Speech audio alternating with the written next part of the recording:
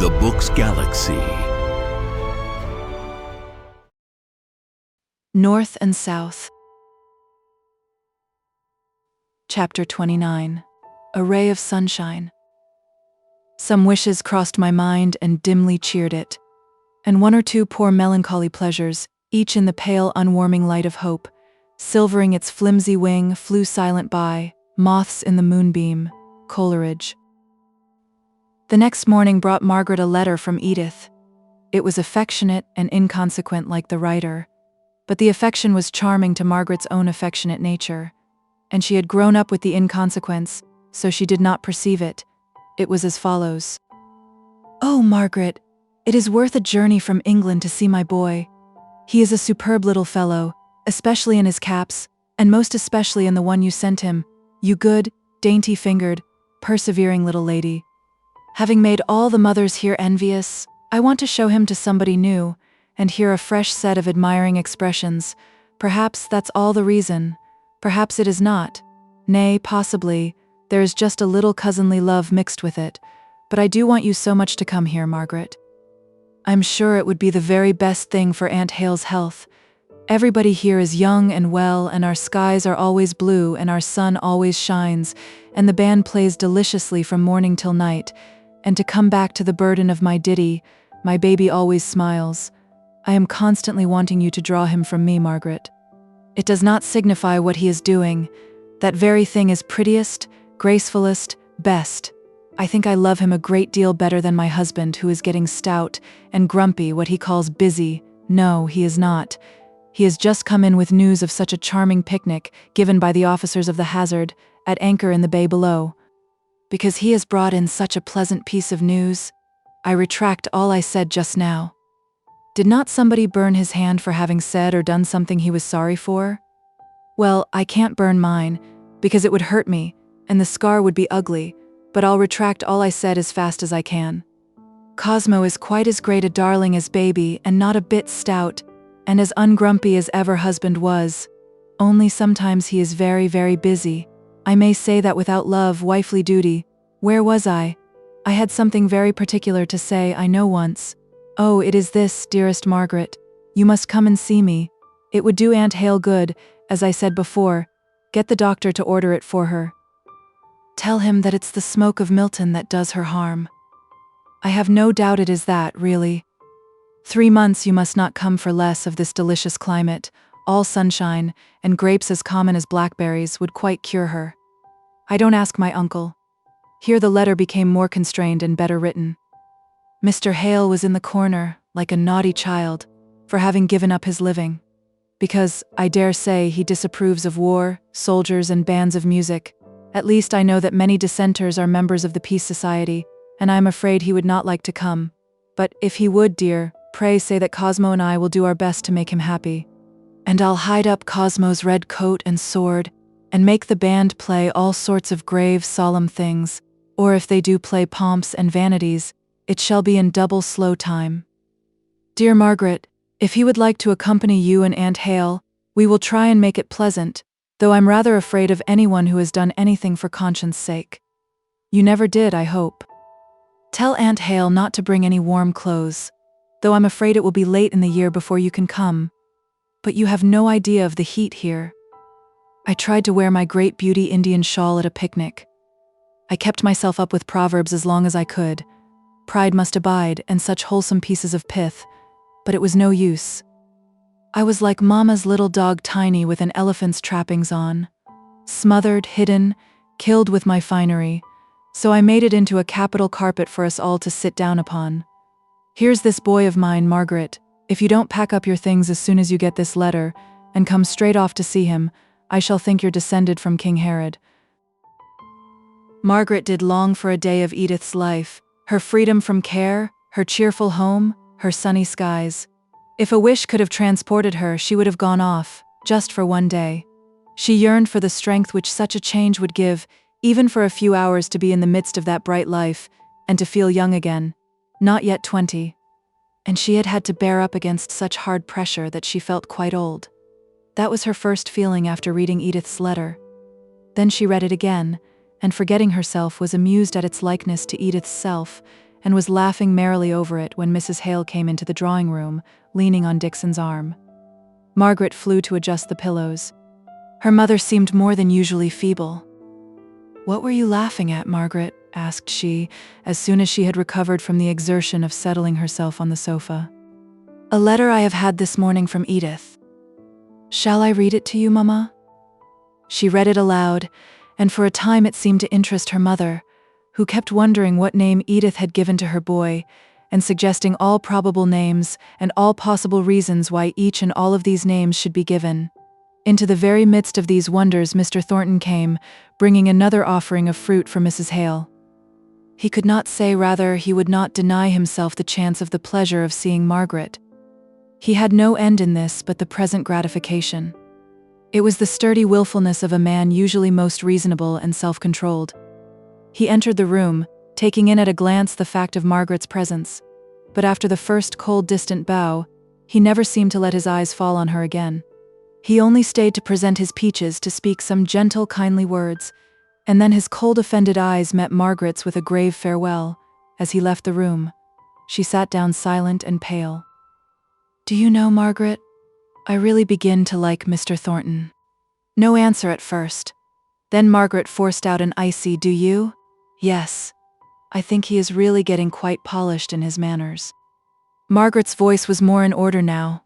She replied, "He is very kind and attentive. There is no doubt of that.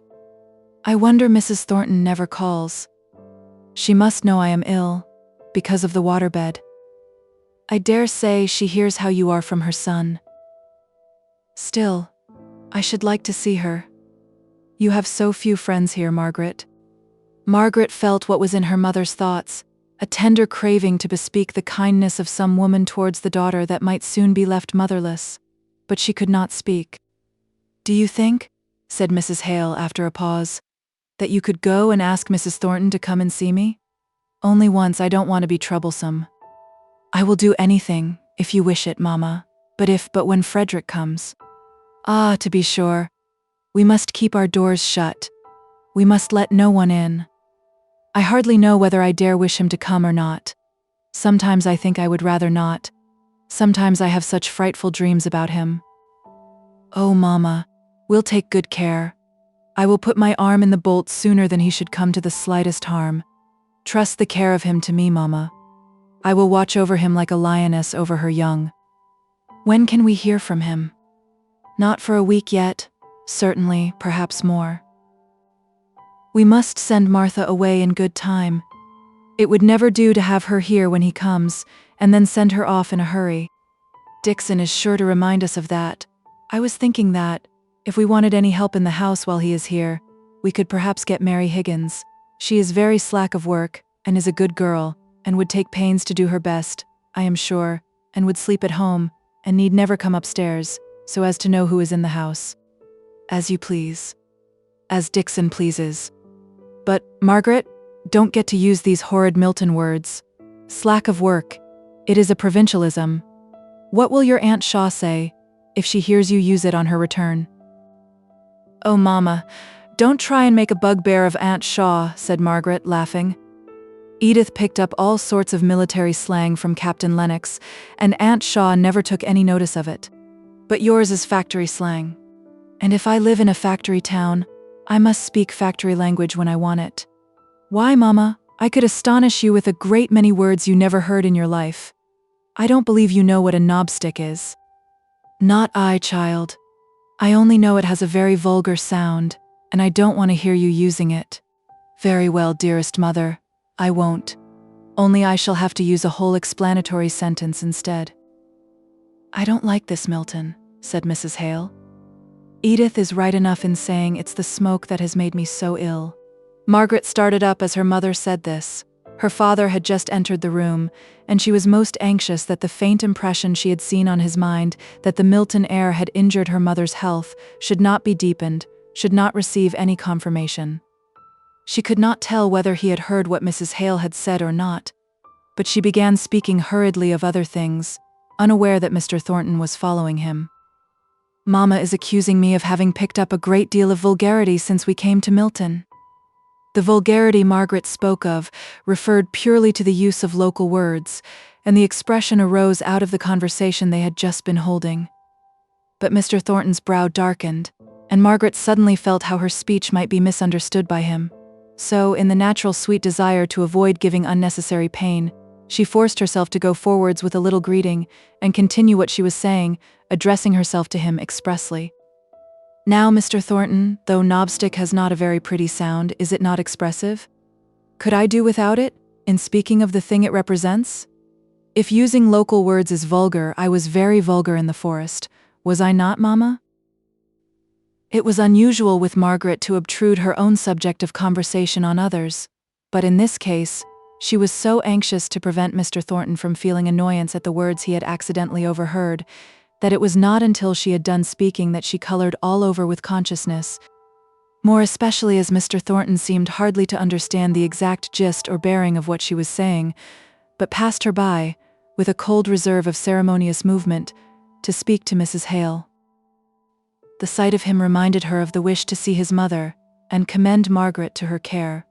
Margaret, sitting in burning silence, vexed and ashamed of her difficulty in keeping her right place, and her calm unconsciousness of heart when Mr. Thornton was by, heard her mother's slow entreaty that Mrs. Thornton would come and see her soon, tomorrow, if it were possible. Mr. Thornton promised that she should, conversed a little, and then took his leave, and Margaret's movements and voice seemed at once released from some invisible chains. He never looked at her, and yet the careful avoidance of his eyes betokened that in some way he knew exactly where, if they fell by chance, they would rest on her. If she spoke, he gave no sign of attention, and yet his next speech to anyone else was modified by what she had said. Sometimes there was an express answer to what she had remarked, but given to another person as though unsuggested by her. It was not the bad manners of ignorance, it was the willful bad manners arising from deep offense. It was willful at the time, repented of afterwards. But no deep plan, no careful cunning could have stood him in such good stead. Margaret thought about him more than she had ever done before, not with any tinge of what is called love, but with regret that she had wounded him so deeply, and with a gentle, patient striving to return to their former position of antagonistic friendship. For a friend's position was what she found that he had held in her regard, as well as in that of the rest of the family. There was a pretty humility in her behavior to him, as if mutely apologizing for the overstrong words which were the reaction from the deeds of the day of the riot. But he resented those words bitterly. They rung in his ears, and he was proud of the sense of justice which made him go in every kindness he could offer to her parents.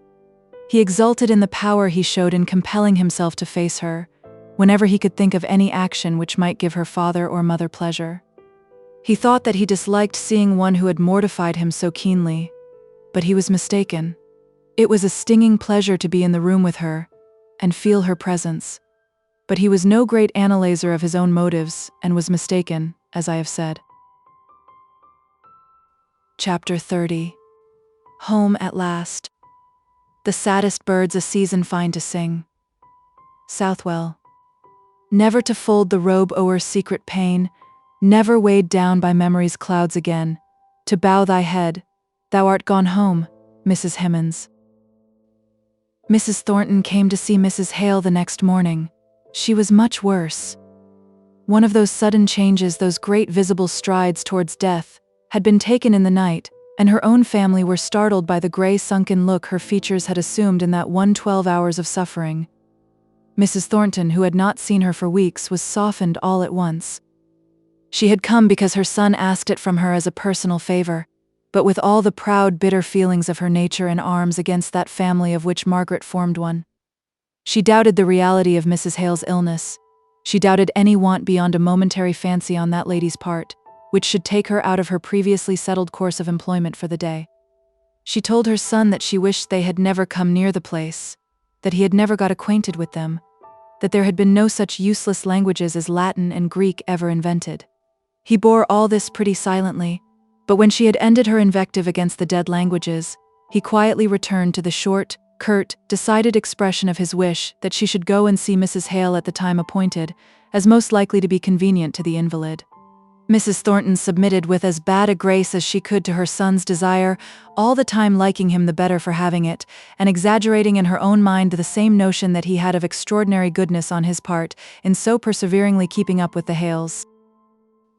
His goodness verging on weakness, as all the softer virtues did in her mind, and her own contempt for Mr. and Mrs. Hale, and positive dislike to Margaret, were the ideas which occupied Mrs. Thornton, till she was struck into nothingness before the dark shadow of the wings of the angel of death. There lay Mrs. Hale, a mother like herself, a much younger woman than she was, on the bed from which there was no sign of hope that she might ever rise again.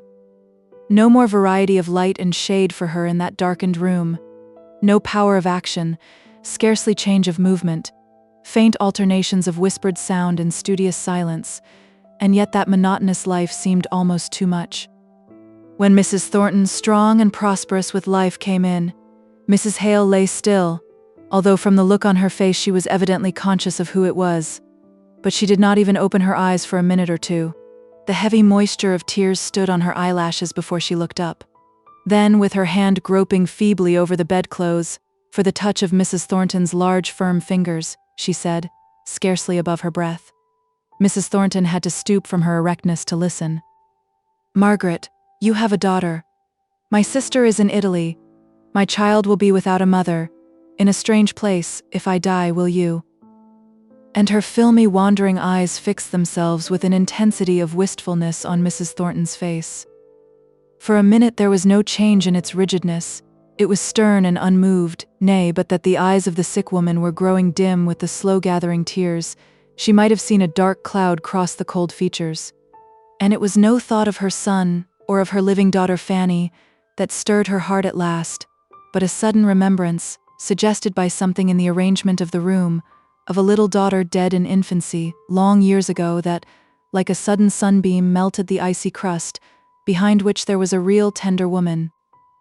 "You wish me to be a friend to Miss Hale," said Mrs. Thornton, in her measured voice, that would not soften with her heart, but came out distinct and clear. Mrs. Hale, her eyes still fixed on Mrs. Thornton's face, pressed the hand that lay below hers on the coverlet. She could not speak. Mrs. Thornton sighed. "I will be a true friend, if circumstances require it, not a tender friend. That I cannot be." To her, she was on the point of adding, but she relented at the sight of that poor, anxious face. "It is not my nature to show affection even where I feel it, nor do I volunteer advice in general. Still, at your request, if it will be any comfort to you, I will promise you." Then came a pause. Mrs. Thornton was too conscientious to promise what she did not mean to perform, and to perform anything in the way of kindness on behalf of Margaret, more disliked at this moment than ever, was difficult, almost impossible. "I promise," said she with grave severity, which after all inspired the dying woman with faith as in something more stable than life itself, flickering, flittering, wavering life. "I promise that in any difficulty in which Miss Hale—" "Call her Margaret," gasped Mrs. Hale. "In which she comes to me for help, I will help her with every power I have, as if she were my own daughter. I also promise that if ever I see her doing what I think is wrong—" "But Margaret never does wrong. Not willfully wrong," pleaded Mrs. Hale. Mrs. Thornton went on as before, as if she had not heard. "If ever I see her doing what I believe to be wrong, such wrong not touching me or mine, in which case I might be supposed to have an interested motive, I will tell her of it, faithfully and plainly, as I should wish my own daughter to be told." There was a long pause. Mrs. Hale felt that this promise did not include all, and yet it was much. It had reservations in it which she did not understand. But then she was weak, dizzy, and tired. Mrs. Thornton was reviewing all the probable cases in which she had pledged herself to act. She had a fierce pleasure in the idea of telling Margaret unwelcome truths, in the shape of performance of duty. Mrs. Hale began to speak. "I thank you. I pray God to bless you. I shall never see you again in this world. But my last words are, I thank you for your promise of kindness to my child." "Not kindness," testified Mrs. Thornton, ungraciously truthful to the last. But having eased her conscience by saying these words, she was not sorry that they were not heard. She pressed Mrs. Hale's soft, languid hand, and rose up and went her way out of the house without seeing a creature. During the time that Mrs. Thornton was having this interview with Mrs. Hale, Margaret and Dixon were laying their heads together and consulting how they should keep Frederick's coming a profound secret to all out of the house. A letter from him might now be expected any day, and he would assuredly follow quickly on its heels. Martha must be sent away on her holiday. Dixon must keep stern guard on the front door, only admitting the few visitors that ever came to the house into Mr. Hale's room downstairs, Mrs. Hale's extreme illness giving her a good excuse for this. If Mary Higgins was required as a help to Dixon in the kitchen, she was to hear and see as little of Frederick as possible, and he was, if necessary, to be spoken of to her under the name of Mr. Dickinson. But her sluggish and incurious nature was the greatest safeguard of all. They resolved that Martha should leave them that very afternoon for this visit to her mother. Margaret wished that she had been sent away on the previous day, as she fancied it might be thought strange to give a servant a holiday when her mistress's state required so much attendance. Poor Margaret. All that afternoon she had to act the part of a Roman daughter and give strength out of her own scanty stock to her father. Mr. Hale would hope, would not despair, between the attacks of his wife's malady. He buoyed himself up in every respite from her pain, and believed that it was the beginning of ultimate recovery. And so, when the paroxysms came on, each more severe than the last, they were fresh agonies and greater disappointments to him. This afternoon he sat in the drawing-room, unable to bear the solitude of his study, or to employ himself in any way. He buried his head in his arms, which lay folded on the table. Margaret's heart ached to see him. Yet, as he did not speak, she did not like to volunteer any attempt at comfort. Martha was gone. Dixon sat with Mrs. Hale while she slept. The house was very still and quiet, and darkness came on, without any movement to procure candles.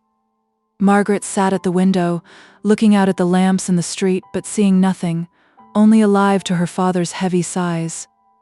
She did not like to go down for lights, lest the tacit restraint of her presence being withdrawn, he might give way to more violent emotion, without her being at hand to comfort him.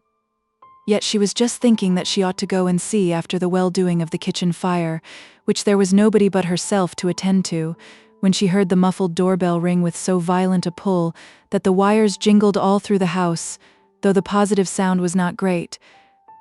She started up, passed her father, who had never moved at the veiled, dull sound, returned and kissed him tenderly. And still he never moved, nor took any notice of her fond embrace. Then she went down softly, through the dark, to the door. Dixon would have put the chain on before she opened it, but Margaret had not a thought of fear in her preoccupied mind. A man's tall figure stood between her and the luminous street. He was looking away, but at the sound of the latch he turned quickly round. "Is this Mr. Hale's?" said he in a clear, full, delicate voice. Margaret trembled all over. At first she did not answer. In a moment she sighed out, "Frederick," and stretched out both her hands to catch his, and draw him in. "Oh, Margaret," said he, holding her off by her shoulders after they had kissed each other, as if even in that darkness he could see her face, and read in its expression a quicker answer to his question than words could give. "My mother, is she alive?" "Yes, she is alive, dear, dear brother. She, as ill as she can be, she is, but alive, she is alive." "Thank God," said he. "Papa is utterly prostrate with this great grief." "You expect me, don't you?" "No, we have had no letter." "Then I have come before it, but my mother knows I am coming." "Oh, we all knew you would come, but wait a little. Step in here. Give me your hand. What is this? Oh, your carpet bag. Dixon has shut the shutters. But this is Papa's study, and I can take you to a chair to rest yourself for a few minutes, while I go and tell him." She groped her way to the taper and the lucifer matches. She suddenly felt shy when the little feeble light made them visible. All she could see was that her brother's face was unusually dark in complexion, and she caught the stealthy look of a pair of remarkably long-cut blue eyes that suddenly twinkled up with a droll consciousness of their mutual purpose of inspecting each other. But though the brother and sister had an instant of sympathy in their reciprocal glances, they did not exchange a word, only Margaret felt sure that she should like her brother as a companion, as much as she already loved him as a near relation. Her heart was wonderfully lighter as she went upstairs. The sorrow was no less in reality, but it became less oppressive from having someone in precisely the same relation to it as that in which she stood. Not her father's desponding attitude had power to damp her now. He lay across the table, helpless as ever, but she had the spell by which to rouse him. She used it perhaps too violently in her own great relief.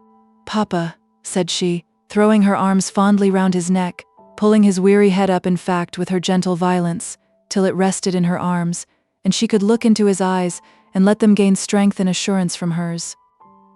"Papa, guess who is here?" He looked at her. She saw the idea of the truth glimmer into their filmy sadness, and be dismissed thence as a wild imagination. He threw himself forward and hid his face once more in his stretched-out arms, resting upon the table as heretofore. She heard him whisper. She bent tenderly down to listen. "I don't know. Don't tell me it is Frederick, not Frederick. I cannot bear it. I am too weak, and his mother is dying." He began to cry and wail like a child. It was so different to all which Margaret had hoped and expected that she turned sick with disappointment and was silent for an instant. Then she spoke again very differently, not so exultingly, far more tenderly and carefully. "Papa, it is Frederick. Think of Mama, how glad she will be, and oh, for her sake, how glad we ought to be, for his sake too, our poor, poor boy." Her father did not change his attitude, but he seemed to be trying to understand the fact. "Where is he?" asked he at last, his face still hidden in his prostrate arms. "In your study, quite alone. I lighted the taper and ran up to tell you. He is quite alone, and will be wondering why." "I will go to him," broke in her father, and he lifted himself up and leant on her arm, as on that of a guide. Margaret led him to the study door, but her spirits were so agitated that she felt she could not bear to see the meeting. She turned away and ran upstairs and cried most heartily. It was the first time she had dared to allow herself this relief for days. The strain had been terrible, as she now felt. But Frederick was come. He, the one precious brother, was there, safe, amongst them again. She could hardly believe it. She stopped her crying and opened her bedroom door. She heard no sound of voices and almost feared she might have dreamt. She went downstairs and listened at the study door.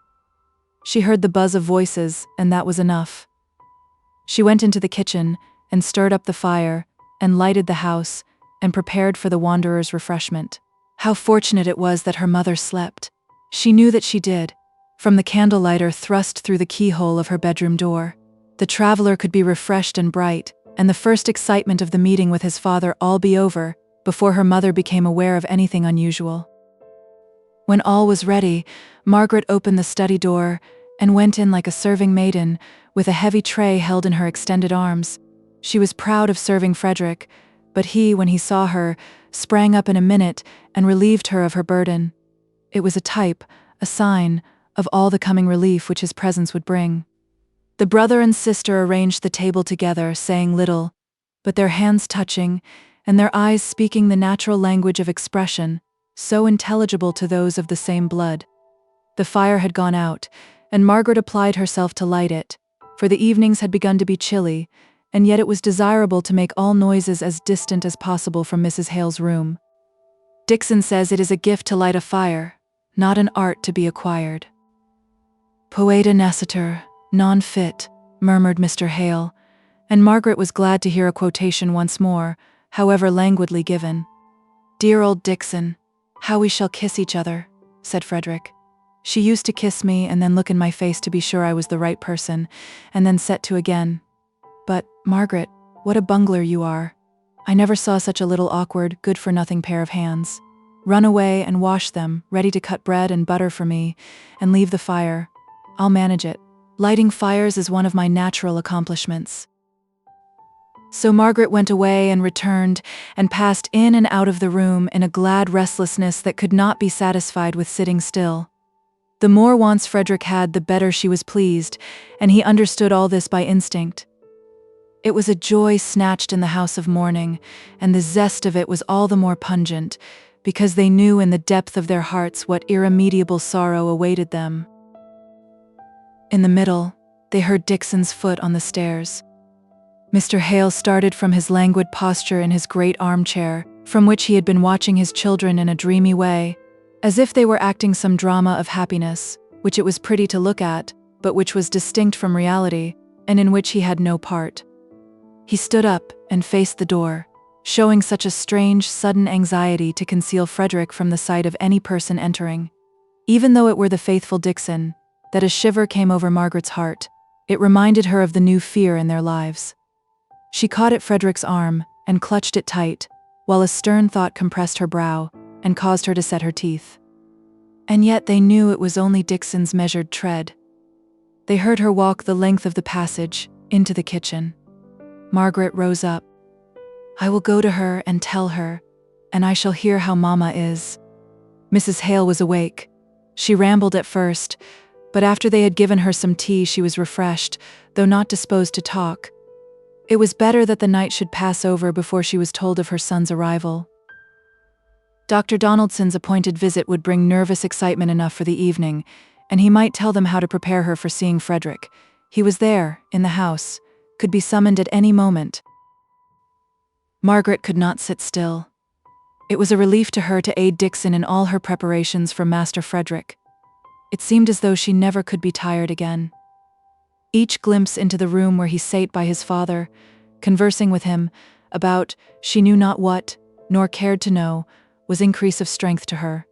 Her own time for talking and hearing would come at last, and she was too certain of this to feel in a hurry to grasp it now. She took in his appearance and liked it. He had delicate features, redeemed from effeminacy by the swarthiness of his complexion and his quick intensity of expression. His eyes were generally merry-looking, but at times they and his mouth so suddenly changed, and gave her such an idea of latent passion, that it almost made her afraid. But this look was only for an instant, and had in it no doggedness, no vindictiveness. It was rather the instantaneous ferocity of expression that comes over the countenances of all natives of wild or southern countries, a ferocity which enhances the charm of the childlike softness into which such a look may melt away. Margaret might fear the violence of the impulsive nature thus occasionally betrayed, but there was nothing in it to make her distrust, or recoil in the least from the newfound brother. On the contrary, all their intercourse was peculiarly charming to her from the very first. She knew then how much responsibility she had had to bear from the exquisite sensation of relief which she felt in Frederick's presence. He understood his father and mother, their characters and their weaknesses, and went along with a careless freedom, which was yet most delicately careful not to hurt or wound any of their feelings. He seemed to know instinctively when a little of the natural brilliancy of his manner and conversation would not jar on the deep depression of his father, or might relieve his mother's pain. Whenever it would have been out of tune, and out of time, his patient devotion and watchfulness came into play, and made him an admirable nurse. Then Margaret was almost touched into tears by the allusions which he often made to their childish days in the New Forest. He had never forgotten her, or Helstone either. All the time he had been roaming among distant countries and foreign people. She might talk to him of the old spot, and never feared tiring him. She had been afraid of him before he came, even while she had longed for his coming. 7 or 8 years had, she felt, produced such great changes in herself that, forgetting how much of the original Margaret was left, she had reasoned that if her tastes and feelings had so materially altered, even in her stay-at-home life, his wild career, with which she was but imperfectly acquainted, must have almost substituted another Frederick for the tall stripling in his middy's uniform, whom she remembered looking up to with such admiring awe. But in their absence they had grown nearer to each other in age, as well as in many other things. And so it was that the weight, this sorrowful time, was lightened to Margaret. Other light than that of Frederick's presence she had none. For a few hours the mother rallied on seeing her son. She sate with his hand in hers. She would not part with it even while she slept, and Margaret had to feed him like a baby, rather than he should disturb her mother by removing a finger. Mrs. Hale wakened while they were thus engaged. She slowly moved her head round on the pillow and smiled at her children, as she understood what they were doing, and why it was done. "I am very selfish," said she, "but it will not be for long. Frederick bent down and kissed the feeble hand that imprisoned his. This state of tranquility could not endure for many days, nor perhaps for many hours, so Dr. Donaldson assured Margaret. After the kind doctor had gone away, she stole down to Frederick, who, during the visit, had been adjured to remain quietly concealed in the back parlor, usually Dixon's bedroom, but now given up to him. Margaret told him what Dr. Donaldson said. "I don't believe it," he exclaimed. "She is very ill. She may be dangerously ill, and in immediate danger too, but I can't imagine that she could be as she is if she were on the point of death. Margaret, she should have some other advice, some London doctor. Have you never thought of that?" "Yes," said Margaret. "More than once. But I don't believe it would do any good, and you know we have not the money to bring any great London surgeon down, and I am sure Dr. Donaldson is only second in skill to the very best, if indeed he is to them." Frederick began to walk up and down the room impatiently. "I have credit in Cadiz," said he, "but none here owing to this wretched change of name. Why did my father leave Helstone? That was the blunder." "It was no blunder," said Margaret gloomily. "And above all possible chances, avoid letting Papa hear anything like what you have just been saying. I can see that he is tormenting himself already with the idea that Mamma would never have been ill if we had stayed at Helstone, and you don't know Papa's agonizing power of self-reproach." Frederick walked away as if he were on the quarter-deck. At last he stopped right opposite to Margaret, and looked at her drooping and desponding attitude for an instant. "My little Margaret," said he, caressing her. "Let us hope as long as we can. Poor little woman. What? Is this face all wet with tears? I will hope. I will, in spite of 1,000 doctors. Bear up, Margaret, and be brave enough to hope." Margaret choked in trying to speak, and when she did it was very low. "I must try to be meek enough to trust. Oh, Frederick, Mama was getting to love me so, and I was getting to understand her, and now comes death to snap us asunder. Come, come, come. Let us go upstairs and do something, rather than waste time that may be so precious. Thinking has many a time made me sad, darling, but doing never did in all my life. My theory is a sort of parody on the maxim of get money, my son, honestly if you can, but get money. My precept is, do something, my sister, do good if you can, but, at any rate, do something." "Not excluding mischief," said Margaret, smiling faintly through her tears. "By no means. What I do exclude is the remorse afterwards. Blot your misdeeds out, if you are particularly conscientious, by a good deed, as soon as you can, just as we did a correct sum at school on the slate, where an incorrect one was only half rubbed out. It was better than wetting our sponge with our tears, both less loss of time where tears had to be waited for, and a better effect at last." If Margaret thought Frederick's theory rather a rough one at first, she saw how he worked it out into continual production of kindness in fact. After a bad night with his mother, for he insisted on taking his turn as a sitter-up, he was busy next morning before breakfast, contriving a leg rest for Dixon, who was beginning to feel the fatigues of watching. At breakfast time, he interested Mr. Hale with vivid, graphic, rattling accounts of the wild life he had led in Mexico, South America, and elsewhere. Margaret would have given up the effort in despair to rouse Mr. Hale out of his dejection. It would even have affected herself and rendered her incapable of talking at all. But Fred, true to his theory, did something perpetually, and talking was the only thing to be done besides eating at breakfast. Before the night of that day, Dr. Donaldson's opinion was proved to be too well-founded. Convulsions came on, and when they ceased, Mrs. Hale was unconscious. Her husband might lie by her shaking the bed with his sobs. Her son's strong arms might lift her tenderly up into a comfortable position. Her daughter's hands might bathe her face, but she knew them not. She would never recognize them again till they met in heaven. Before the morning came, all was over. Then Margaret rose from her trembling and despondency, and became as a strong angel of comfort to her father and brother. For Frederick had broken down now, and all his theories were of no use to him. He cried so violently when shut up in his little room at night, that Margaret and Dixon came down in a fright to warn him to be quiet. For the house partitions were but thin, and the next-door neighbors might easily hear his youthful passionate sobs, so different from the slower trembling agony of afterlife, when we become inured to grief and dare not be rebellious against the inexorable doom, knowing who it is that decrees. Margaret sate with her father in the room of the dead. If he had cried, she would have been thankful. But he sate by the bed quite quietly, only from time to time he uncovered the face and stroked it gently, making a kind of soft, inarticulate noise, like that of some mother animal caressing her young. He took no notice of Margaret's presence. Once or twice she came up to kiss him, and he submitted to it, giving her a little push away when she had done, as if her affection disturbed him from his absorption in the dead. He started when he heard Frederick's cries, and shook his head. Poor boy, he said, and then took no more notice. Margaret's heart ached within her. She could not think of her own loss in thinking of her father's case. The night was wearing away, and the day was at hand when, without a word of preparation, Margaret's voice broke upon the stillness of the room, with a clearness of sound that startled even herself. Let not your heart be troubled, it said, and she went steadily on through all that chapter of unspeakable consolation. Chapter 31. Should auld acquaintance be forgot? Show not that manner and these features all, the serpent's cunning and the sinner's fall?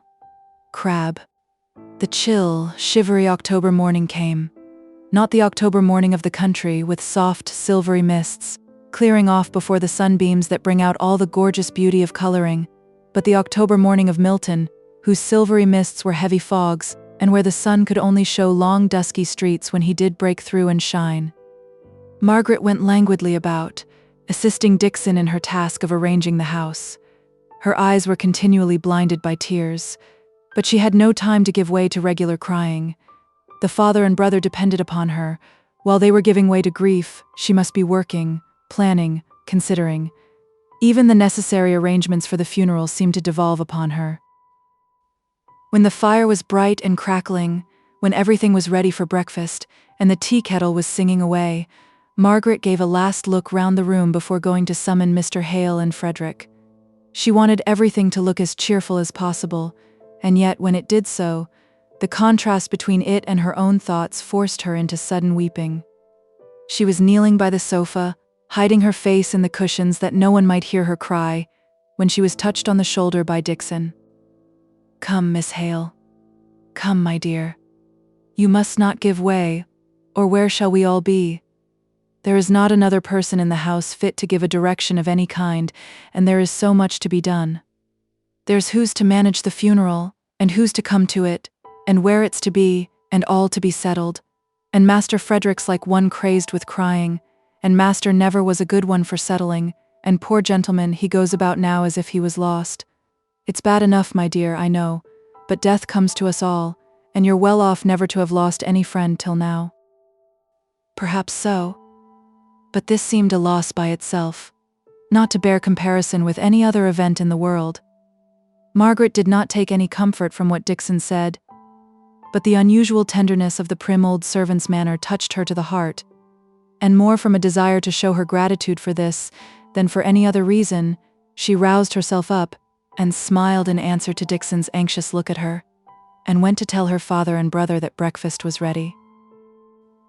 Mr. Hale came as if in a dream, or rather with the unconscious motion of a sleepwalker whose eyes and mind perceive other things than what are present. Frederick came briskly in, with a forced cheerfulness, grasped her hand, looked into her eyes and burst into tears. She had to try and think of little nothings to say all breakfast time, in order to prevent the recurrence of her companion's thoughts too strongly to the last meal they had taken together, when there had been a continual strained listening for some sound or signal from the sick room. After breakfast, she resolved to speak to her father about the funeral. He shook his head and assented to all she proposed, though many of her propositions absolutely contradicted one another. Margaret gained no real decision from him, and was leaving the room languidly to have a consultation with Dixon when Mr. Hale motioned her back to his side.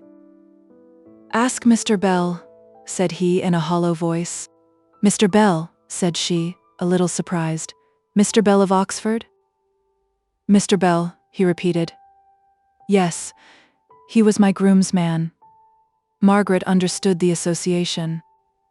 "I will write today," said she. He sank again into listlessness, All morning she toiled on, longing for rest, but in a continual whirl of melancholy business. Towards evening, Dixon said to her, "I've done it, miss. I was really afraid for master, that he'd have a stroke with grief. He's been all this day with poor missus, and when I've listened at the door, I've heard him talking to her, as if she was alive. When I went in, he would be quite quiet, but all in a maze like. So I thought to myself, he ought to be roused, and if it gives him a shock at first, it will, maybe, be the better for him afterwards. So I've been and told him that I don't think it's safe for Master Frederick to be here, and I don't. It was only on Tuesday, when I was out, that I met a Southampton man, the first I've seen since I came to Milton. They don't make their way much up here, I think. Well, it was young Leonards, old Leonards, the draper's son, as great a scamp as ever lived, who plagued his father almost to death, and then ran off to sea. I never could abide him. He was in the Orion at the same time as Frederick, I know, though I don't recollect if he was there at the mutiny." "Did he know you?" said Margaret, eagerly. "Why, that's the worst of it. I don't believe he would have known me but for my being such a fool as to call out his name. He were a Southampton man, in a strange place. Or else I should never have been so ready to call cousins with him. A nasty, good-for-nothing fellow," says he. "Miss Dixon, who would have thought of seeing you here? But perhaps I mistake, and you're Miss Dixon no longer?"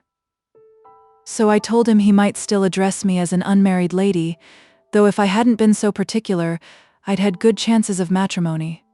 He was polite enough, he couldn't look at me and doubt me, but I were not to be caught with such chaff from such a fellow as him, and so I told him, and by way of being even, I asked him after his father, who I knew had turned him out of doors, as if they were the best friends as ever was. So then, to spite me, for you see we were getting savage, for all we were so civil to each other, he began to inquire after Master Frederick, and said what a scrape he'd got into, as if Master Frederick's scrapes would ever wash George Leonard's white, or make 'em look otherwise than nasty dirty black, and how he'd be hung for mutiny if ever he were caught, and how £100 reward had been offered for catching him, and what a disgrace he had been to his family, all to spite me, you see, my dear, because before now I've helped old Mr. Leonards to give George a good rating, down in Southampton. So I said, there were other families as I knew who had far more cause to blush for their sons, and to be thankful if they could think they were earning an honest living far away from home, to which he made answer, like the impudent chap he is, that he were in a confidential situation, and if I knew of any young man who had been so unfortunate as to lead vicious courses, and wanted to turn steady, he'd have no objection to lend him his patronage. He indeed, why, he'd corrupt a saint. I've not felt so bad myself for years as when I were standing talking to him the other day. I could have cried to think I couldn't spite him better, for he kept smiling in my face, as if he took all my compliments for earnest, and I couldn't see that he minded what I said in the least, while I was mad with all his speeches. "But you did not tell him anything about us? About Frederick?" "Not I," said Dixon. "He had never the grace to ask where I was staying, and I shouldn't have told him if he had asked. Nor did I ask him what his precious situation was. He was waiting for a bus, and just then it drove up and he hailed it. But to plague me to the last, he turned back before he got in, and said, 'If you can help me to trap Lieutenant Hale, Miss Dixon, we'll go partners in the reward. I know you'd like to be my partner now, wouldn't you? Don't be shy, but say yes.' And he jumped on the bus, and I saw his ugly face leering at me with a wicked smile to think how he'd had the last word of plaguing." Margaret was made very uncomfortable by this account of Dixon's. "Have you told Frederick?" asked she. "No," said Dixon. "I were uneasy in my mind at knowing that bad Leonards was in town, but there was so much else to think about that I did not dwell on it all. But when I saw Master sitting so stiff, and with his eyes so glazed and sad, I thought it might rouse him to have to think of Master Frederick in hiding. He would have to go, poor fellow, before Mr. Bell came. Oh, I'm not afraid of Mr. Bell, but I am afraid of this Leonards. I must tell Frederick. What did Leonards look like? A bad-looking fellow, I can assure you, miss. Whiskers such as I should be ashamed to wear, they are so red. And for all he said he'd got a confidential situation, he was dressed in fustian just like a working man. It was evident that Frederick must go. Go too, when he had so completely vaulted into his place in the family, and promised to be such a stay and staff to his father and sister. Go when his cares for the living mother, and sorrow for the dead, seemed to make him one of those peculiar people who are bound to us by a fellow love for them that are taken away. Just as Margaret was thinking all this, sitting over the drawing-room fire, her father restless and uneasy under the pressure of this newly aroused fear, of which he had not as yet spoken, Frederick came in, his brightness dimmed, but the extreme violence of his grief passed away. He came up to Margaret and kissed her forehead. "How wan you look, Margaret," said he in a low voice. "You have been thinking of everybody, and no one has thought of you. Lie on this sofa, there is nothing for you to do." "That is the worst," said Margaret in a sad whisper.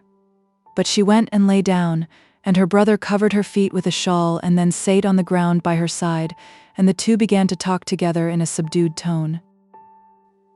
Margaret told him all that Dixon had related of her interview with young Leonards. Frederick's lips closed with a long whew of dismay. "I should just like to have it out with that young fellow. A worse sailor was never on board ship, nor a much worse man either. I declare, Margaret, you know the circumstances of the whole affair?" "Yes, Mamma told me." "Well, when all the sailors who were good for anything were indignant with our captain, this fellow to curry favor, pa, and to think of his being here. Oh, if he'd a notion I was within 20 miles of him, he'd ferret me out to pay all old grudges. I'd rather anybody had the £100 they think I am worth than that rascal. What a pity poor old Dixon could not be persuaded to give me up, and make a provision for her old age. Oh, Frederick, hush, don't talk so." Mr. Hale came towards them, eager and trembling. He had overheard what they were saying. He took Frederick's hand in both of his. "My boy, you must go. It is very bad, but I see you must. You have done all you could. You have been a comfort to her." "Oh, Papa, must he go?" said Margaret, pleading against her own conviction of necessity. "I declare, I've a good mind to face it out and stand my trial. If I could only pick up my evidence, I cannot endure the thought of being in the power of such a blackguard as Leonards. I could almost have enjoyed in other circumstances this stolen visit. It has had all the charm which the Frenchwoman attributed to forbidden pleasures. One of the earliest things I can remember," said Margaret, "was your being in some great disgrace, Fred, for stealing apples. We had plenty of our own, trees loaded with them, but someone had told you that stolen fruit tasted sweetest, which you took au pied de la lettre, and off you went a-robbing. You have not changed your feelings much since then."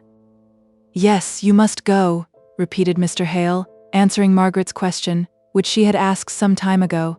His thoughts were fixed on one subject, and it was an effort to him to follow the zigzag remarks of his children, an effort which he did not make. Margaret and Frederick looked at each other. That quick momentary sympathy would be theirs no longer if he went away. So much was understood through eyes that could not be put into words. Both coursed the same thought till it was lost in sadness. Frederick shook it off first. "Do you know, Margaret, I was very nearly giving both Dixon and myself a good fright this afternoon. I was in my bedroom. I had heard a ring at the front door, but I thought the ringer must have done his business and gone away long ago, so I was on the point of making my appearance in the passage, when, as I opened my room door, I saw Dixon coming downstairs, and she frowned and kicked me into hiding again. I kept the door open, and heard a message given to some man that was in my father's study, and that then went away. What could it have been? Some of the shopmen?" "Very likely," said Margaret indifferently. "There was a little quiet man who came up for orders about 2 o'clock. But this was not a little man, a great powerful fellow, and it was past 4 when he was here." "It was Mr. Thornton," said Mr. Hale. They were glad to have drawn him into the conversation. "Mr. Thornton," said Margaret, a little surprised. "I thought—" "Well, little one, what did you think?" asked Frederick, as she did not finish her sentence. "Oh, only," said she, reddening and looking straight at him, "I fancied you meant someone of a different class, not a gentleman, somebody come on an errand." "He looked like someone of that kind," said Frederick, carelessly. "I took him for a shopman, and he turns out a manufacturer." Margaret was silent. She remembered how at first, before she knew his character, she had spoken and thought of him just as Frederick was doing.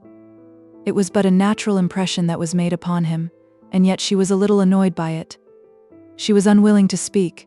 She wanted to make Frederick understand what kind of person Mr. Thornton was, but she was tongue-tied. Mr. Hale went on. He came to offer any assistance in his power, I believe. But I could not see him. I told Dixon to ask him if he would like to see you. I think I asked her to find you, and you would go to him. I don't know what I said. He has been a very agreeable acquaintance, has he not? Asked Frederick, throwing the question like a ball for anyone to catch who chose.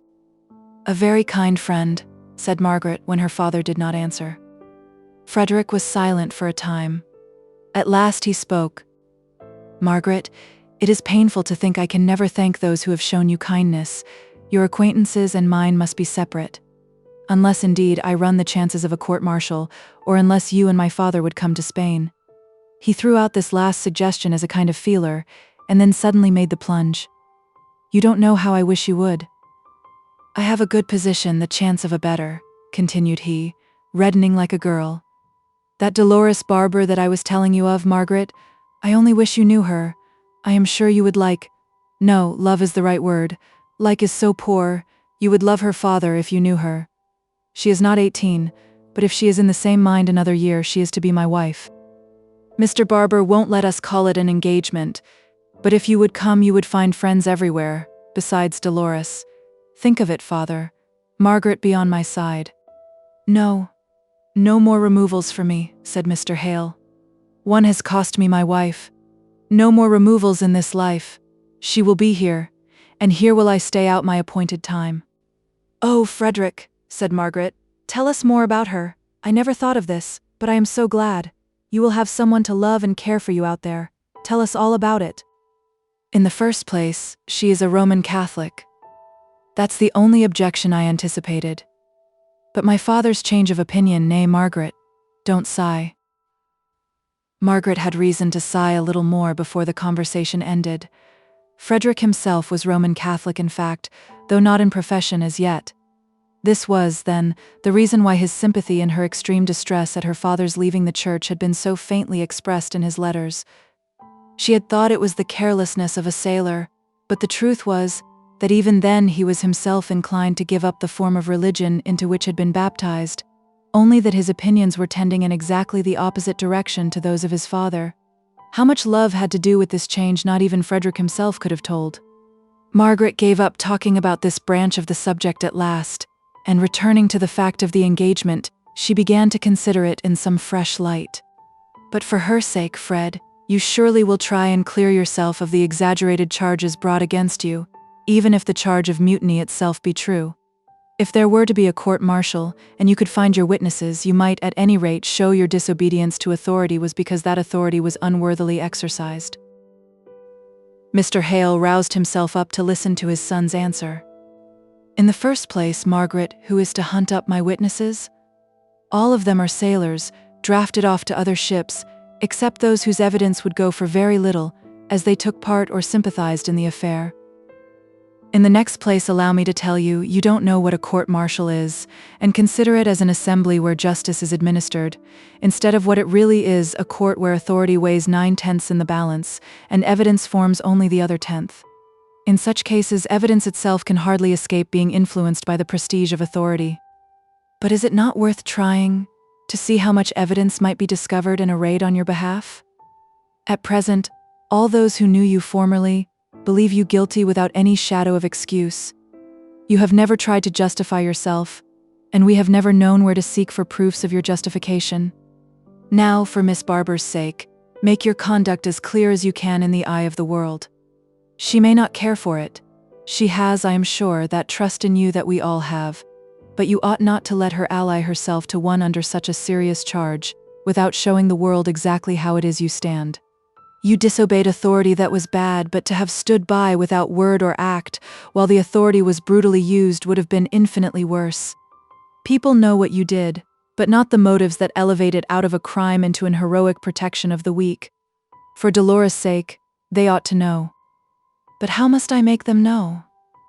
I am not sufficiently sure of the purity and justice of those who would be my judges, to give myself up to a court-martial, even if I could bring a whole array of truth-speaking witnesses. I can't send a bellman about, to cry aloud and proclaim in the streets what you are pleased to call my heroism. No one would read a pamphlet of self-justification so long after the deed, even if I put one out. Will you consult a lawyer as to your chances of exculpation? Asked Margaret, looking up and turning very red. I must first catch my lawyer and have a look at him and see how I like him, before I make him into my confidant. Many a briefless barrister might twist his conscience into thinking that he could earn £100 very easily by doing a good action, in giving me, a criminal, up to justice. Nonsense, Frederick, because I know a lawyer on whose honor I can rely, of whose cleverness in his profession people speak very highly, and who would, I think, take a good deal of trouble for any of Aunt Shaw's relations. Mr. Henry Lennox, Papa. I think it is a good idea, said Mr. Hale. But don't propose anything which will detain Frederick in England. Don't, for your mother's sake. You could go to London by a night train, continued Margaret, warming up into her plan. He must go tomorrow, I'm afraid, Papa, said she tenderly. We fixed that, because of Mr. Bell and Dixon's disagreeable acquaintance. Yes, I must go tomorrow, said Frederick decidedly. Mr. Hale groaned. I can't bear to part with you, and yet I am miserable with anxiety as long as you stop here. Well then, said Margaret, listen to my plan. He gets to London on Friday morning. You might. No, it would be better to give him a note to Mr. Lennox. You will find him at his chambers in the Temple. I will write down a list of all the names I can remember on board the Orion. I could leave it with him to ferret them out. He is Edith's husband's brother, isn't he? I remember your naming him in your letters. I have money in Barber's hands. I can pay a pretty long bill, if there's any chance of success. Money, dear father, that I had meant for a different purpose, so I shall only consider it as borrowed from you and Margaret. Don't do that, said Margaret. You won't risk it if you do, and it will be as risk, only it is worth trying. You can sail from London as well as from Liverpool? To be sure, little goose. Wherever I feel water heaving under a plank, there I feel at home. I'll pick up some craft or other to take me off, never fear. I won't stay 24 hours in London, away from you on the one hand, and from somebody else on the other. It was rather a comfort to Margaret that Frederick took it into his head to look over her shoulder as she wrote to Mr. Lennox. If she had not been thus compelled to write steadily and concisely on, she might have hesitated over many a word, and been puzzled to choose between many an expression, in the awkwardness of being the first to resume the intercourse of which the concluding event had been so unpleasant to both sides. However, the note was taken from her before she had even had time to look it over, and treasured up in a pocketbook, out of which fell a long lock of black hair, the sight of which caused Frederick's eyes to glow with pleasure. Now you would like to see that, wouldn't you? Said he. No. You must wait till you see her herself.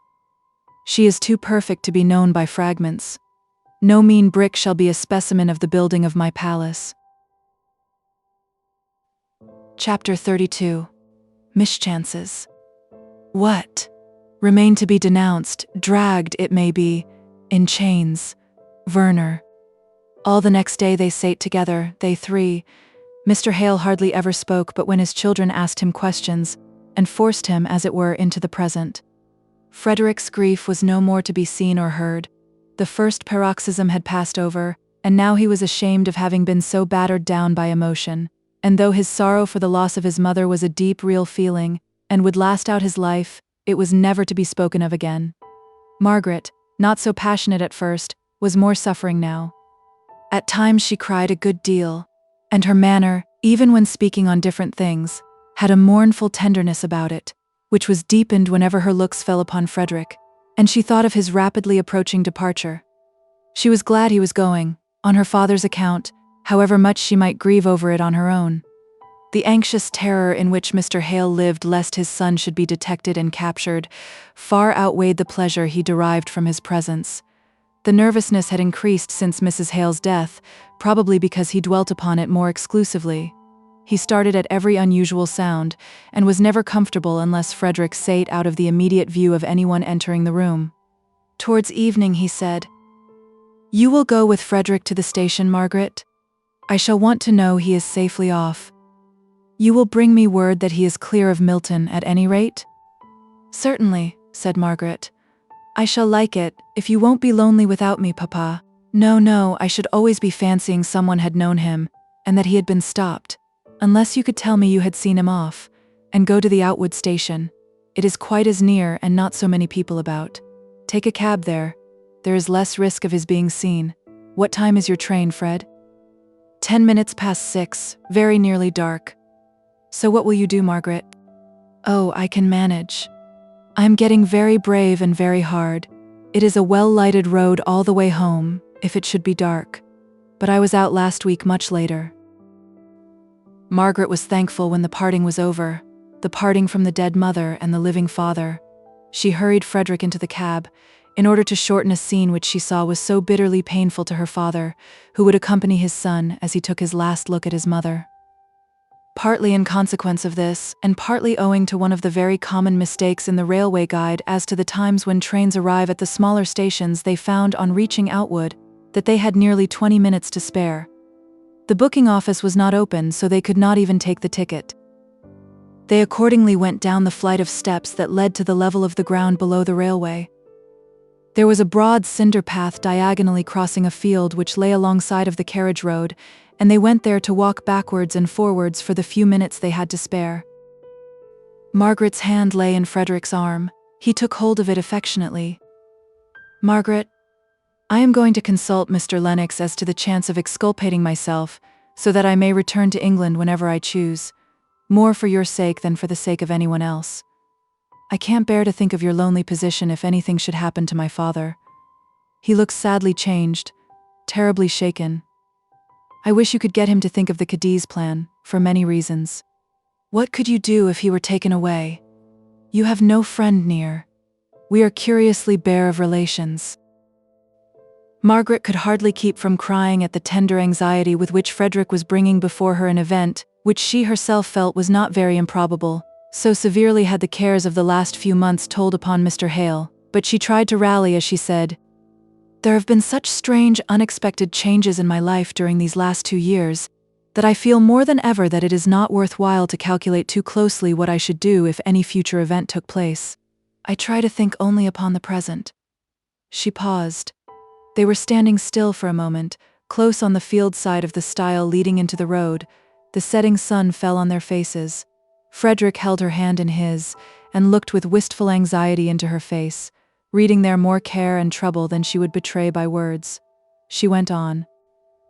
"We shall write often to one another, and I will promise, for I see it will set your mind at ease, to tell you every worry I have.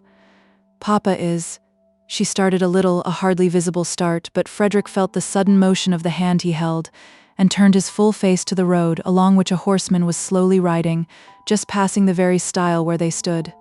Margaret bowed. Her bow was stiffly returned. "Who is that?" said Frederick, almost before he was out of hearing. Margaret was a little drooping, a little flushed, as she replied, "Mr. Thornton, you saw him before, you know." "Only his back. He is an unprepossessing-looking fellow. What a scowl he has." "Something has happened to vex him," said Margaret apologetically. "You would not have thought him unprepossessing if you had seen him with Mamma.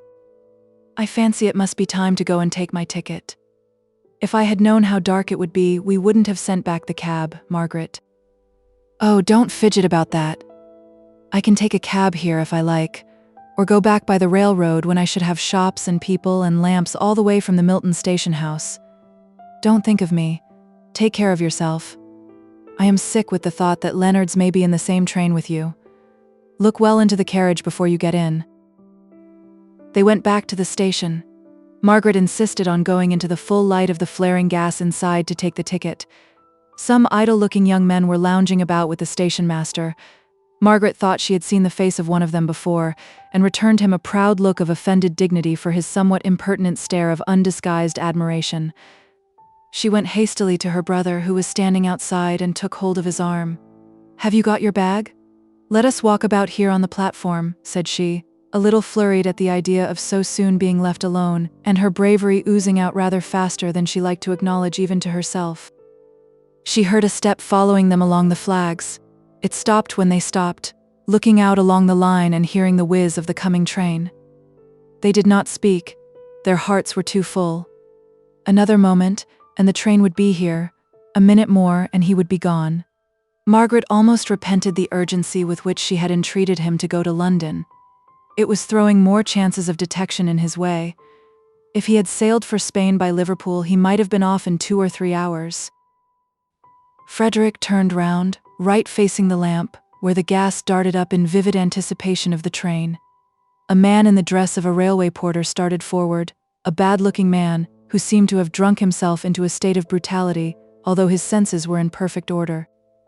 "By your leave, miss," said he, pushing Margaret rudely on one side and seizing Frederick by the collar. "Your name is Hale, I believe?"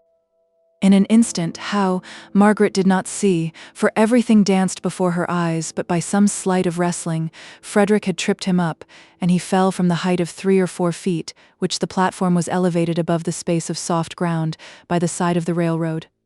There he lay. "Run, run," gasped Margaret. "The train is here. It was Leonard's, was it? Oh, run, I will carry your bag." And she took him by the arm to push him along with all her feeble force. A door was opened in a carriage. He jumped in, and as he leant out to say, "God bless you, Margaret," the train rushed past her, and she was left standing alone. She was so terribly sick and faint that she was thankful to be able to turn into the ladies' waiting room and sit down for an instant. At first she could do nothing but gasp for breath. It was such a hurry, such a sickening alarm, such a near chance. If the train had not been there at the moment, the man would have jumped up again and called for assistance to arrest him. She wondered if the man had got up. She tried to remember if she had seen him move. She wondered if he could have been seriously hurt. She ventured out. The platform was all alight, but still quite deserted. She went to the end and looked over, somewhat fearfully. No one was there, and then she was glad she had made herself go and inspect, for otherwise terrible thoughts would have haunted her dreams. And even as it was, she was so trembling and affrighted that she felt she could not walk home along the road, which did indeed seem lonely and dark as she gazed down upon it from the blaze of the station. She would wait till the down train passed and take her seat in it. But what if Leonard's recognized her as Frederick's companion? She peered about, before venturing into the booking office to take her ticket. There were only some railway officials standing about and talking loud to one another. "So Leonard's has been drinking again," said one, seemingly in authority. "He'll need all his boasted influence to keep his place this time." "Where is he?" asked another, while Margaret, her back towards them, was counting her change with trembling fingers, not daring to turn round until she heard the answer to this question. "I don't know. He came in not 5 minutes ago with some long story or other about a fall he'd had, swearing awfully, and wanted to borrow some money from me to go to London by the next up train. He made all sorts of tipsy promises, but I'd something else to do than listen to him. I told him to go about his business, and he went off at the front door." "He's at the nearest vaults, I'll be bound," said the first speaker. "Your money would have gone there too, if you'd been such a fool as to lend it." "Catch me! I knew better what his London meant. Why, he has never paid me off that 5 shillings, and so they went on. And now all Margaret's anxiety was for the train to come. She hid herself once more in the ladies' waiting room, and fancied every noise was Leonard's step. Every loud and boisterous voice was his. But no one came near her until the train drew up, when she was civilly helped into a carriage by a porter, into whose face she durst not look till they were in motion, and then she saw that it was not Leonard's. Chapter 33. Peace. Sleep on, my love, in thy cold bed, never to be disquieted. My last good night, thou wilt not wake till I thy fate shall overtake. Dr. King. Home seemed unnaturally quiet after all this terror and noisy commotion. Her father had seen all due preparation made for her return, and then sate down again in his accustomed chair, to fall into one of his sad waking dreams. Dixon had got Mary Higgins to scold and direct in the kitchen, and her scolding was not the less energetic because it was delivered in an angry whisper. for, speaking above her breath, she would have thought irreverent. As long as there was anyone lying dead in the house, Margaret had resolved not to mention the crowning and closing affright to her father. There was no use in speaking about it. It had ended well. The only thing to be feared was lest Leonard should in some way borrow money enough to effect his purpose of following Frederick to London and hunting him out there. But there were immense chances against the success of any such plan, and Margaret determined not to torment herself by thinking of what she could do nothing to prevent. Frederick would be as much on his guard as she could put him, and in a day or two at most he would be safely out of England. "I suppose we shall hear from Mr. Bell tomorrow," said Margaret. "Yes," replied her father, "I suppose so. If he can come, he will be here tomorrow evening, I should think. If he cannot come, I shall ask Mr. Thornton to go with me to the funeral. I cannot go alone. I should break down utterly." "Don't ask Mr. Thornton, Papa. Let me go with you," said Margaret, impetuously. "You, my dear, women do not generally go." "No, because they can't control themselves. Women of our class don't go because they have no power over their emotions, and yet are ashamed of showing them. Poor women go and don't care if they are seen overwhelmed with grief. But I promise you, Papa, that if you will let me go, I will be no trouble. Don't have a stranger, and leave me out. Dear Papa, if Mr. Bell cannot come, I shall go. I won't urge my wish against your will, if he does." Mr. Bell could not come. He had the gout. It was a most affectionate letter, and expressed great and true regret for his inability to attend. He hoped to come and pay them a visit soon if they would have him. His Milton property required some looking after, and his agent had written to him to say that his presence was absolutely necessary, or else he had avoided coming near Milton as long as he could, and now the only thing that would reconcile him to this necessary visit was the idea that he should see, and might possibly be able to comfort his old friend. Margaret had all the difficulty in the world to persuade her father not to invite Mr. Thornton. She had an indescribable repugnance to this step being taken.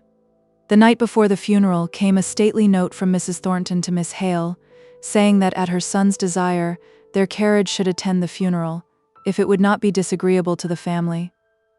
Margaret tossed the note to her father. "Oh, don't let us have these forms," said she. "Let us go alone, you and me, Papa. They don't care for us, or else he would have offered to go himself, and not have proposed this sending an empty carriage." "I thought you were so extremely averse to his going, Margaret," said Mr. Hale in some surprise. "And so I am.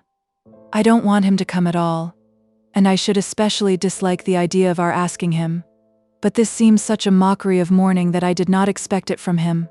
She startled her father by bursting into tears. She had been so subdued in her grief, so thoughtful for others, so gentle and patient in all things, that he could not understand her impatient ways tonight. She seemed agitated and restless, and at all the tenderness which her father in his turn now lavished upon her, she only cried the more.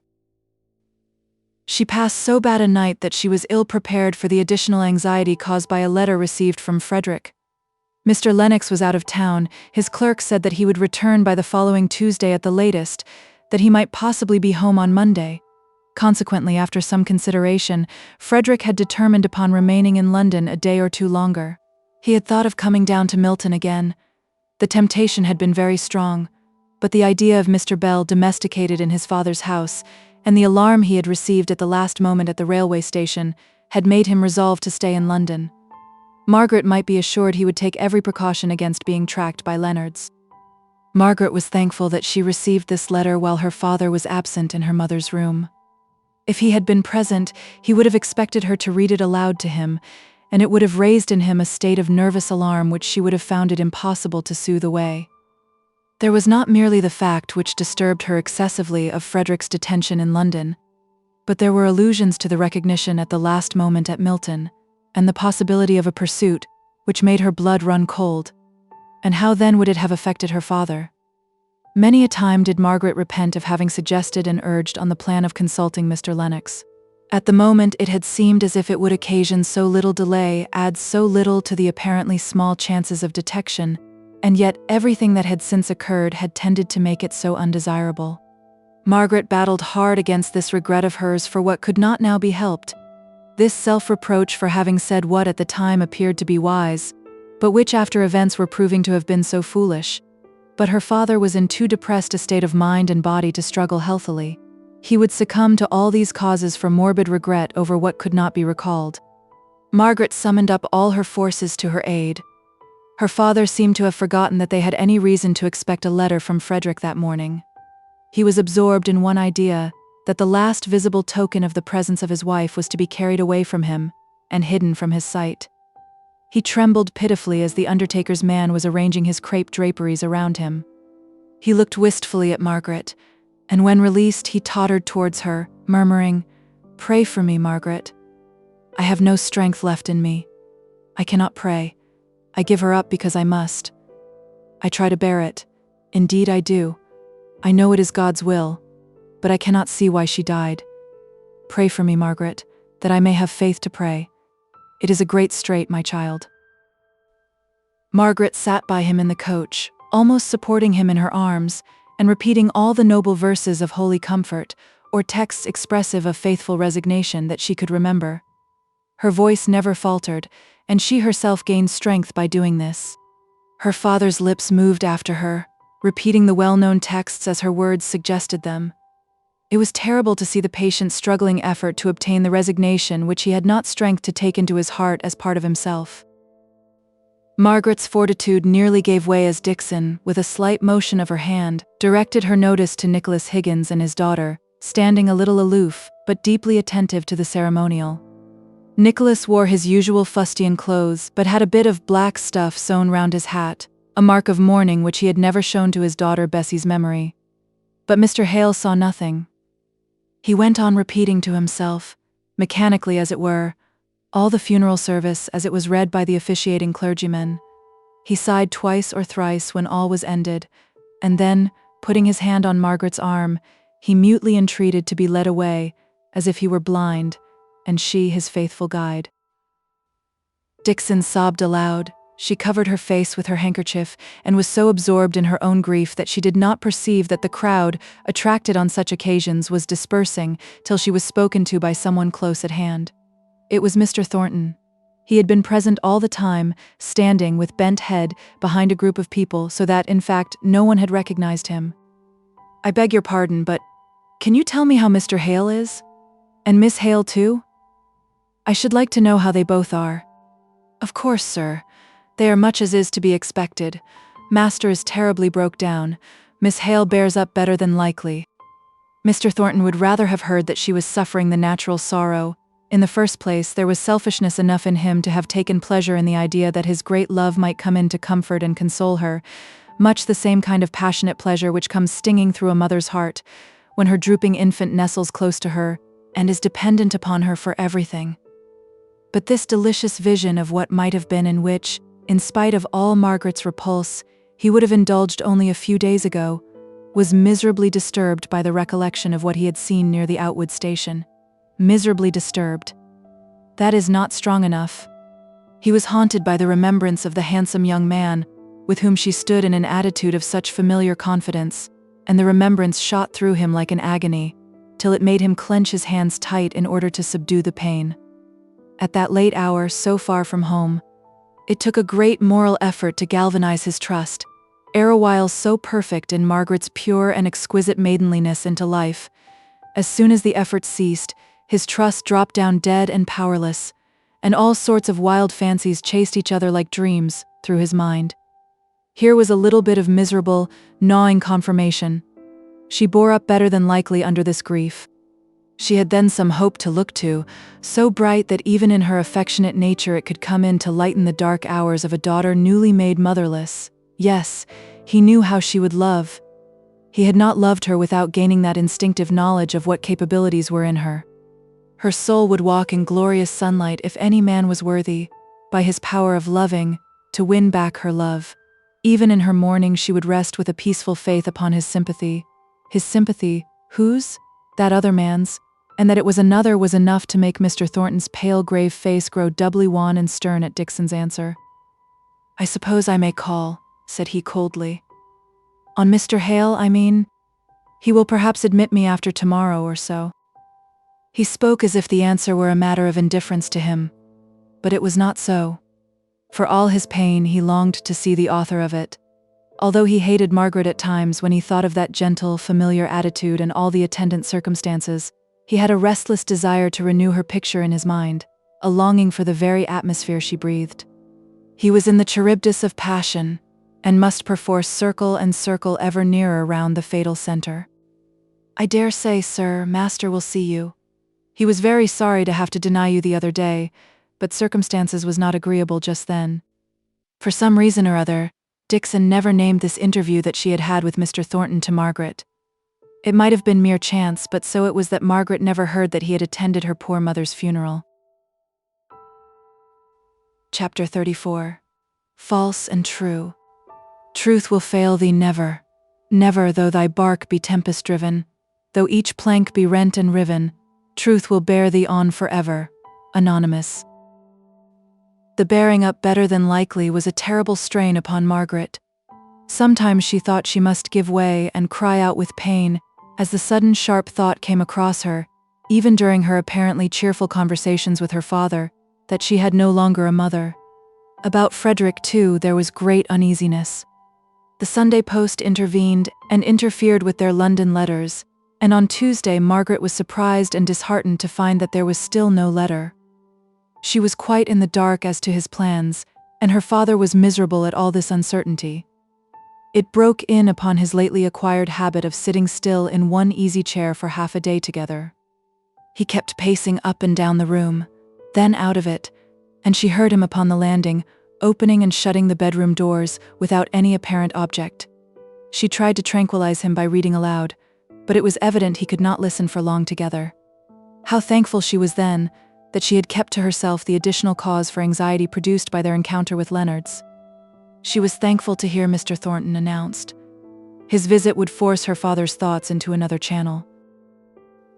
He came up straight to her father, whose hands he took and wrung without a word, holding them in his for a minute or two, during which time his face, his eyes, his look, told of more sympathy than could be put into words. Then he turned to Margaret. Not better than likely did she look. Her stately beauty was dimmed with much watching and with many tears. The expression on her countenance was of gentle, patient sadness, nay, of positive present suffering. He had not meant to greet her otherwise than with his late-studied coldness of demeanor, but he could not help going up to her, as she stood a little aside, rendered timid by the uncertainty of his manner of late, and saying the few necessary commonplace words in so tender a voice, that her eyes filled with tears, and she turned away to hide her emotion. She took her work and sate down very quiet and silent. Mr. Thornton's heart beat quick and strong, and for the time he utterly forgot the Outwood Lane. He tried to talk to Mr. Hale, and his presence always a certain kind of pleasure to Mr. Hale, as his power and decision made him, and his opinions, a safe, sure port, was unusually agreeable to her father, as Margaret saw. Presently Dixon came to the door and said, "Miss Hale, you are wanted." Dixon's manner was so flurried that Margaret turned sick at heart. Something had happened to Fred. She had no doubt of that. It was well that her father and Mr. Thornton were so much occupied by their conversation. "What is it, Dixon?" asked Margaret, the moment she had shut the drawing-room door. "Come this way, miss," said Dixon, opening the door of what had been Mrs. Hale's bedchamber, now Margaret's, for her father refused to sleep there again after his wife's death. "It's nothing, miss," said Dixon, choking a little. "Only a police inspector. He wants to see you, miss, but I dare say it's about nothing at all." "Did he name?" asked Margaret, almost inaudibly. "No, miss. He named nothing. He only asked if you lived here, and if he could speak to you." Martha went to the door, and let him in. "She has shown him into master's study. I went to him myself, to try if that would do, but no, it's you, miss, he wants." Margaret did not speak again till her hand was on the lock of the study door. Here she turned round and said, "Take care Papa does not come down. Mr. Thornton is with him now." The inspector was almost daunted by the haughtiness of her manner as she entered. There was something of indignation expressed in her countenance, but so kept down and controlled, that it gave her a superb air of disdain. There was no surprise, no curiosity. She stood awaiting the opening of his business there. Not a question did she ask. "I beg your pardon, ma'am, but my duty obliges me to ask you a few plain questions. A man has died at the infirmary in consequence of a fall received at Outwood Station between the hours of 5 and 6 on Thursday evening, the 26th instant. At the time, this fall did not seem of much consequence, but it was rendered fatal, the doctors say, by the presence of some internal complaint and the man's own habit of drinking." The large dark eyes, gazing straight into the inspector's face, dilated a little. Otherwise, there was no motion perceptible to his experienced observation. Her lips swelled out into a richer curve than ordinary, owing to the enforced tension of the muscles, but he did not know what was their usual appearance, so as to recognize the unwanted sullen defiance of the firm's sweeping lines. She never blenched or trembled. She fixed him with her eye. Now, as he paused before going on, she said, almost as if she would encourage him in telling his tale, "Well, go on." "It is supposed that an inquest will have to be held. There is some slight evidence to prove that the blow, or push, or scuffle that caused the fall was provoked by this poor fellow's half-tipsy impertinence to a young lady walking with the man who pushed the deceased over the edge of the platform. This much was observed by someone on the platform, who, however, thought no more about the matter, as the blow seemed of slight consequence. There is also some reason to identify the lady with yourself, in which case—" "I was not there," said Margaret, still keeping her expressionless eyes fixed on his face, with the unconscious look of a sleepwalker. The inspector bowed but did not speak. The lady standing before him showed no emotion, no fluttering fear, no anxiety, no desire to end the interview. The information he had received was very vague. One of the porters, rushing out to be in readiness for the train, had seen a scuffle, at the other end of the platform, between Leonard's and a gentleman accompanied by a lady, but heard no noise, and before the train had got to its full speed after starting, he had been almost knocked down by the headlong run of the enraged, half-intoxicated Leonard's, swearing and cursing awfully. He had not thought any more about it, till his evidence was routed out by the inspector, who, on making some farther inquiry at the railroad station, had heard from the station master that a young lady and gentleman had been there about that hour, the lady remarkably handsome, and said by some grocer's assistant present at the time, to be a Miss Hale, living at Crampton, whose family dealt at his shop. There was no certainty that the one lady and gentleman were identical with the other pair, but there was great probability. Leonard's himself had gone half-mad with rage and pain to the nearest gin palace for comfort, and his tipsy words had not been attended to by the busy waiters there.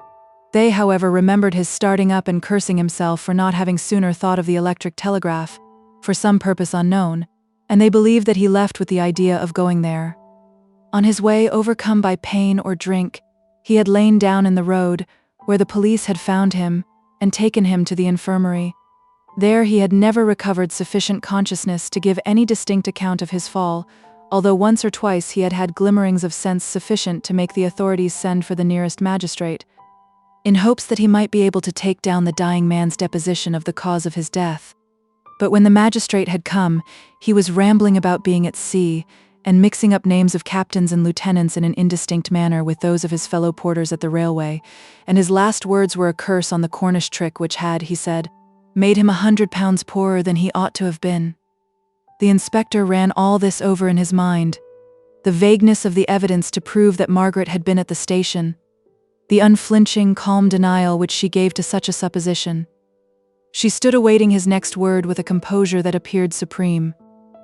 "Then, madam, I have your denial that you were the lady accompanying the gentleman who struck the blow, or gave the push, which caused the death of this poor man." A quick, sharp pain went through Margaret's brain. Oh God, that I knew Frederick were safe. A deep observer of human countenances might have seen the momentary agony shoot out of her great gloomy eyes, like the torture of some creature brought to bay. But the inspector, though a very keen, was not a very deep observer. He was a little struck, notwithstanding, by the form of the answer, which sounded like a mechanical repetition of her first reply, not changed and modified in shape so as to meet his last question. "I was not there," said she, slowly and heavily. And all this time she never closed her eyes, or ceased from that glassy, dreamlike stare.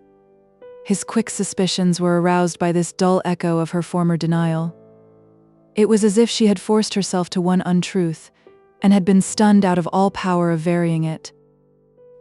He put up his book of notes in a very deliberate manner. Then he looked up. She had not moved any more than if she had been some great Egyptian statue. "I hope you will not think me impertinent when I say that I may have to call on you again.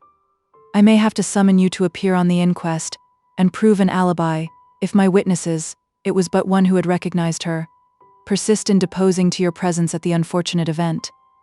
He looked at her sharply. She was still perfectly quiet, no change of color or darker shadow of guilt on her proud face. He thought to have seen her wince. He did not know Margaret Hale. He was a little abashed by her real composure. It must have been a mistake of identity. He went on. "It is very unlikely, ma'am, that I shall have to do anything of the kind.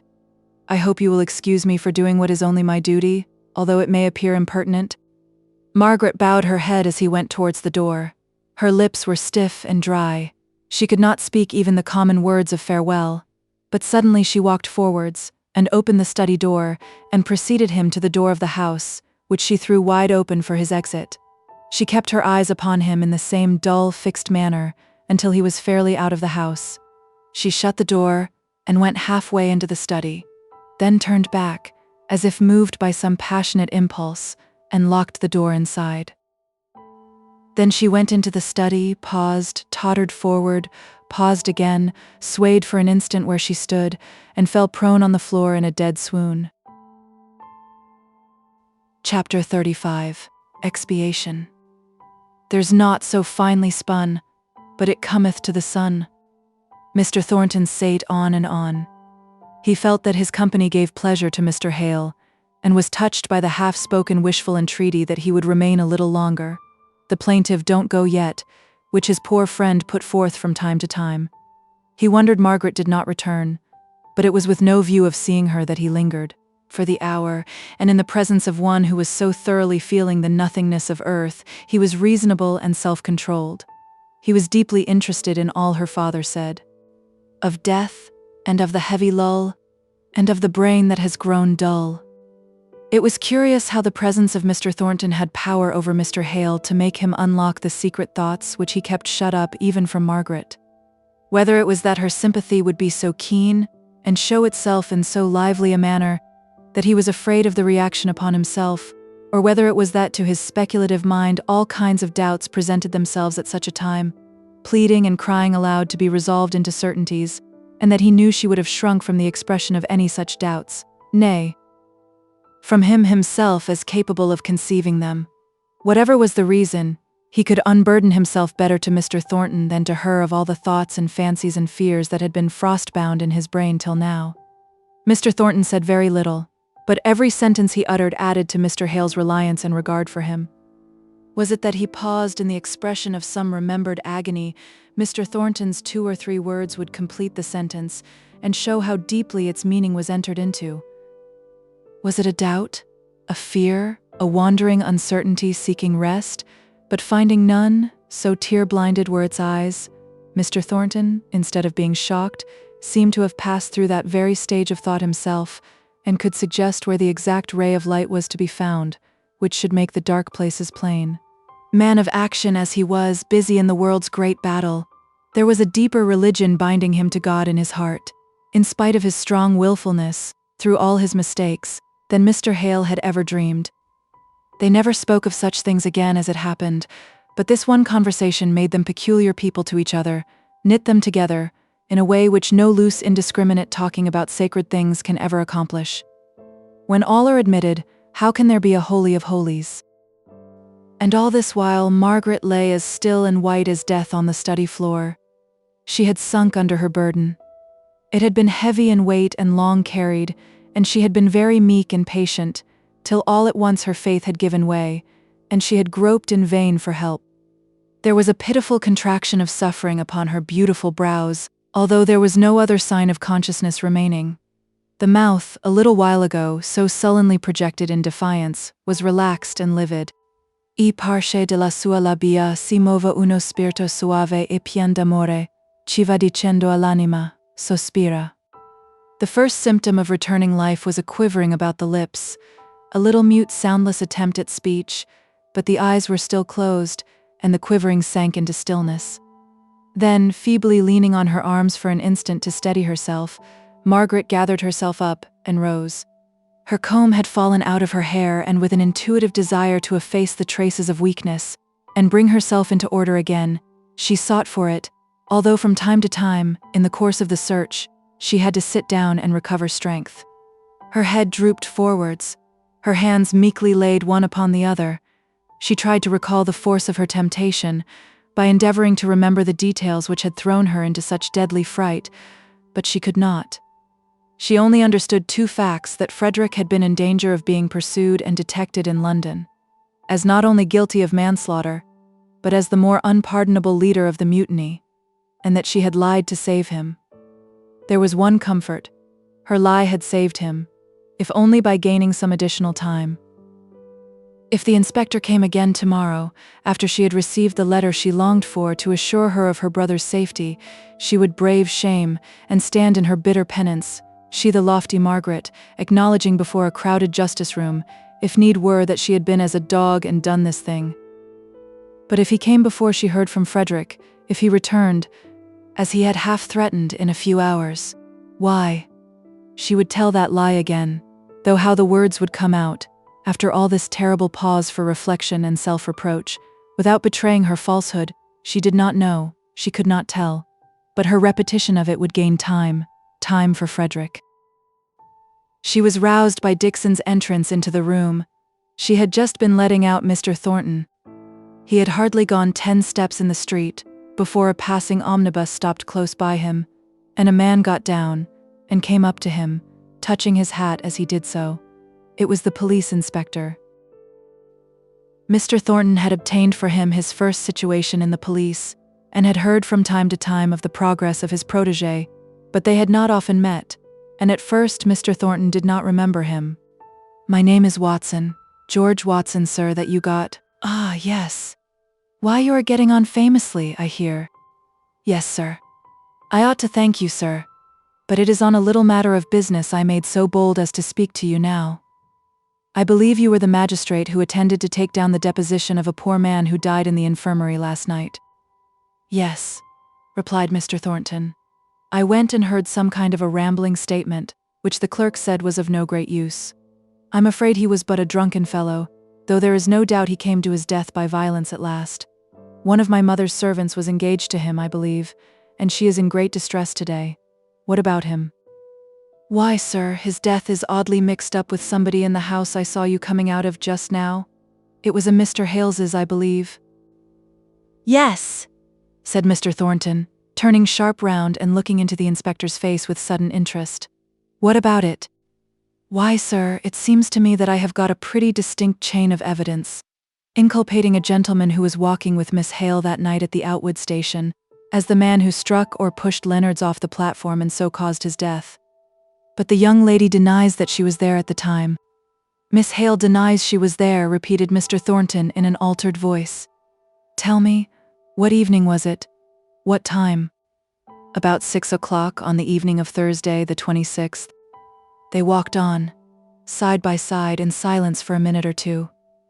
The inspector was the first to speak.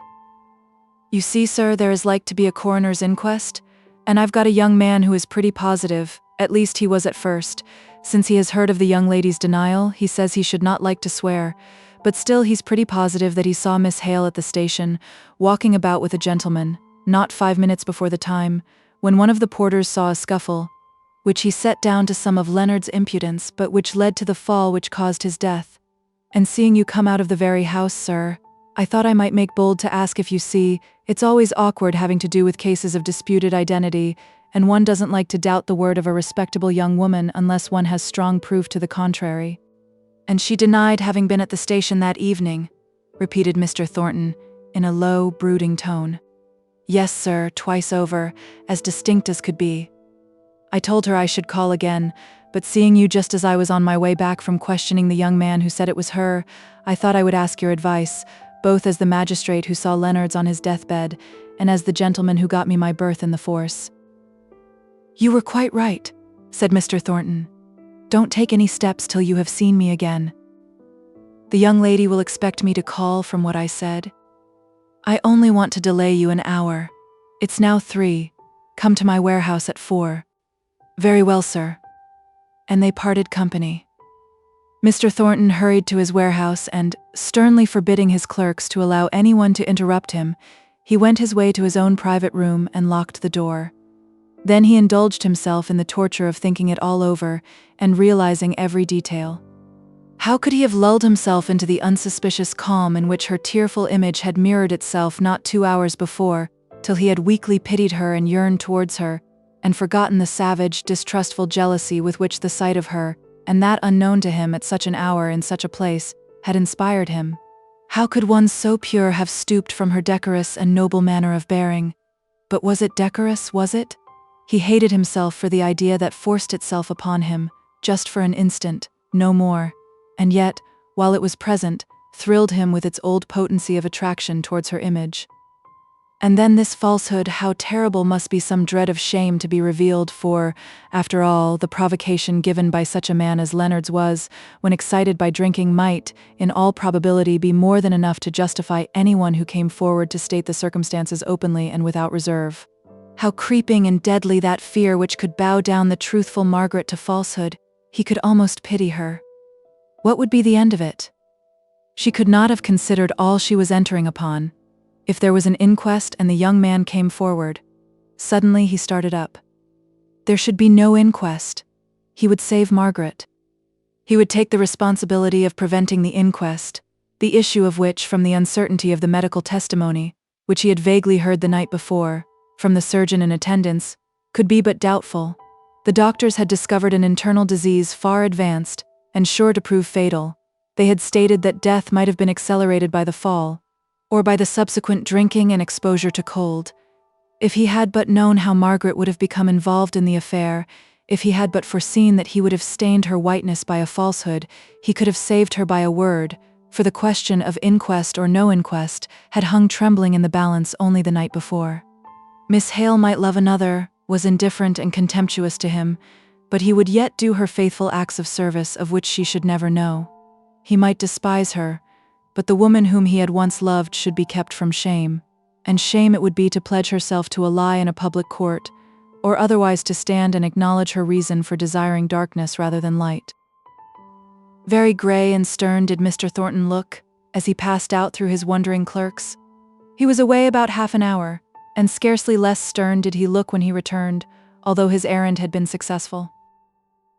He wrote 2 lines on a slip of paper, put it in an envelope, and sealed it up. This he gave to one of the clerks, saying, "I appointed Watson, he who was a packer in the warehouse, and who went into the police to call on me at 4 o'clock. I have just met a gentleman from Liverpool who wishes to see me before he leaves town. Take care to give this note to Watson when he calls." The note contained these words: "There will be no inquest. Medical evidence not sufficient to justify it. Take no further steps. I have not seen the coroner, but I will take the responsibility." Well, thought Watson, it relieves me from an awkward job. None of my witnesses seemed certain of anything except the young woman. She was clear and distinct enough. The porter at the railroad had seen a scuffle, or when he found it was likely to bring him in as a witness. Then it might not have been a scuffle, only a little larking, and Leonard's might have jumped off the platform himself. He would not stick firm to anything. And Jennings, the grocer's shopman, well, he was not quite so bad, but I doubt if I could have got him up to an oath after he heard that Miss Hale flatly denied it. It would have been a troublesome job and no satisfaction, and now I must go and tell them they won't be wanted. He accordingly presented himself again at Mr. Hale's that evening. Her father and Dixon would fain have persuaded Margaret to go to bed, but they, neither of them, knew the reason for her low-continued refusals to do so.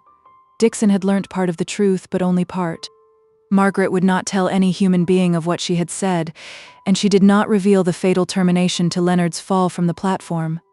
So Dixon's curiosity combined with her allegiance to urge Margaret to go to rest, which her appearance, as she lay on the sofa, showed but too clearly that she required. She did not speak except when spoken to. She tried to smile back in reply to her father's anxious looks and words of tender inquiry, but, Instead of a smile, the wan lips resolved themselves into a sigh. He was so miserably uneasy that, at last, she consented to go into her own room and prepare for going to bed. She was indeed inclined to give up the idea that the inspector would call again that night, as it was already past 9 o'clock. She stood by her father, holding on to the back of his chair. "You will go to bed soon, Papa, won't you? Don't sit up alone." What his answer was she did not hear. The words were lost in the far smaller sound that magnified itself to her fears and filled her brain. There was a low ring at the doorbell. She kissed her father and glided downstairs, with a rapidity of motion of which no one would have thought her capable who had seen her the minute before. She put aside Dixon. "Don't come. I will open the door. I know it is him. I must manage it all myself." "As you please, miss," said Dixon testily, but in a moment afterwards she added, "But you're not fit for it. You are more dead than alive." "Am I?" said Margaret, turning round and showing her eyes all aglow with strange fire, her cheeks flushed, though her lips were baked and livid still. She opened the door to the inspector and preceded him into the study. She placed the candle on the table and snuffed it carefully before she turned round and faced him. "You are late," said she. "Well?" She held her breath for the answer. "I am sorry to have given any unnecessary trouble, ma'am. For after all, they've given up all thoughts of holding an inquest. I have had other work to do and other people to see, or I should have been here before now." "Then it is ended," said Margaret. "There is to be no further inquiry." "I believe I've got Mr. Thornton's note about me," said the inspector, fumbling in his pocketbook. "Mr. Thornton's," said Margaret. "Yes, he's a magistrate. Ah, here it is." She could not see to read it. No, not, although she was close to the candle. The words swam before her, but she held it in her hand and looked at it as if she were intently studying it. "I'm sure, ma'am, it's a great weight off my mind, for the evidence was so uncertain, you see, that the man had received any blow at all, and if any question of identity came in, it so complicated the case, as I told Mr. Thornton." "Mr. Thornton?" said Margaret again. "I met him this morning, just as he was coming out of this house, and, as he's an old friend of mine, besides being the magistrate who saw Leonard's last night, I made bold to tell him of my difficulty." Margaret sighed deeply. She did not want to hear any more. She was afraid alike of what she had heard, and of what she might hear. She wished that the man would go. She forced herself to speak. "Thank you for calling. It is very late. I dare say it is past 10 o'clock. Oh, here is the note," she continued, suddenly interpreting the meaning of the hand held out to receive it. He was putting it up, when she said, "I think it is a cramped, dazzling sort of writing. I could not read it. Will you just read it to me?" He read it aloud to her. "Thank you. You told Mr. Thornton that I was not there?" "Oh, of course, ma'am. I'm sorry now that I acted upon information which seems to have been so erroneous. At first the young man was so positive, and now he says that he doubted all along, and hopes that his mistake won't have occasioned you such annoyance as to lose their shop your custom. Good night, ma'am." "Good night." She rang the bell for Dixon to show him out. As Dixon returned up the passage, Margaret passed her swiftly. "It is all right," said she, without looking at Dixon. And before the woman could follow her with further questions, she had sped upstairs and entered her bedchamber and bolted her door. She threw herself, dressed as she was, upon her bed. She was too much exhausted to think. Half an hour or more elapsed before the cramped nature of her position and the chilliness, supervening upon great fatigue, had the power to rouse her numbed faculties. Then she began to recall, to combine, to wonder. The first idea that presented itself to her was that all this sickening alarm on Frederick's behalf was over, that the strain was past. The next was a wish to remember every word of the inspector's which related to Mr. Thornton. When had he seen him? What had he said? What had Mr. Thornton done? What were the exact words of his note? And until she could recollect, even to the placing or omitting an article, the very expressions which he had used in the note, her mind refused to go on with its progress. But the next conviction she came to was clear enough. Mr. Thornton had seen her close to Outwood Station on the fatal Thursday night, and had been told of her denial that she was there. She stood a liar in his eyes. She was a liar. But she had no thought of penitence before God. Nothing but chaos and night surrounded the one lurid fact that, in Mr. Thornton's eyes, she was degraded. She cared not to think, even to herself, of how much of excuse she might plead. That had nothing to do with Mr. Thornton. She never dreamed that he or anyone else could find cause for suspicion in what was so natural as her accompanying her brother. But what was really false and wrong was known to him, and he had a right to judge her. "Oh, Frederick! Frederick!" she cried. "What have I not sacrificed for you?" Even when she fell asleep, her thoughts were compelled to travel the same circle, only with exaggerated and monstrous circumstances of pain. When she awoke, a new idea flashed upon her with all the brightness of the morning. Mr. Thornton had learnt her falsehood before he went to the coroner. That suggested the thought that he had possibly been influenced so to do with a view of sparing her the repetition of her denial. But she pushed this notion on one side with the sick willfulness of a child. If it were so, she felt no gratitude to him, as it only showed her how keenly he must have seen that she was disgraced already, before he took such unwanted pains to spare her any further trial of truthfulness, which had already failed so signally. She would have gone through the whole. She would have perjured herself to save Frederick, far rather than Mr. Thornton should have had the knowledge that prompted him to interfere to save her. What ill fate brought him in contact with the inspector? What made him be the very magistrate sent for to receive Leonard's deposition? What had Leonard said? How much of it was intelligible to Mr. Thornton, who might already, for aught she knew, be aware of the old accusation against Frederick through their mutual friend, Mr. Bell? If so, he had striven to save the son, who came in defiance of the law to attend his mother's deathbed. And under this idea she could feel grateful, not yet, if ever she should, if his interference had been prompted by contempt. Oh, had anyone just cause to feel contempt for her? Mr. Thornton, above all people on whom she had looked down from her imaginary heights till now. She suddenly found herself at his feet, and was strangely distressed at her fall. She shrank from following out the premises to their conclusion, and so acknowledging to herself how much she valued his respect and good opinion. Whenever this idea presented itself to her at the end of a long avenue of thoughts, she turned away from following that path. She would not believe in it. It was later than she fancied, for in the agitation of the previous night, she had forgotten to wind up her watch, and Mr. Hale had given especial orders that she was not to be disturbed by the usual awakening. By and by the door opened cautiously, and Dixon put her head in. Perceiving that Margaret was awake, she came forwards with a letter. "Here's something to do you good, miss. A letter from Master Frederick." "Thank you, Dixon. How late it is." She spoke very languidly, and suffered Dixon to lay it on the counterpane before her, without putting out a hand to take it. "You want your breakfast, I'm sure? I will bring it you in a minute. Master has got the tray all ready, I know." Margaret did not reply. She let her go. She felt that she must be alone before she could open that letter. She opened it at last. The first thing that caught her eye was the date 2 days earlier than she received it.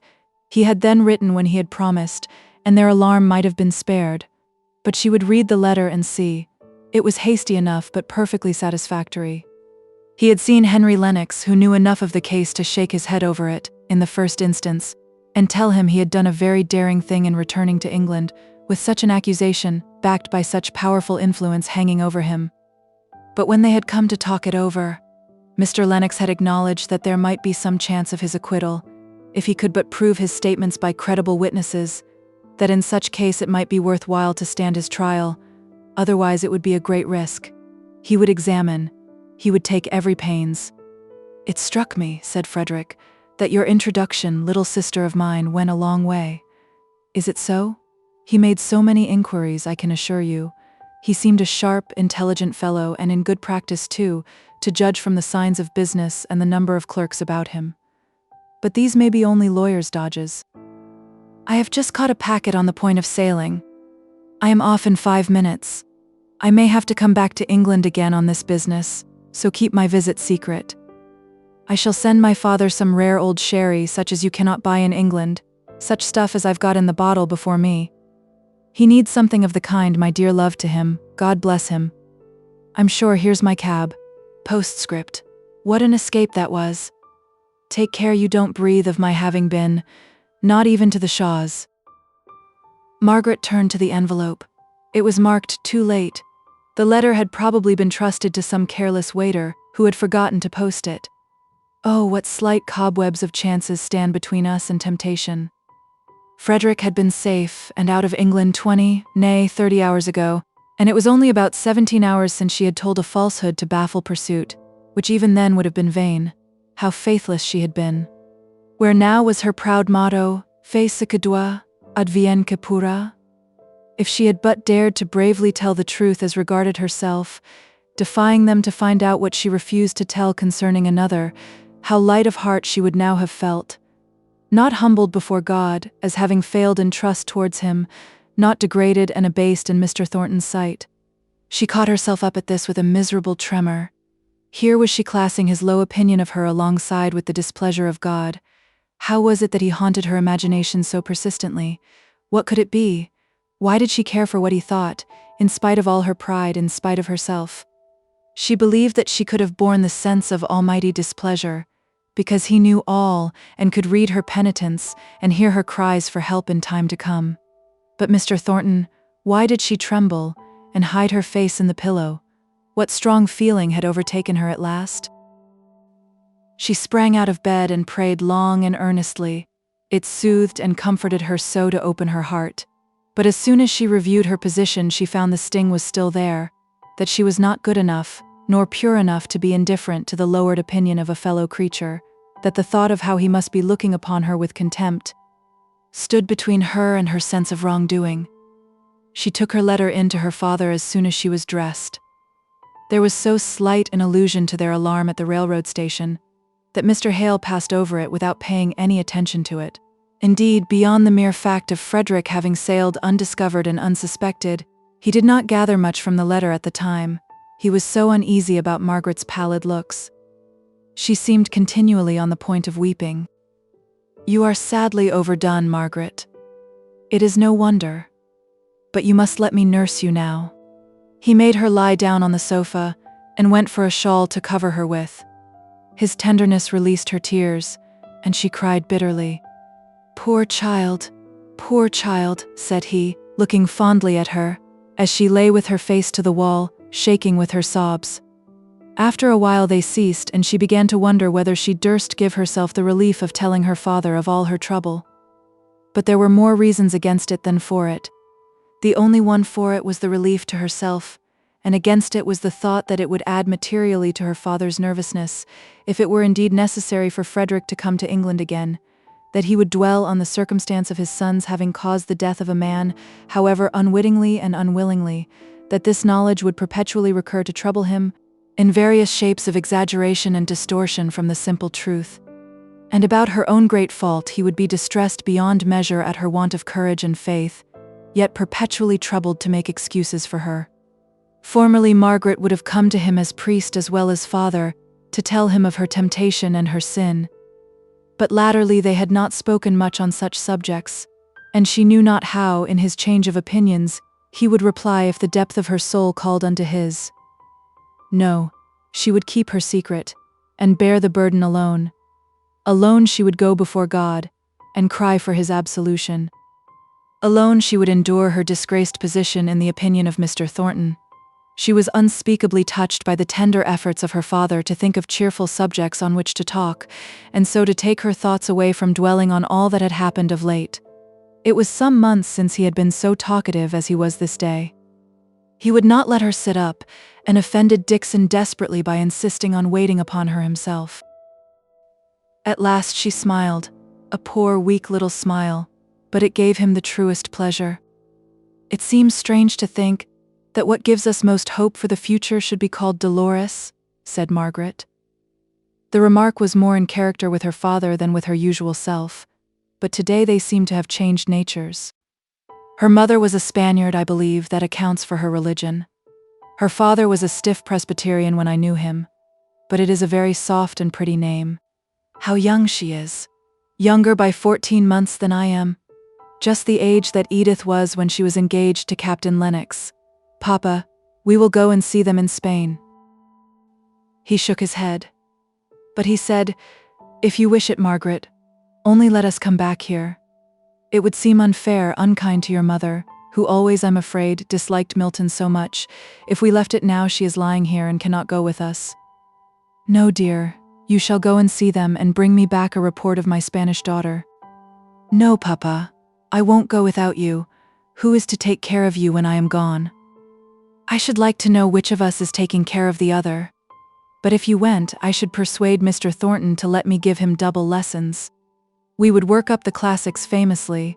That would be a perpetual interest. You might go on, and see Edith at Corfu if you liked." Margaret did not speak all at once. Then she said rather gravely, "Thank you, Papa, but I don't want to go. We will hope that Mr. Lennox will manage so well that Frederick may bring Dolores to see us when they are married. And as for Edith, the regiment won't remain much longer in Corfu. Perhaps we shall see both of them here before another year is out." Mr. Hale's cheerful subjects had come to an end. Some painful recollections had stolen across his mind and driven him into silence. By and by Margaret said, "Papa, did you see Nicholas Higgins at the funeral? He was there, and Mary too. Poor fellow. It was his way of showing sympathy. He has a good warm heart under his bluff abrupt ways." "I am sure of it," replied Mr. Hale. "I saw it all along, even while you tried to persuade me that he was all sorts of bad things. We will go and see them tomorrow, if you are strong enough to walk so far." "Oh yes, I want to see them." "We did not pay Mary, or rather she refused to take it, Dixon says. We will go so as to catch him just after his dinner, and before he goes to his work." Towards evening Mr. Hale said, "I half expected Mr. Thornton would have called. He spoke of a book yesterday which he had, and which I wanted to see. He said he would try and bring it today." Margaret sighed. She knew he would not come. He would be too delicate to run the chance of meeting her, while her shame must be so fresh in his memory. The very mention of his name renewed her trouble, and produced a relapse into the feeling of depressed, preoccupied exhaustion. She gave way to listless languor. Suddenly it struck her that this was a strange manner to show her patience, or to reward her father for his watchful care of her all through the day. She sat up and offered to read aloud. His eyes were failing, and he gladly accepted her proposal. She read well, she gave the due emphasis, but had anyone asked her, when she had ended, the meaning of what she had been reading, she could not have told. She was smitten with a feeling of ingratitude to Mr. Thornton, inasmuch as, in the morning, she had refused to accept the kindness he had shown her in making further inquiry from the medical men, so as to obviate any inquest being held. Oh! She was grateful. She had been cowardly and false, and had shown her cowardliness and falsehood in action that could not be recalled, but she was not ungrateful. It sent a glow to her heart to know she could feel towards one who had reason to despise her. His cause for contempt was so just that she should have respected him less if she had thought he did not feel contempt. It was a pleasure to feel how thoroughly she respected him. He could not prevent her doing that. It was the one comfort in all this misery. Late in the evening the expected book arrived with Mr. Thornton's kind regards and wishes to know how Mr. Hale is. "Say that I am much better, Dixon, but that Miss Hale—" "No, Papa," said Margaret eagerly. "Don't say anything about me. He does not ask." "My dear child, how you are shivering," said her father, a few minutes afterwards. "You must go to bed directly. You have turned quite pale." Margaret did not refuse to go, though she was loath to leave her father alone. She needed the relief of solitude after a day of busy thinking and busier repenting. But she seemed much as usual the next day. The lingering gravity and sadness and the occasional absence of mind were not unnatural symptoms in the early days of grief. And almost in proportion to her re-establishment in health was her father's relapse into his abstracted musings upon the wife he had lost and the past era in his life that was closed to him forever. Chapter 36. Union not always strength. The steps of the bearers, heavy and slow, the sobs of the mourners, deep and low. Shelley. At the time arranged the previous day, they set out on their walk to see Nicholas Higgins and his daughter. They both were reminded of their recent loss by a strange kind of shyness in their new habiliments. and in the fact that it was the first time for many weeks that they had deliberately gone out together. They drew very close to each other in unspoken sympathy. Nicholas was sitting by the fireside in his accustomed corner, but he had not his accustomed pipe. He was leaning his head upon his hand, his arm resting on his knee. He did not get up when he saw them, though Margaret could read the welcome in his eye. "Sit ye down, fire's welly out," said he, giving it a vigorous poke as if to turn attention away from himself.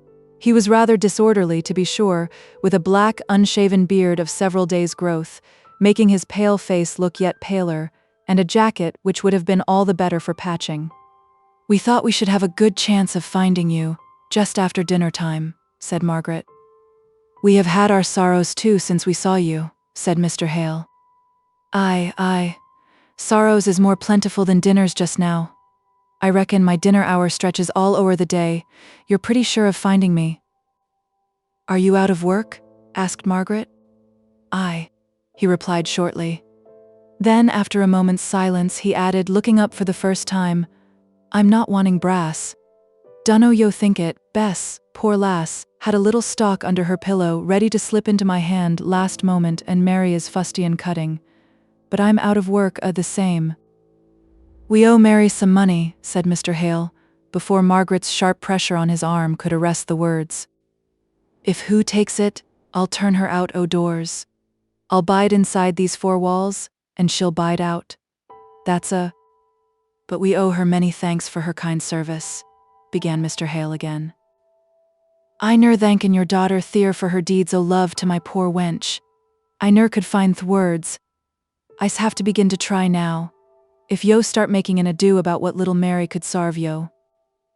"Is it because of the strike you're out of work?" asked Margaret gently.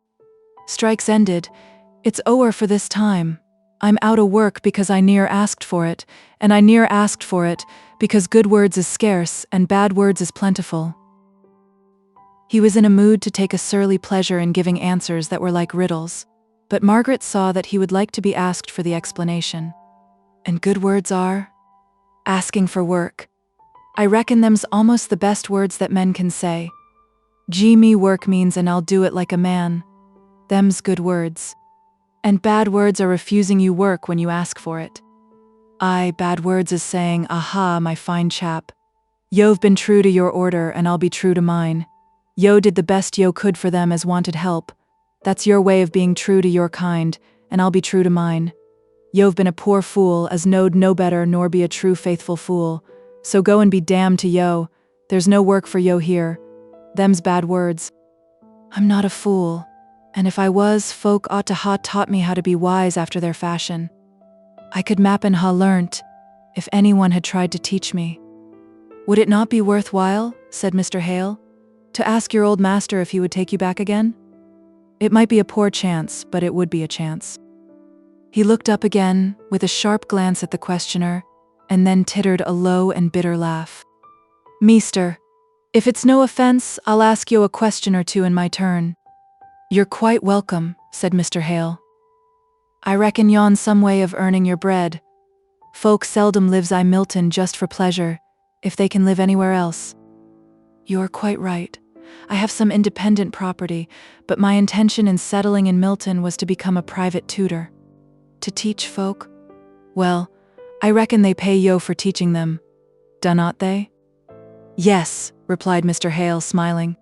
"I teach in order to get paid. And them that pays yo, done they tell yo whatten to do or whatten not to do with the money they gives you in just payment for your pains in fair exchange like?" "No, to be sure not."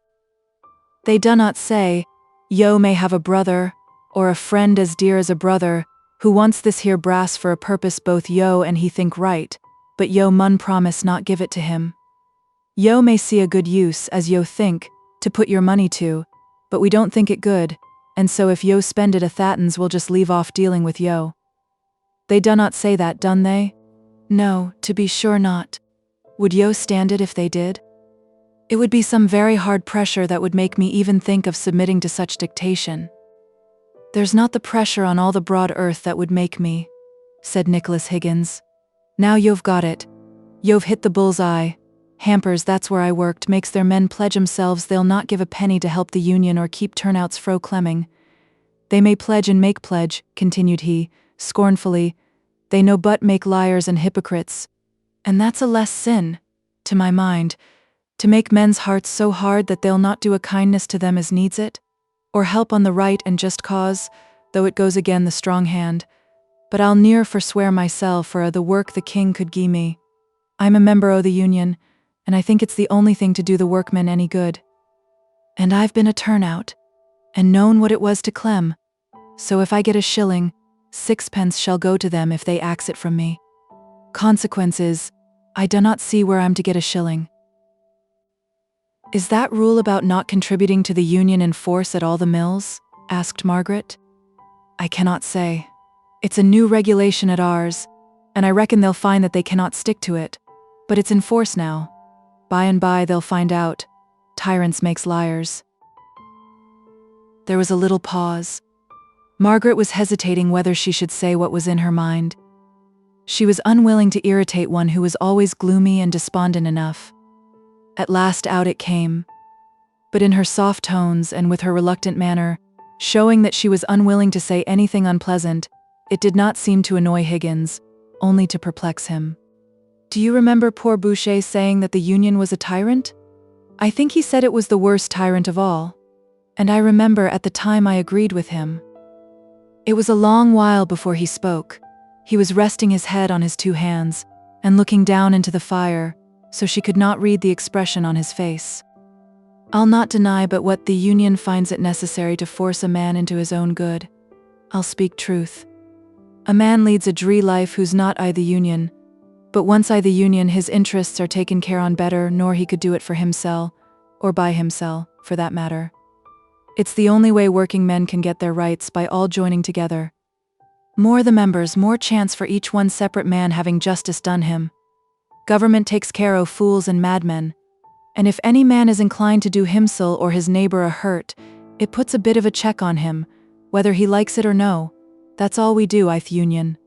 We can't clap folk into prison, but we can make a man's life so heavy to be borne, that he's obliged to come in and be wise and helpful in spite of himself. Boucher were a fool all along and near a worse fool than at the last. He did you harm? Asked Margaret. Aye, that did he. We had public opinion on our side till he and his sort began rioting and breaking laws. It were all o'er with the strike then. Then would it not have been far better to have left him alone and not forced him to join the union? He did you no good, and you drove him mad. Margaret, said her father, in a low and warning tone, for he saw the cloud gathering on Higgins's face. I like her, said Higgins suddenly. Who speaks plain out what's in her mind? Who doesn't comprehend the union for all that? It's a great power, it's our only power. I ha read a bit of poetry about a plough going o'er a daisy, as made tears come into my eyes, afore I'd other cause for crying. But the chap ne'er stopped driving the plough, I's warrant, for all he was pitiful about the daisy. He'd too much mother wit for that. The union's the plough, making ready the land for harvest time. Such as Boucher, 'twould be settin' him up too much to liken him to a daisy. He's liker a weed lounging over the ground. Mune just made up their mind to be put out of the way. I'm sore vexed wi' him just now, so mappin, I do not speak him fair. I could go o'er him wi' a plough mysel'. We ha' the pleasure in life. Why? What has he been doing? Anything fresh? Aye, to be sure. He's near out o' mischief, that man. First of a he must go raging like a mad fool and kick up yon riot. Then he'd to go into hiding where he'd a been yet, if Thornton had followed him out as I'd hoped he would ha' done. But Thornton, having got his own purpose, didn't care to go on with the prosecution for the riot. So Boucher slunk back again to his house. He near showed himself abroad for a day or two. He had that grace. And then, where think ye that he went? Why, to Hampers. Damn him. He went with his mealy-mouthed face that turns me sick to look at, asking for work though he knowed well enough the new rule, pledging themselves to give naught to the unions, not to help the starving turn out. Why, he'd a clemmed to death, if the union hadna helped him in his pinch. There he went, ossing to promise aught, and pledge himsel to aught, to tell a he knowed on our proceedings, the good-for-nothing Judas. But I'll say this for Hamper, and thank him for it at my dying day. He drove Boucher away and would not listen to him. Ne'er a word, though folk standing by. Says the traitor cried like a babby. Oh, how shocking, how pitiful, exclaimed Margaret. Higgins, I don't know you today. Don't you see how you've made Boucher what he is? By driving him into the Union against his will, without his heart going with it. You have made him what he is. Made him what he is. What was he? Gathering along the narrow street, came a hollow, measured sound, now forcing itself on their attention. Many voices were hushed and low, many steps were heard, not moving onwards, at least not with any rapidity or steadiness of motion, but as if circling round one spot. Yes, there was one distinct, slow tramp of feet, which made itself a clear path through the air, and reached their ears, the measured, labored walk of men carrying a heavy burden. They were all drawn towards the house door by some irresistible impulse, impelled thither not by a poor curiosity, but as if by some solemn blast. 6 men walked in the middle of the road, 3 of them being policemen. They carried a door taken off its hinges upon their shoulders, on which lay some dead human creature, and from each side of the door there were constant droppings. All the street turned out to see, and, seeing to accompany the procession, each one questioning the bearers, who answered almost reluctantly at last, so often had they told the tale. We found him i'th brook in the field beyond there. Brook? Why, there's not water enough to drown him.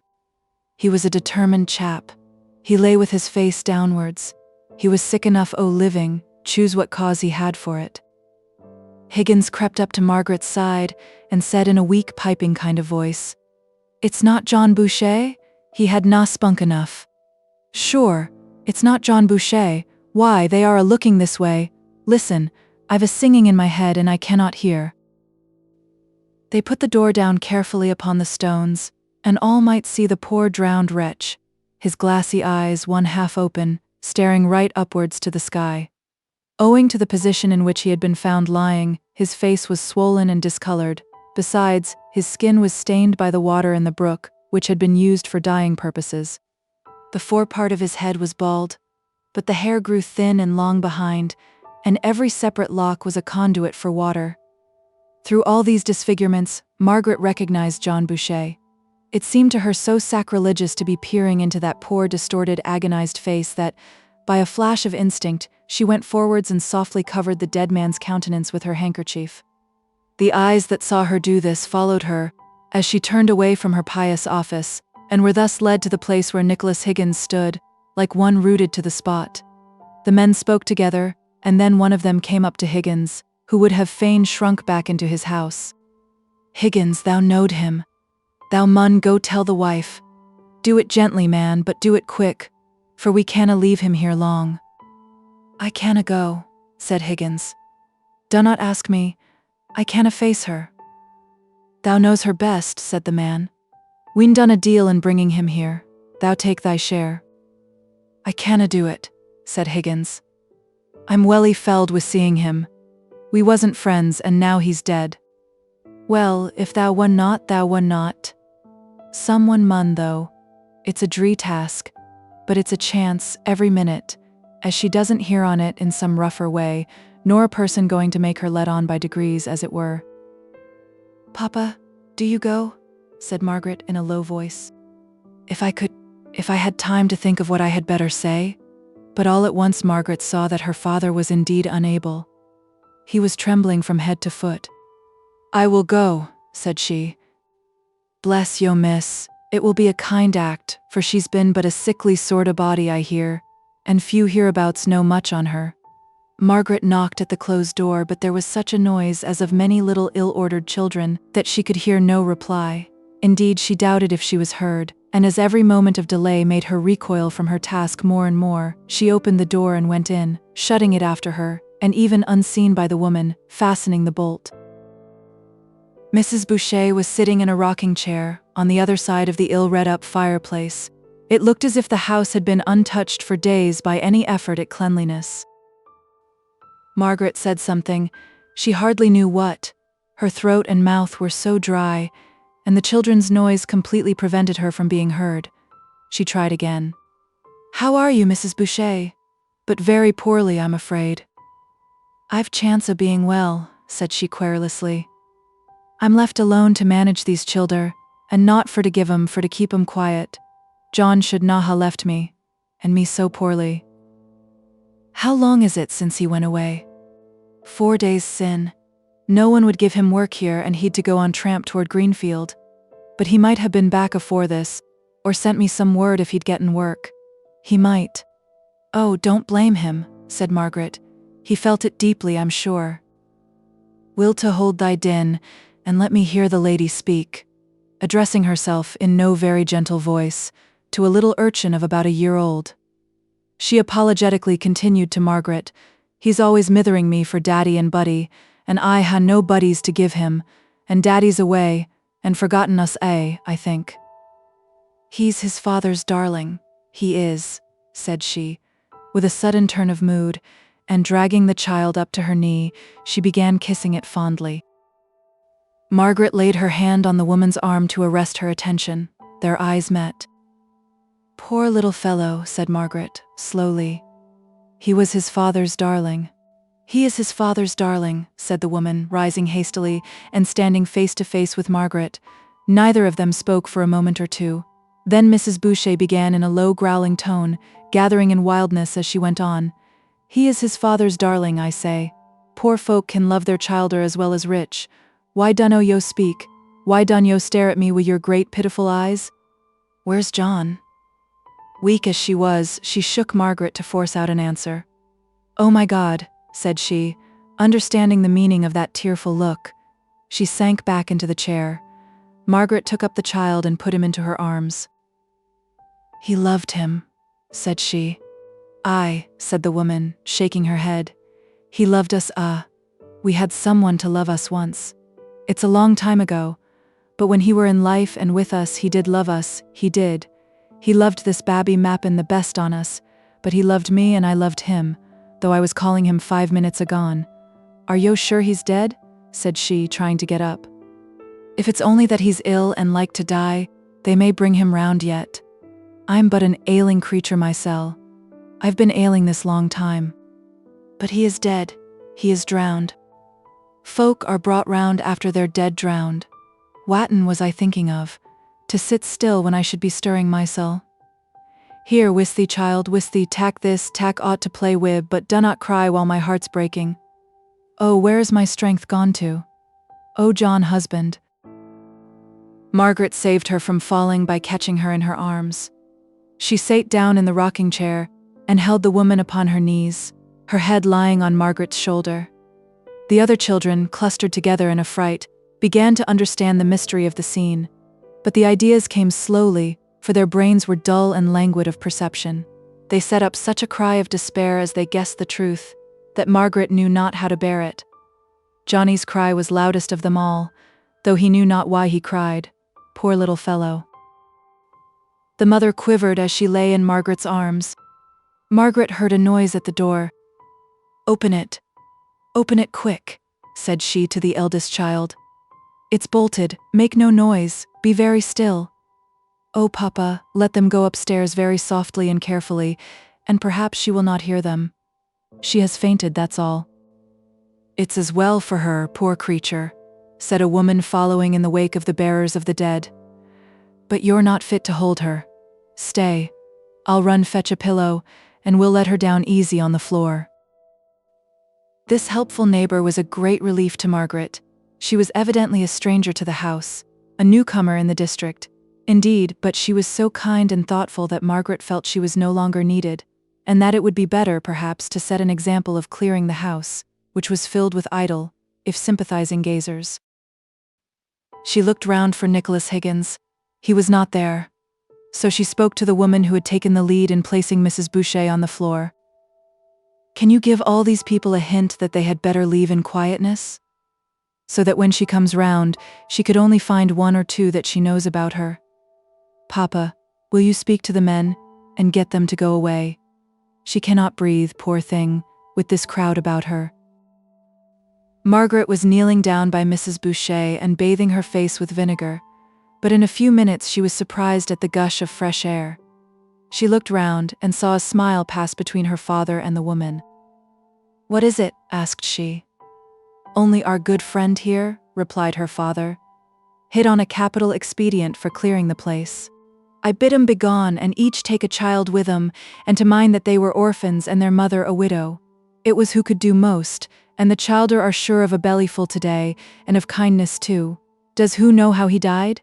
"No," said Margaret. "I could not tell her all at once. Who mun be told because of the inquest. See who's coming round. Shall you or I do it, or Map and your father would be best?" "No, you," said Margaret. They awaited her perfect recovery in silence. Then the neighbor woman sat down on the floor and took Mrs. Boucher's head and shoulders on her lap. "Neighbor," said she, "your man is dead. Guess yo how he died?" "He were drowned," said Mrs. Boucher, feebly, beginning to cry for the first time at this rough probing of her sorrows. "He were found drowned. He were coming home very hopeless o' aught on earth. He thought God could na be harder than men. Mappin not so hard. Mappin as tender as a mother. Mappin tenderer. I'm not saying he did right, and I'm not saying he did wrong. All I say is, may neither me nor mine ever have his sore heart, or we may do like things." "He has left me alone with these children?" moaned the widow, less distressed at the manner of the death than Margaret expected, but it was of a piece with her helpless character to feel his loss as principally affecting herself and her children. "Not alone," said Mr. Hale solemnly. "Who is with you? Who will take up your cause?" The widow opened her eyes wide and looked at the new speaker, of whose presence she had not been aware till then. "Who has promised to be a father to the fatherless," continued he. "But I've getten 6 children, sir, and the eldest not 8 years of age. I'm not meaning for to doubt his power, sir, only it needs a deal o' trust," and she began to cry afresh. "Who'll be better able to talk tomorrow, sir?" said the neighbor. "Best comfort now would be the feel of a child at her heart. I'm sorry they took the babby." "I'll go for it," said Margaret, and in a few minutes she returned carrying Johnny, his face all smeared with eating, and his hands loaded with treasures in the shape of shells and bits of crystal, and the head of a plaster figure. She placed him on his mother's arms. "There," said the woman. "Now you go. They'll cry together, and comfort together, better nor anyone but a child can do. I'll stop with her as long as I'm needed, and if you come tomorrow, you can have a deal o' wise talk with her, that she's not up to today." As Margaret and her father went slowly up the street, she paused at Higgins's closed door. "Shall we go in?" asked her father. "I was thinking of him too." They knocked. There was no answer, so they tried the door. It was bolted, but they thought they heard him moving within. "Nicholas," said Margaret. There was no answer, and they might have gone away, believing the house to be empty, if there had not been some accidental fall, as of a book within. "Nicholas," said Margaret again, "it is only us, won't you let us come in?" "No," said he. "I spoke as plain as I could, 'bout using words, when I bolted door. Let me be, this day." Mr. Hale would have urged their desire, but Margaret placed her finger on his lips. "I don't wonder at it," said she. "I myself long to be alone. It seems the only thing to do one good after a day like this." Chapter 37. Looking south. A spade, a rake, a hoe, a pickaxe or a bill, a hook to reap, or a scythe to mow, a flail or what ye will, and here's a ready hand to ply the needful tool, and skilled enough, by lessons rough, in labor's rugged school, Hood. Higgins's door was locked the next day, when they went to pay their call on the widow Boucher, but they learnt this time from an officious neighbor that he was really from home. He had, however, been in to see Mrs. Boucher before starting on his day's business, whatever that was. It was but an unsatisfactory visit to Mrs. Boucher. She considered herself an ill-used woman by her poor husband's suicide, and there was quite germ of truth enough in this idea to make it a very difficult one to refute. Still, it was unsatisfactory to see how completely her thoughts were turned upon herself and her own position, and this selfishness extended even to her relations with her children, whom she considered as encumbrances, even in the very midst of her somewhat animal affection for them. Margaret tried to make acquaintances with one or two of them, while her father strove to raise the widow's thoughts into some higher channel than that of mere helpless querulousness. She found that the children were truer and simpler mourners than the widow. Daddy had been a kind daddy to them. Each could tell, in their eager stammering way, of some tenderness shown, some indulgence granted by the lost father. "Is yon thing upstairs really him? It doesn't look like him? I'm feared on it, and I never was feared o' Daddy." Margaret's heart bled to hear that the mother, in her selfish requirement of sympathy, had taken her children upstairs to see their dead, disfigured father. It was intermingling the coarseness of horror with the profoundness of natural grief. She tried to turn their thoughts in some other direction, on what they could do for mother, on what, for this was a more efficacious way of putting it, what father would have wished them to do. Margaret was more successful than Mr. Hale in her efforts.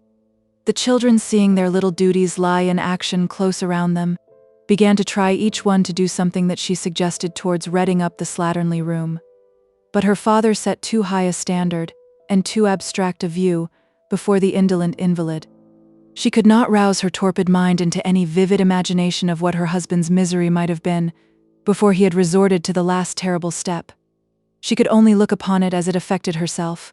She could not enter into the enduring mercy of the God who had not specially interposed to prevent the water from drowning her prostrate husband. And although she was secretly blaming her husband for having fallen into such drear despair, and denying that he had any excuse for his last rash act, she was inveterate in her abuse of all who could by any possibility be supposed to have driven him to such desperation. The masters, Mr. Thornton in particular, whose mill had been attacked by Boucher, and who, after the warrant had been issued for his apprehension on the charge of rioting, had caused it to be withdrawn, the union of which Higgins was a representative to the poor woman, the children so numerous, so hungry, and so noisy, all made up one great army of personal enemies, whose fault it was that she was now a helpless widow. Margaret heard enough of this unreasonableness to dishearten her, and when they came away she found it impossible to cheer her father. "It is the town life," said she. "Their nerves are quickened by the haste and bustle and speed of everything around them, to say nothing of the confinement in these pent-up houses, which of itself is enough to induce depression and worry of spirits. Now in the country people live so much more out of doors, even children, and even in the winter. But people must live in towns, and in the country some get such stagnant habits of mind that they are almost fatalists. Yes, I acknowledge that. I suppose each mode of life produces its own trials and its own temptations. The dweller in towns must find it as difficult to be patient, as the country-bred man must find it to be active, and equal to unwanted emergencies. Both must find it hard to realize a future of any kind. The one because the present is so living and hurrying and close around him, the other because his life tempts him to revel in the mere sense of animal existence, not knowing of and consequently not caring for any pungency of pleasure, for the attainment of which he can plan, and deny himself and look forward. And thus both the necessity for engrossment and the stupid content in the present produce the same effects. But this poor Mrs. Boucher, how little we can do for her!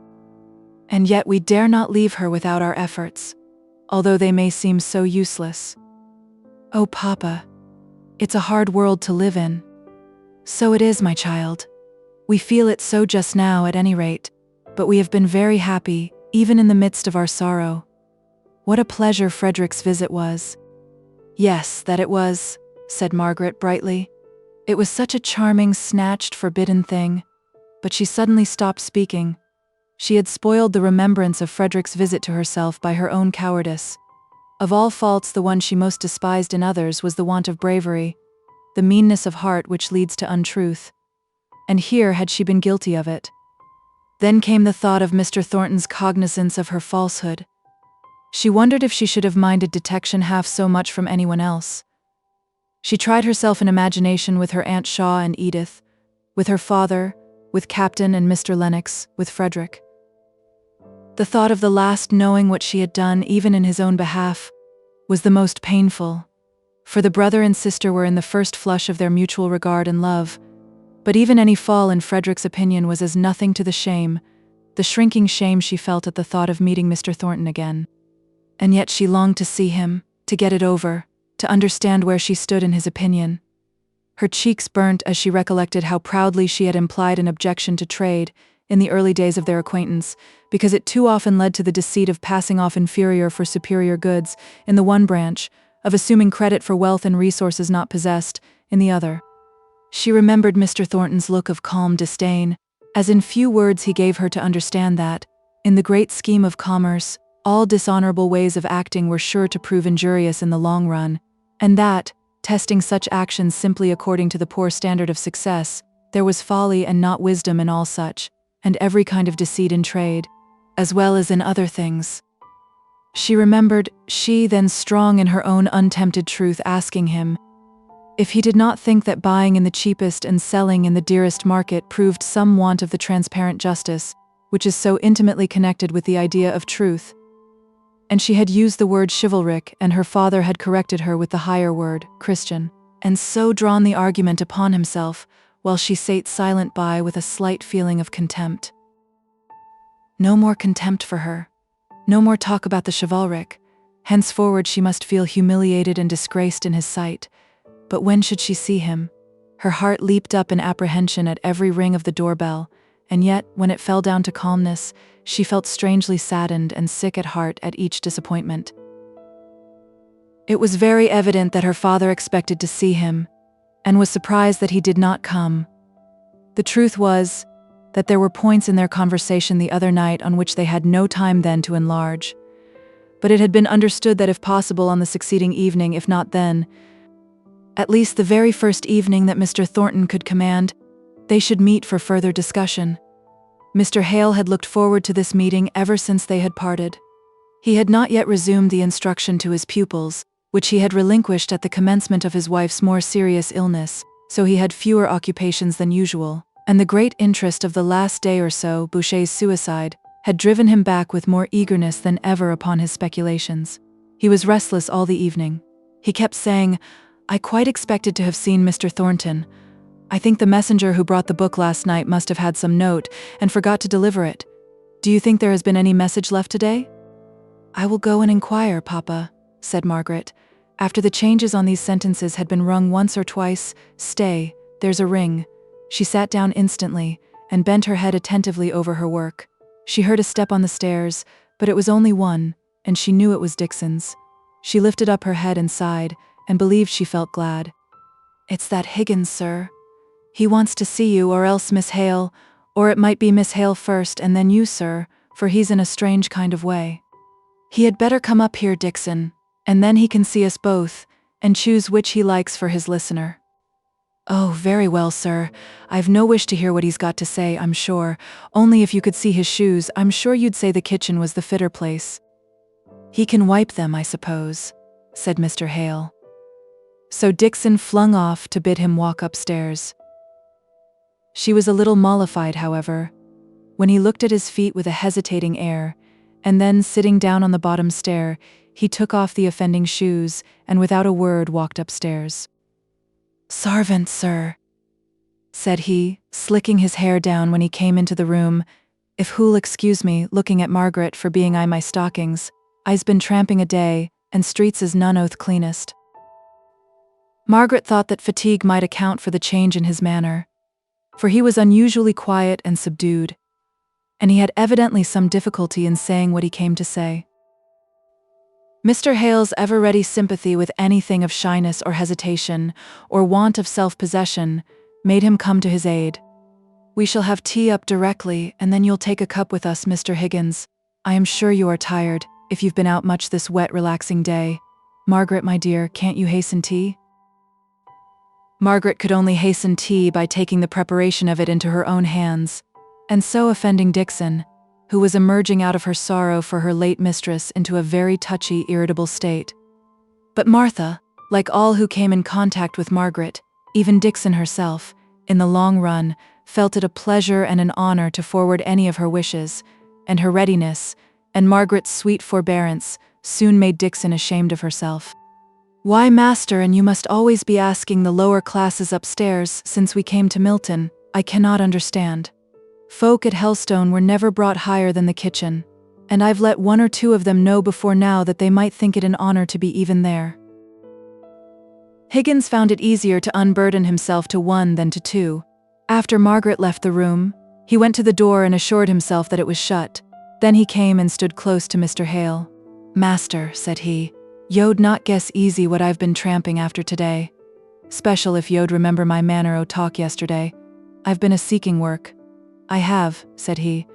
"I said to mysel, I'd keep a civil tongue in my head, let who would say what 'em would. I'd set my teeth into my tongue sooner nor speak I haste. For that man's sake yo understand," jerking his thumb back in some unknown direction. "No, I don't," said Mr. Hale, seeing he waited for some kind of assent, and completely bewildered as to who that man could be. "That chap as lies there," said he, with another jerk. "Him as went and drownded himself, poor chap. I did not think he'd got it in him to lie still and let the water creep o'er him till he died. Boucher, yo know." "Yes, I know now," said Mr. Hale. "Go back to what you were saying. You'd not speak in haste. For his sake. Yet not for his sake. For where'er he is, and woder, he'll near no other clemming or cold again, but for the wife's sake, and the bits o' childer." "God bless you," said Mr. Hale, starting up. Then calming down, he said breathlessly, "What do you mean? Tell me out." "I have telled yo," said Higgins, a little surprised at Mr. Hale's agitation. "I would not ask for work for mysel, but them's left is a charge on me. I reckon I would ha' guided Boucher to a better end, but I set him off o' the road, and so I mun answer for him." Mr. Hale got hold of Higgins's hand and shook it heartily, without speaking. Higgins looked awkward and ashamed. Theer, master. Theer's near a man to call a man amongst us. But what would do the same? Aye, and better too, for, believe me, is a near got a stroke o' work, nor yet a sight of any.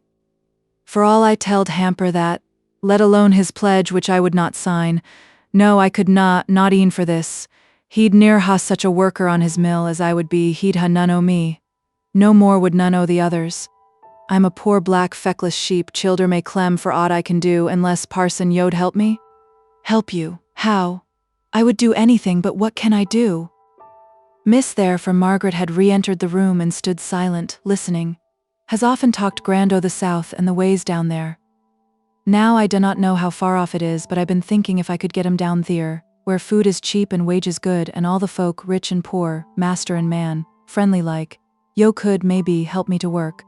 I'm not 45, and I've a deal o' strength in me, meester." "But what kind of work could you do, my man?" "Well, I reckon I could spade a bit."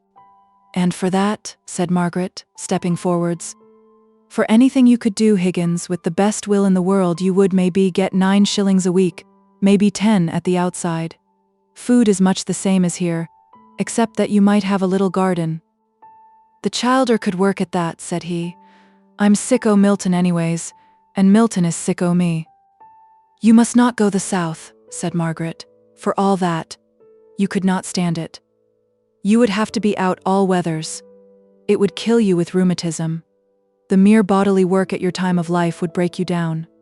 The fare is far different to what you have been accustomed to." "I's not particular about my meat," said he, as if offended. "But you've reckoned on having butcher's meat once a day. If you're in work, pay for that out of your 10 shillings, and keep those poor children if you can. I owe it to you, since it's my way of talking that has set you off on this idea, to put it all clear before you. You would not bear the dullness of the life. You don't know what it is. It would eat you away like rust. Those that have lived there all their lives are used to soaking in the stagnant waters. They labor on from day to day, in the great solitude of steaming fields, never speaking or lifting up their poor, bent, downcast heads. The hard spade work robs their brain of life. The sameness of their toil deadens their imagination. They don't care to meet to talk over thoughts and speculations, even of the weakest, wildest kind. After their work is done, they go home brutishly tired, poor creatures, caring for nothing but food and rest. You could not stir them up into any companionship which you get in a town as plentiful as the air you breathe, whether it be good or bad, and that I don't know, but I do know that you of all men are not one to bear a life among such laborers. What would be peace to them would be eternal fretting to you. Think no more of it, Nicholas, I beg. Besides, you could never pay to get mother and children all there. That's one good thing." I've reckoned for that. One house mun do for us, and the furniture o' t'other would go a good way. And men theer mun have their families to keep, mappin' 6 or 7 childer. God help 'em, said he, more convinced by his own presentation of the facts than by all Margaret had said, and suddenly renouncing the idea, which had but recently formed itself in a brain worn out by the day's fatigue and anxiety. God help 'em, North and South have each getten their own troubles. If work's sure and steady theer, labour's paid at starvation wages, while here win rucks o' money coming in 1 quarter and ne'er a farthing next. For sure, the world is in a confusion that passes me or any other man to understand. It needs fettling, and who's to fettle it if it's as yon folks say, and there's naught but what we see. Mr. Hale was busy cutting bread and butter. Margaret was glad of this, for she saw that Higgins was better left to himself, that if her father began to speak ever so mildly on the subject of Higgins's thoughts, the latter would consider himself challenged to an argument, and would feel himself bound to maintain his own ground. She and her father kept up an indifferent conversation until Higgins, scarcely aware whether he ate or not, had made a very substantial meal. Then he pushed his chair away from the table and tried to take an interest in what they were saying, but it was of no use, and he fell back into dreamy gloom. Suddenly Margaret said, she had been thinking of it for some time, but the words had stuck in her throat. "Higgins, have you been to Marlborough Mills to seek for work?" "Thornton's?" asked he. I've been at Thornton's." "And what did he say?" "Such a chap as me is not like to see the measter. The Earlooker bid me go and be damn." "I wish you had seen Mr. Thornton," said Mr. Hale. "He might not have given you work, but he would not have used such language. As to the language, I'm welly used to it. It do not matter to me. I'm not nesh mysel when I'm put out. It worth fact that I were na wanted theer, no more nor ony other place, as I minded." "But I wish you had seen Mr. Thornton," repeated Margaret. "Would you go again? It's a good deal to ask, I know, but would you go tomorrow and try him? I should be so glad if you would." "I'm afraid it would be of no use," said Mr. Hale in a low voice. "It would be better to let me speak to him." Margaret still looked at Higgins for his answer. Those grave, soft eyes of hers were difficult to resist. He gave a great sigh. "It would tax my pride above a bit. If it were for mysel, I could stand a deal o' clemming first. I'd sooner knock him down than ask a favour from him. I'd a deal sooner be flogged mysel, but you're not a common wench, axing your pardon, nor yet have yo common ways about yo. I'll e'en make a wry face, and go at it tomorrow. Dunna yo think that he'll do it. That man has it in him to be burnt at the stake afore he'll give in. I'll do it for your sake, Miss Hale, and it's first time in my life as e'er I give way to a woman. Neither my wife nor Bess could e'er say that much again me." "All the more do I thank you," said Margaret, smiling. "Though I don't believe you, I believe you have just given way to wife and daughter as much as most men." "And as to Mr. Thornton," said Mr. Hale, "I'll give you a note to him, which, I think I may venture say, will ensure you a hearing." "I thank you kindly, sir, but I'd as lief stand on my own bottom. I do not stomach the notion of having favour curried for me by one as doesn't know the ins and outs of the quarrel. Meddling twixt master and man is liker meddling twixt husband and wife than aught else. It takes a deal of wisdom to do ony good. I'll stand guard at the lodge door. I'll stand there fro 6 in the morning till I get speech on him. But I'd liefer sweep the streets, if paupers had na got hold on that work. Dunna yo hope, miss. There'll be more chance of getting milk out of a flint. I wish you a very good night, and many thanks to yo. You'll find your shoes by the kitchen fire. I took them there to dry," said Margaret. He turned round and looked at her steadily, and then he brushed his lean hand across his eyes and went his way. "How proud that man is," said her father, who was a little annoyed at the manner in which Higgins had declined his intercession with Mr. Thornton. "He is," said Margaret. "But what grand makings of a man there are in him, pride and all. It's amusing to see how he evidently respects the part in Mr. Thornton's character which is like his own. There's granite in all these northern people, papa, is there not? There was none in poor Boucher, I'm afraid. None in his wife either. I should guess by their tones that they had Irish blood in them. I wonder what success he'll have tomorrow. If he and Mr. Thornton would speak out together as man to man, if Higgins would forget that Mr. Thornton was a master, and speak to him as he does to us, and if Mr. Thornton would be patient enough to listen to him with his human heart, not with his master's ears. "You are getting to do Mr. Thornton justice at last, Margaret," said her father, pinching her ear. Margaret had a strange choking at her heart, which made her unable to answer. "Oh," thought she, "I wish I were a man, that I could go and force him to express his disapprobation, and tell him honestly that I knew I deserved it. It seems hard to lose him as a friend just when I had begun to feel his value. How tender he was with dear Mamma. If it were only for her sake, I wish he would come, and then at least I should know how much I was abased in his eyes." Chapter 38. Promises Fulfilled. Then proudly up she rose, though the tear was in her e'e. "Woter ye say, think what ye may, ye's get no word frae me." Scotch Ballad.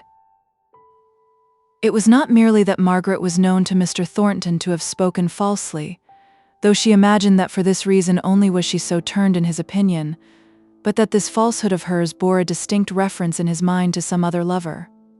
He could not forget the fond and earnest look that had passed between her and some other man, the attitude of familiar confidence, if not of positive endearment. The thought of this perpetually stung him. It was a picture before his eyes wherever he went and whatever he was doing. In addition to this, and he ground his teeth as he remembered it, was the hour, dusky twilight, the place, so far away from home, and comparatively unfrequented. His nobler self had said at first that all this last might be accidental, innocent, justifiable.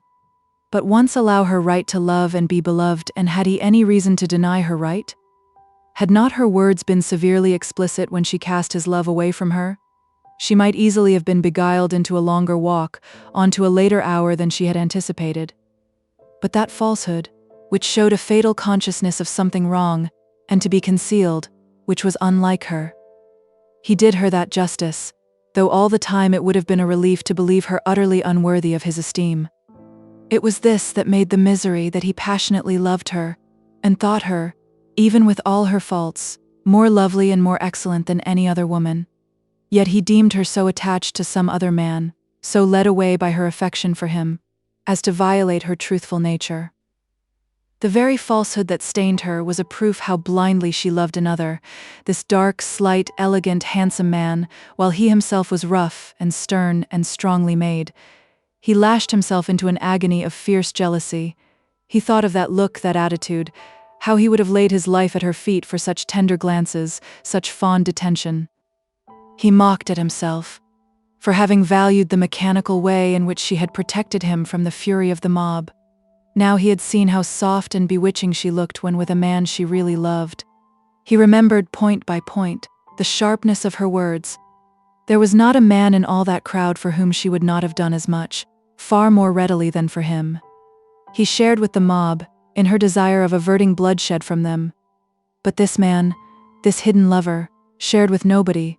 He had looks, words, hand-cleavings, lies, concealment, all to himself. Mr. Thornton was conscious that he had never been so irritable as he was now, in all his life long.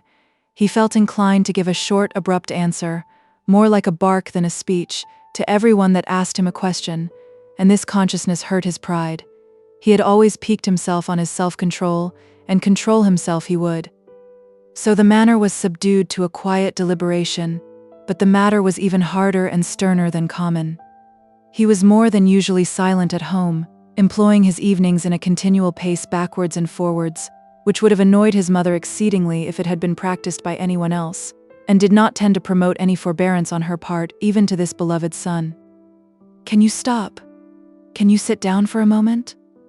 I have something to say to you if you would give up that everlasting walk. He sat down instantly on a chair against the wall. "I want to speak to you about Betsy. She says she must leave us, that her lover's death has so affected her spirits she can't give her heart to her work. Very well, I suppose other cooks are to be met with. That's so like a man. It's not merely the cooking, it is that she knows all the ways of the house. Besides, she tells me something about your friend Miss Hale. Miss Hale is no friend of mine. Mr. Hale is my friend. I am glad to hear you say so, for if she had been your friend, what Betsy says would have annoyed you. Let me hear it, said he, with the extreme quietness of manner he had been assuming for the last few days.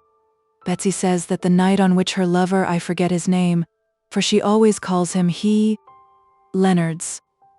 The night on which Leonard's was last seen at the station, when he was last seen on duty, in fact, Miss Hale was there, walking about with a young man who Bessie believes killed Leonard's by some blow or push. Leonard's was not killed by any blow or push. How do you know? Because I distinctly put the question to the surgeon of the infirmary. He told me there was an internal disease of long standing, caused by Leonard's habit of drinking to excess, that the fact of his becoming rapidly worse while in a state of intoxication settled the question as to whether the last fatal attack was caused by excess of drinking or the fall. The fall? What fall?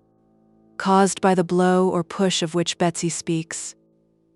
Then there was a blow or push? I believe so. And who did it?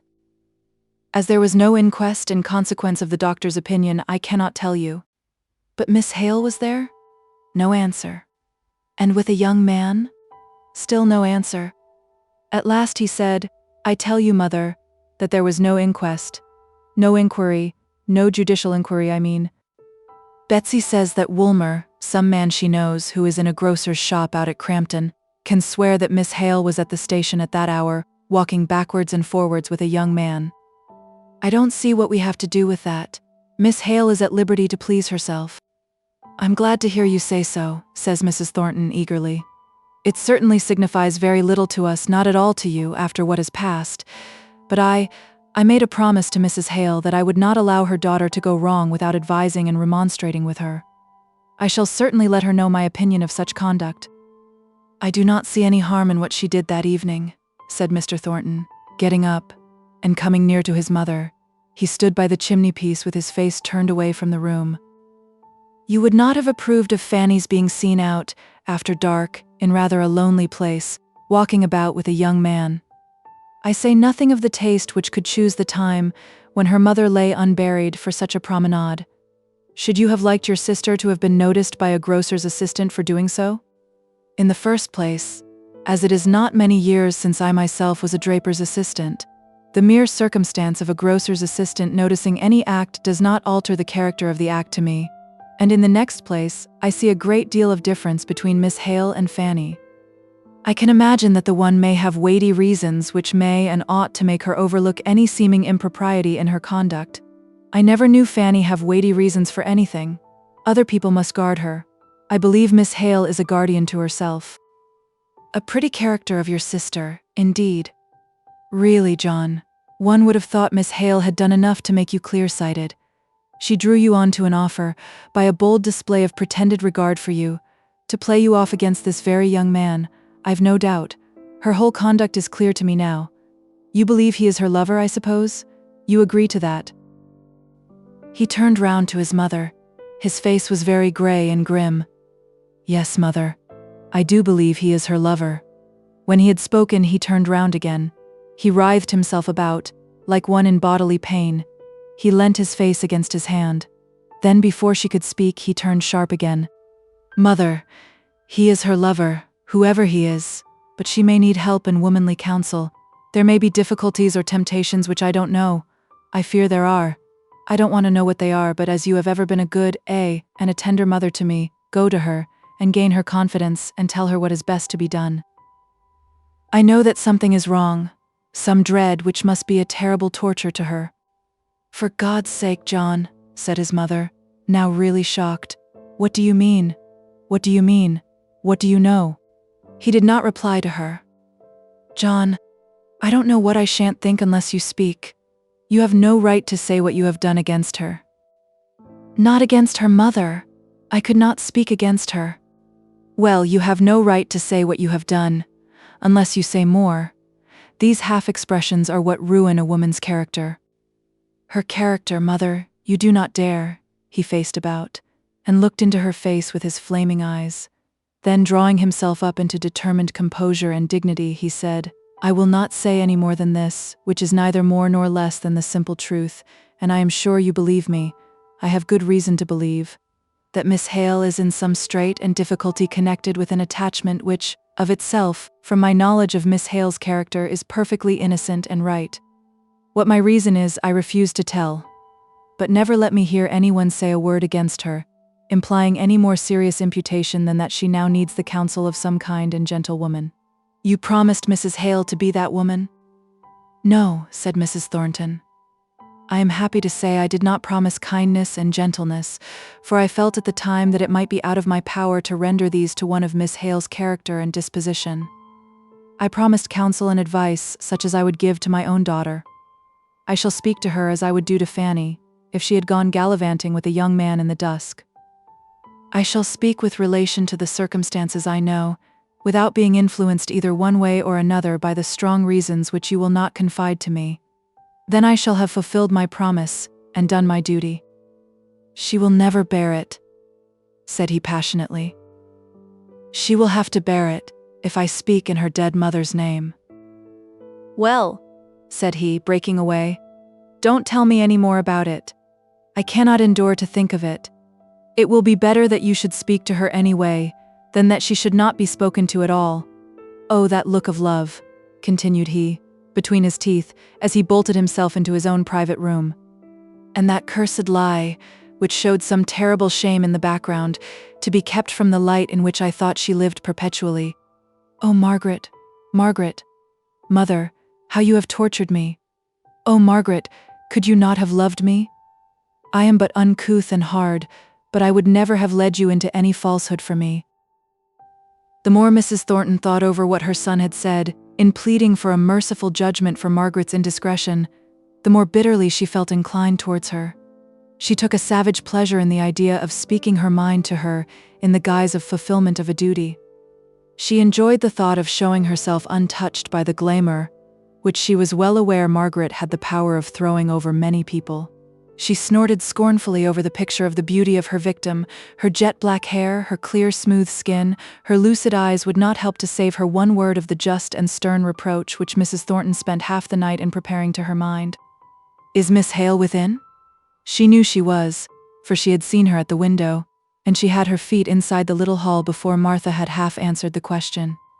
Margaret was sitting alone, writing to Edith and giving her many particulars of her mother's last days.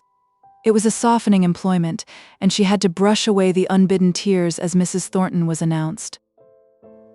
She was so gentle and ladylike in her mode of reception that her visitor was somewhat daunted, and it became impossible to utter the speech, so easy of arrangement with no one to address it to. Margaret's low, rich voice was softer than usual, her manner more gracious, because in her heart she was feeling very grateful to Mrs. Thornton for the courteous attention of her call. She exerted herself to find subjects of interest for conversation, praised Martha, the servant whom Mrs. Thornton had found for them, had asked Edith for a little Greek air, about which she had spoken to Miss Thornton. Mrs. Thornton was fairly discomfited. Her sharp Damascus blade seemed out of place, and useless among rose leaves. She was silent because she was trying to task herself up to her duty. At last she stung herself into its performance by a suspicion which, in spite of all probability, she allowed to cross her mind, that all this sweetness was put on with a view of propitiating Mr. Thornton, that somehow the other attachment had fallen through, and that it suited Miss Hale's purpose to recall her rejected lover. Poor Margaret! There was perhaps so much truth in the suspicion as this, that Mrs. Thornton was the mother of one whose regard she valued and feared to have lost, and this thought unconsciously added to her natural desire of pleasing one who was showing her kindness by her visit. Mrs. Thornton stood up to go, but yet she seemed to have something more to say. She cleared her throat and began. Miss Hale, I have a duty to perform. I promised your poor mother that, as far as my poor judgment went, I would not allow you to act in any way wrongly, or she softened her speech down a little here, inadvertently, without remonstrating, at least without offering advice, whether you took it or not. Margaret stood before her, blushing like any culprit, with her eyes dilating as she gazed at Mrs. Thornton. She thought she had come to speak to her about the falsehood she had told, that Mr. Thornton had employed her to explain the danger she had exposed herself to, of being confuted in full court. And although her heart sank to think he had not rather chosen to come himself, and upbraid her, and receive her penitence, and restore her again to his good opinion, yet she was too much humbled not to bear any blame on this subject patiently and meekly. Mrs. Thornton went on, "At first, when I heard from one of my servants that you had been seen walking about with a gentleman so far from home as the Outwood station, at such a time of the evening, I could hardly believe it. But my son, I am sorry to say, confirmed her story. It was indiscreet, to say the least. Many a young woman has lost her character before now." Margaret's eyes flashed fire. This was a new idea, this was too insulting. If Mrs. Thornton had spoken to her about the lie she had told, well and good, she would have owned it and humiliated herself. But to interfere with her conduct, to speak of her character, she, Mrs. Thornton, a mere stranger, it was too impertinent. She would not answer her, not one word. Mrs. Thornton saw the battle spirit in Margaret's eyes, and it called up her combativeness also. "For your mother's sake, I have thought it right to warn you against such improprieties. They must degrade you in the long run in the estimation of the world, even if in fact they do not lead you to positive harm." "For my mother's sake," said Margaret in a tearful voice, "I will bear much, but I cannot bear everything. She never meant me to be exposed to insult, I am sure." "Insult, Miss Hale." "Yes, madam," said Margaret more steadily. "It is insult. What do you know of me that should lead you to suspect—" "Oh," said she, breaking down, and covering her face with her hands. "I know now Mr. Thornton has told you." "No, Miss Hale," said Mrs. Thornton. Her truthfulness causing her to arrest the confession Margaret was on the point of making, though her curiosity was itching to hear it. "Stop. Mr. Thornton has told me nothing. You do not know my son. You are not worthy to know him," he said this. "Listen, young lady, that you may understand, if you can, what sort of a man you rejected. This Milton manufacturer, his great tender heart scorned as it was scorned, said to me only last night, 'Go to her. I have good reason to know that she is in some strait arising out of some attachment, and she needs womanly counsel.' I believe those were his very words.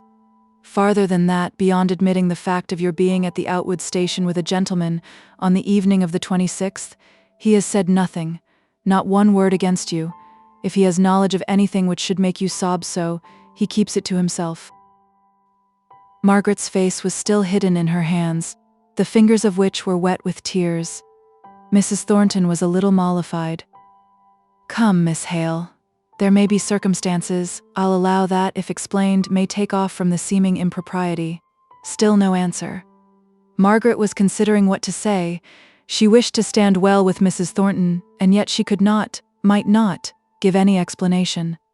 Mrs. Thornton grew impatient. "I shall be sorry to break off an acquaintance, but for Fanny's sake, as I told my son, if Fanny had done so, we should consider it a great disgrace, and Fanny might be led away." "I can give you no explanation," said Margaret in a low voice. "I have done wrong, but not in the way you think or know about. I think Mr. Thornton judges me more mercifully than you." She had hard work to keep herself from choking with her tears. "But, I believe, madam, you mean to do rightly." "Thank you," said Mrs. Thornton, drawing herself up. "I was not aware that my meaning was doubted. It is the last time I shall interfere. I was unwilling to consent to do it when your mother asked me. I had not approved of my son's attachment to you, while I only suspected it. You did not appear to me worthy of him. But when you compromised yourself as you did at the time of the riot, and exposed yourself to the comments of servants and workpeople, I felt it was no longer right to set myself against my son's wish of proposing to you, a wish, by the way, which he had always denied entertaining until the day of the riot." Margaret winced and drew in her breath with a long, hissing sound, of which, however, Mrs. Thornton took no notice. "He came.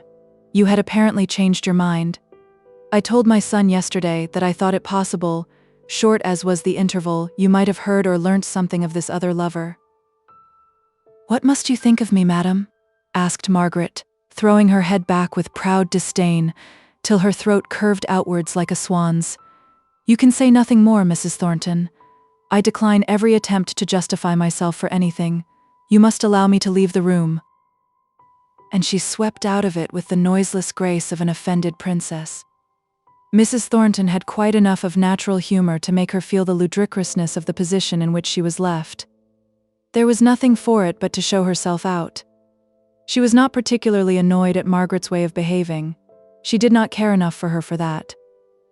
She had taken Mrs. Thornton's remonstrance to the full as keenly to heart as that lady expected, and Margaret's passion at once mollified her visitor far more than any silence or reserve could have done.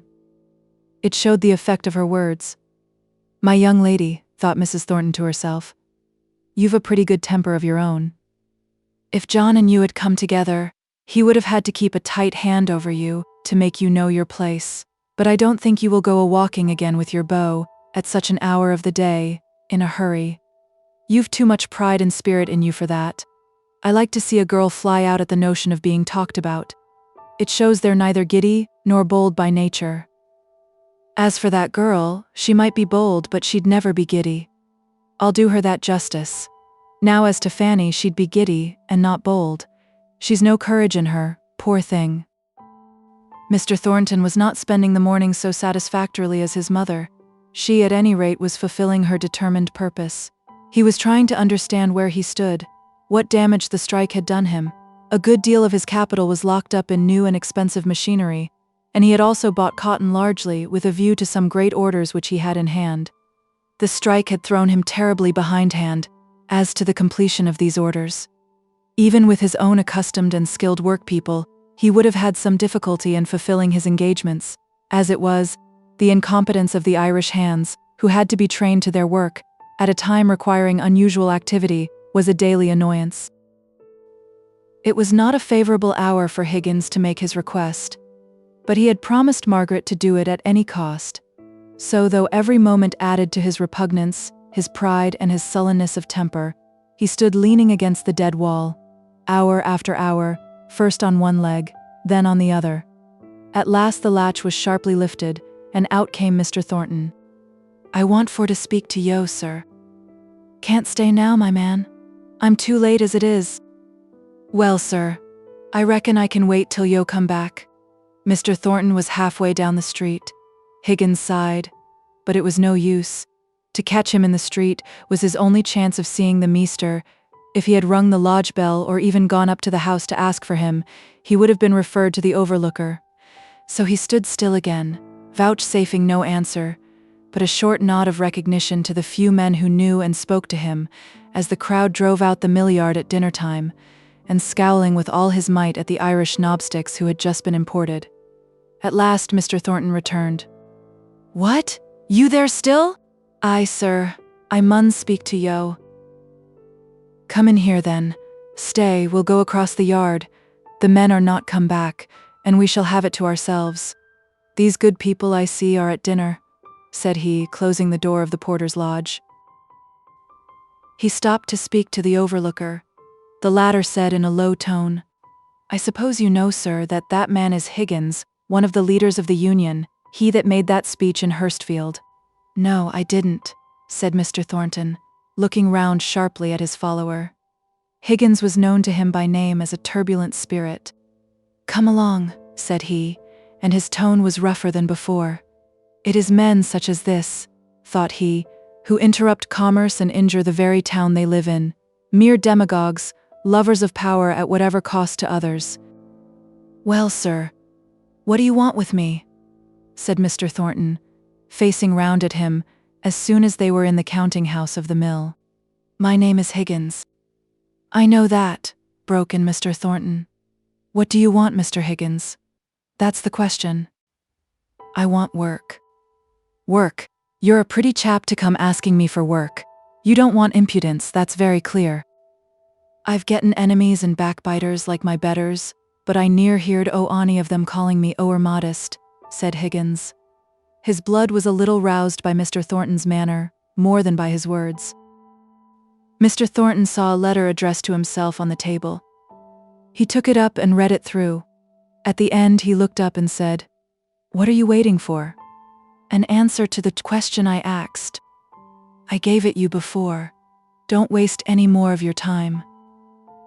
"Yo made a remark, sir, on my impudence, but I were taught that it was manners to say either yes or no when I were asked a civil question. I should be thankful to yo if yo'd give me work. Hamper will speak to my being a good hand. I've a notion you'd better not send me to Hamper to ask for a character, my man. I might hear more than you'd like. I'd take the risk. Worst they could say of me is that I did what I thought best, even to my own wrong. You'd better go and try them then, and see whether they'll give you work. I've turned off upwards of 100 of my best hands, for no other fault than following you and such as you, and ye think I'll take you on? I might as well put a firebrand into the midst of the cotton waste. Higgins turned away, then the recollection of Boucher came over him, and he faced round with the greatest concession he could persuade himself to make. I'd promise yo, meester, I'd not speak a word as could do harm, if so be yo did right by us, and I'd promise more. I'd promise that when I seed yo going wrong, and acting unfair, I'd speak to yo in private first, and that would be a fair warning. If yo and I did na agree in our opinion o your conduct, yo might turn me off at an hour's notice. Upon my word, you don't think small beer of yourself. Hamper has had a loss of you. How came he to let you and your wisdom go? Well, we parted with mutual dissatisfaction. I wouldn't gie the pledge they were asking, and they wouldn't have me at no rate, so I'm free to make another engagement. And as I said before, though I should na say it, I'm a good hand, meester, and a steady man, specially when I can keep fro drink, and that I shall do now if I ne'er did afore. That you may have more money laid up for another strike, I suppose? No, I'd be thankful if I was free to do that. It's for to keep th' widow and chelder of a man who was drove mad by them knobsticks o' yourn, put out of his place by a paddy that did na know weft fro warp. Well, you'd better turn to something else if you've any such good intention in your head. I shouldn't advise you to stay in Milton. You're too well known here. If it were summer, said Higgins, I'd take to Paddy's work, and go as a navvy or haymaking or summit, and near see Milton again. But it's winter, and the childer will clem. A pretty navvy you'd make. Why you couldn't do half a day's work at digging against an Irishman? I'd only charge half a day for the 12 hours, if I could only do half a day's work in the time. You're not knowing of any place, where they could gie me a trial, away fro the mills, if I'm such a firebrand? I'd take any wage they thought I was worth, for the sake of those childer. Don't you see what you would be? You'd be a knobstick. You'd be taking less wages than the other laborers, all for the sake of another man's children. Think how you'd abuse any poor fellow who was willing to take what he could get to keep his own children. You and your union would soon be down upon him. No, no. If it's only for the recollection of the way in which you've used the poor knobsticks before now, I say no to your question. I'll not give you work. I won't say, I don't believe your pretext for coming and asking for work. I know nothing about it. It may be true or it may not. It's a very unlikely story at any rate. Let me pass. I'll not give you work. There's your answer. I hear, sir. I would na ha troubled you, but that I were bid to come by one as seemed to think yo'd getten some place in your heart. Who were mistook and I were misled, but I am not the first man as is misled by a woman. Tell her to mind her own business the next time, instead of taking up your time and mine too. I believe women are at the bottom of every plague in this world. Be off with you. I'm obleeged to you for your kindness, meester, and most of a for your civil way o' saying goodbye. Mr. Thornton did not deign a reply, but, looking out of the window a minute later, he was struck with the lean, bent figure going out of the yard. The heavy walk was in strange contrast with the resolute, clear determination of the man to speak to him. He crossed to the porter's lodge. How long has that man Higgins been waiting to speak to me? He was outside the gate before 8 o'clock, sir. I think he's been there ever since. And it is now? Just one, sir. 5 hours, thought Mr. Thornton. It's a long time for a man to wait, doing nothing but first hoping and then fearing.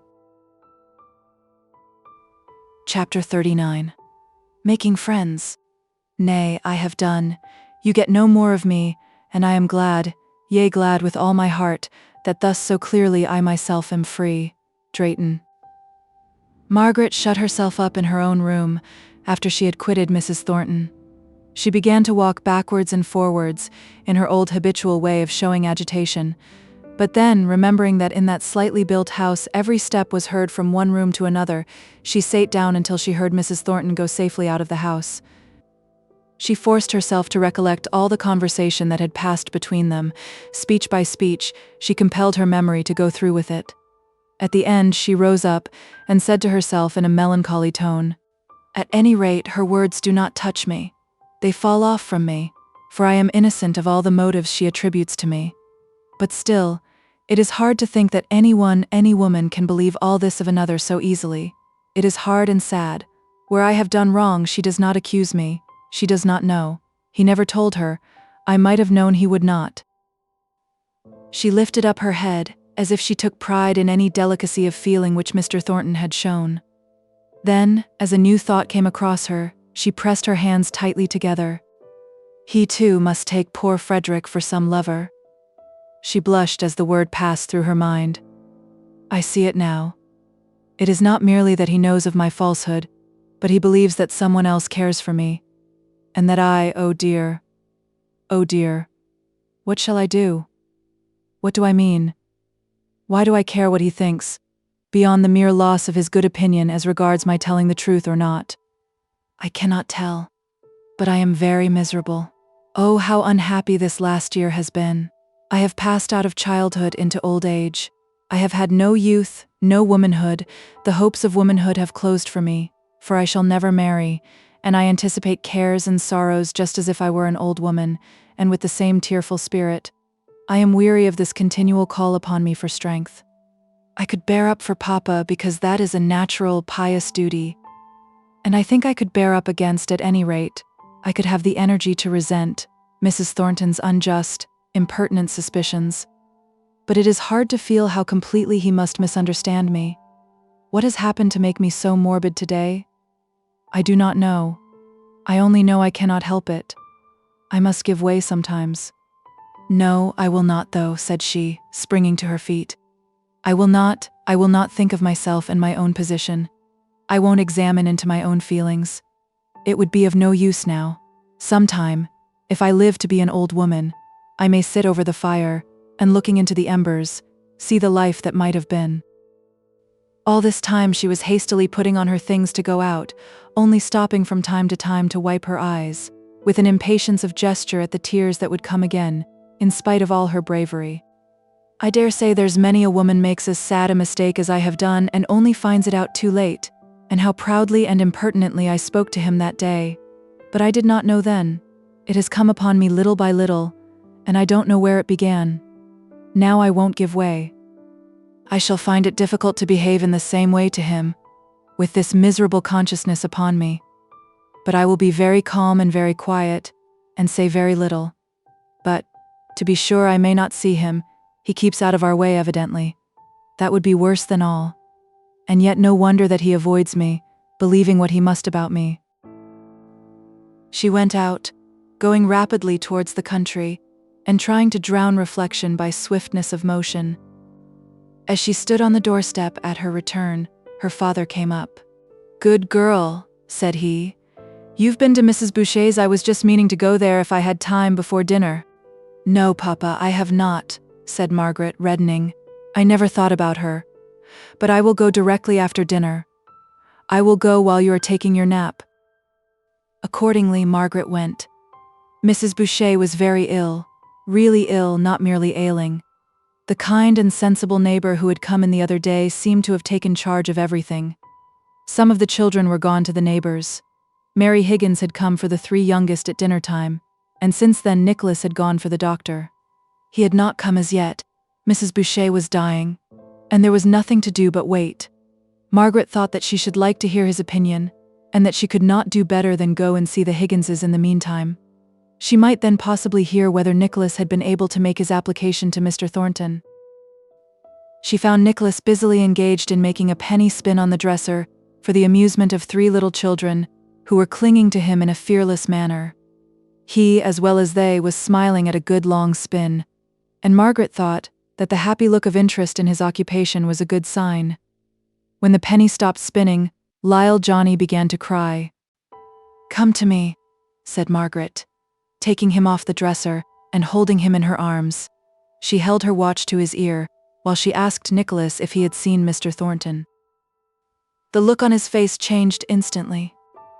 "Aye," said he. "I've seen and heard too much on him." "He refused you then?" said Margaret sorrowfully.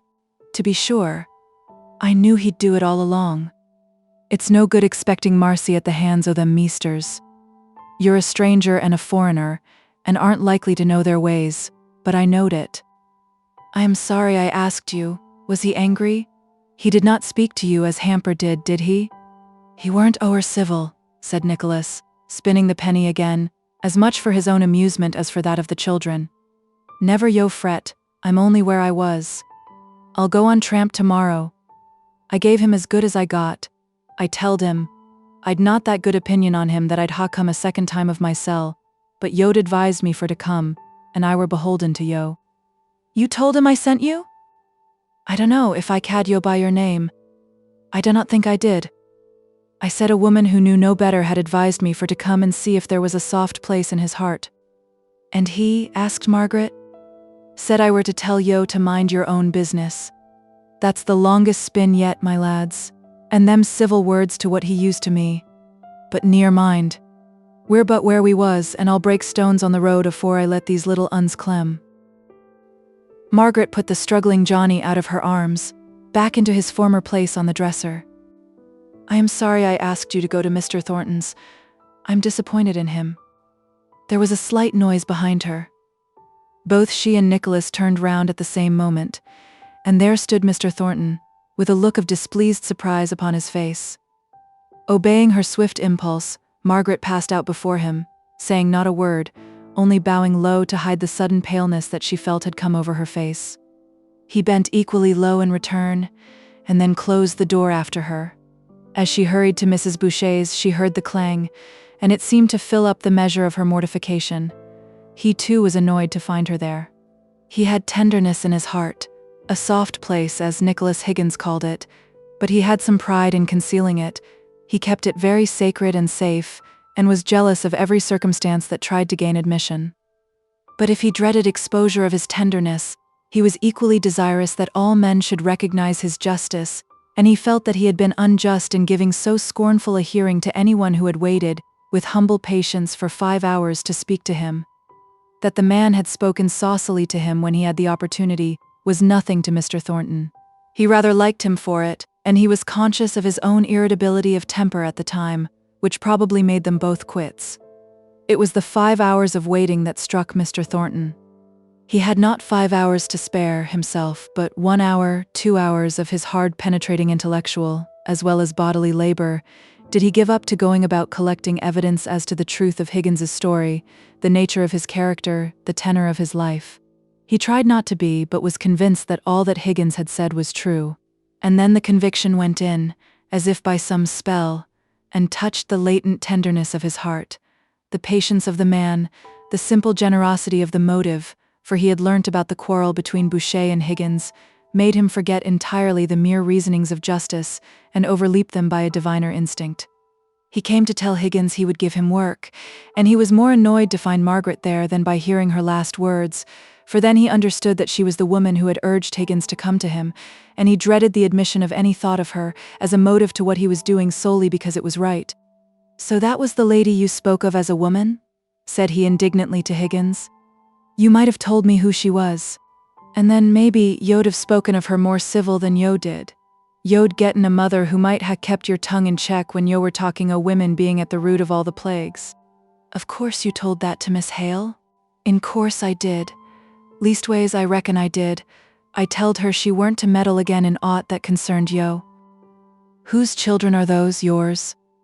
Mr. Thornton had a pretty good notion whose they were, from what he had heard, but he felt awkward in turning the conversation round from this unpromising beginning. "They're not mine, and they are mine." "They are the children you spoke of to me this morning?" "When yo said," replied Higgins, turning round with ill-smothered fierceness, "that my story might be true or might not, but it were a very unlikely one. Meester, I've not forgotten." Mr. Thornton was silent for a moment, then he said, "No more have I. I remember what I said. I spoke to you about those children in a way I had no business to. I did not believe you. I could not have taken care of another man's children myself, if he had acted towards me as I hear Boucher did towards you. But I know now you spoke truth. I beg your pardon." Higgins did not turn round or immediately respond to this. But when he did speak, it was in a softened tone, although the words were gruff enough. "You've no business to go prying into what happened between Boucher and me. He's dead and I'm sorry. That's enough. So it is. Will you take work with me? That's what I came to ask." Higgins's obstinacy wavered, recovered strength, and stood firm. He would not speak. Mr. Thornton would not ask again. Higgins's eye fell on the children. "You've called me impudent, and a liar and a mischief maker, and you might ha' said with some truth as I were now and then given to drink. Anne, I ha' called you a tyrant, and an ood bulldog, and a hard, cruel master. That's where it stands. But for the childer, meester, do yo think we can e'er get on together?" "Well," said Mr. Thornton, half laughing, "it was not my proposal that we should go together, but there's one comfort on your own showing. We neither of us can think much worse of the other than we do now." "That's true," said Higgins reflectively. "I've been thinking ever sin I saw you, what a marcy it were yo did not take me on. For that I ne'er saw a man whom I could less abide. But that's maybe been a hasty judgment, and work's work to such as me. So, meester, I'll come, and what's more, I thank yo, and that's a deal fro me," said he, more frankly, suddenly turning round and facing Mr. Thornton fully for the first time. "And this is a deal from me," said Mr. Thornton, giving Higgins's hand a good grip. "Now mind you come sharp to your time," continued he, resuming the master. "I'll have no laggards at my mill. What fines we have we keep pretty sharply, and the first time I catch you making mischief, off you go. So now you know where you are. Yo spoke of my wisdom this morning. I reckon I may bring it wi' me, or would yo rather have me bout my brains?" "Bout your brains if you use them for meddling with my business, with your brains if you can keep to your own. I shall need a deal o' brains to settle where my business ends and yours begins. Your business has not begun yet, and mine stands still for me. So good afternoon." Just before Mr. Thornton came up to Mrs. Boucher's door, Margaret came out of it. She did not see him, and he followed her for several yards, admiring her light and easy walk, and her tall and graceful figure. But, suddenly, this simple emotion of pleasure was tainted, poisoned by jealousy. He wished to overtake her and speak to her, to see how she would receive him. Now she must know he was aware of some other attachment. He wished too, but of this wish he was rather ashamed, that she should know that he had justified her wisdom in sending Higgins to him to ask for work, and had repented him of his morning's decision. He came up to her. She started. "Allow me to say, Miss Hale, that you were rather premature in expressing your disappointment. I have taken Higgins on." "I am glad of it," said she coldly. "He tells me, he repeated to you what I said this morning about—" Mr. Thornton hesitated. Margaret took it up. "About women not meddling. You had a perfect right to express your opinion, which was a very correct one, I have no doubt. But," she went on a little more eagerly, "Higgins did not quite tell you the exact truth." The word truth reminded her of her own untruth, and she stopped short, feeling exceedingly uncomfortable. Mr. Thornton at first was puzzled to account for her silence, and then he remembered the lie she had told and all that was foregone. "The exact truth," said he. "Very few people do speak the exact truth. I have given up hoping for it. Miss Hale, have you no explanation to give me? You must perceive what I cannot but think." Margaret was silent. She was wondering whether an explanation of any kind would be consistent with her loyalty to Frederick. "Nay," said he, "I will ask no farther. I may be putting temptation in your way. At present, believe me, your secret is safe with me. But you run great risks, allow me to say, in being so indiscreet. I am only speaking as a friend of your father's. If I had any other thought or hope, of course that is at an end. I am quite disinterested." "I am aware of that," said Margaret, forcing herself to speak in an indifferent, careless way. "I am aware of what I must appear to you, but the secret is another person's, and I cannot explain it without doing him harm." "I have not the slightest wish to pry into the gentleman's secrets," he said with growing anger. My own interest in you is simply that of a friend. You may not believe me, Miss Hale, but it is in spite of the persecution I'm afraid I threatened you with at one time. But that is all given up, all passed away. You believe me, Miss Hale?" "Yes," said Margaret, quietly and sadly. "Then really, I don't see any reason for us to go on walking together. I thought, perhaps you might have had something to say, but I see we are nothing to each other.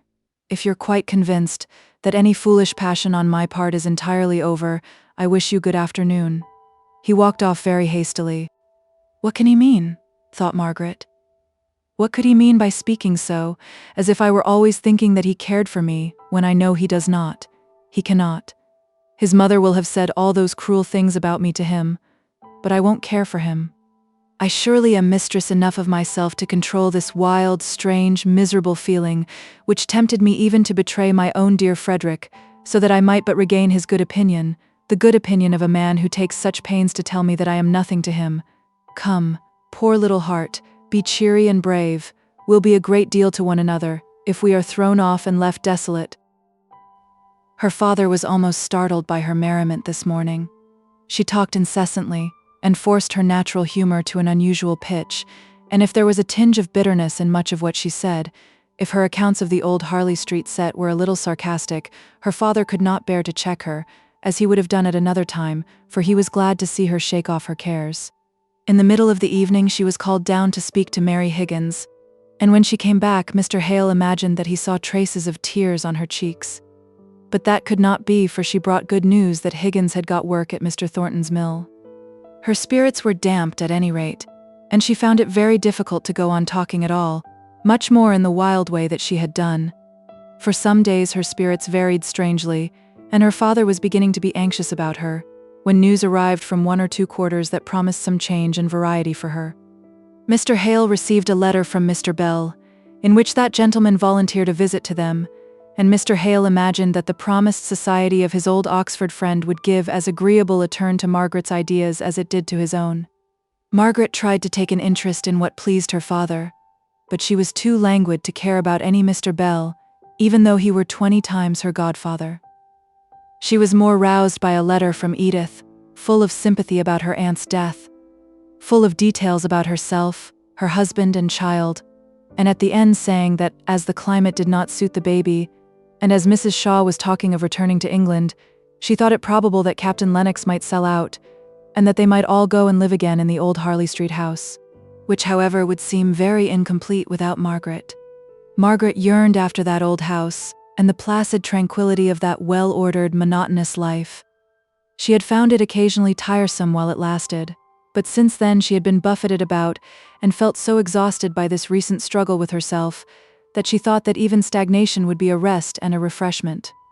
So she began to look towards a long visit to the Lennoxes on their return to England, as to a point, no, not of hope, but of leisure, in which she could regain her power and command over herself. At present it seemed to her as if all subjects tended towards Mr. Thornton, as if she could not forget him with all her endeavors. If she went to see the Higginses, she heard of him there. Her father had resumed their readings together, and quoted his opinions perpetually.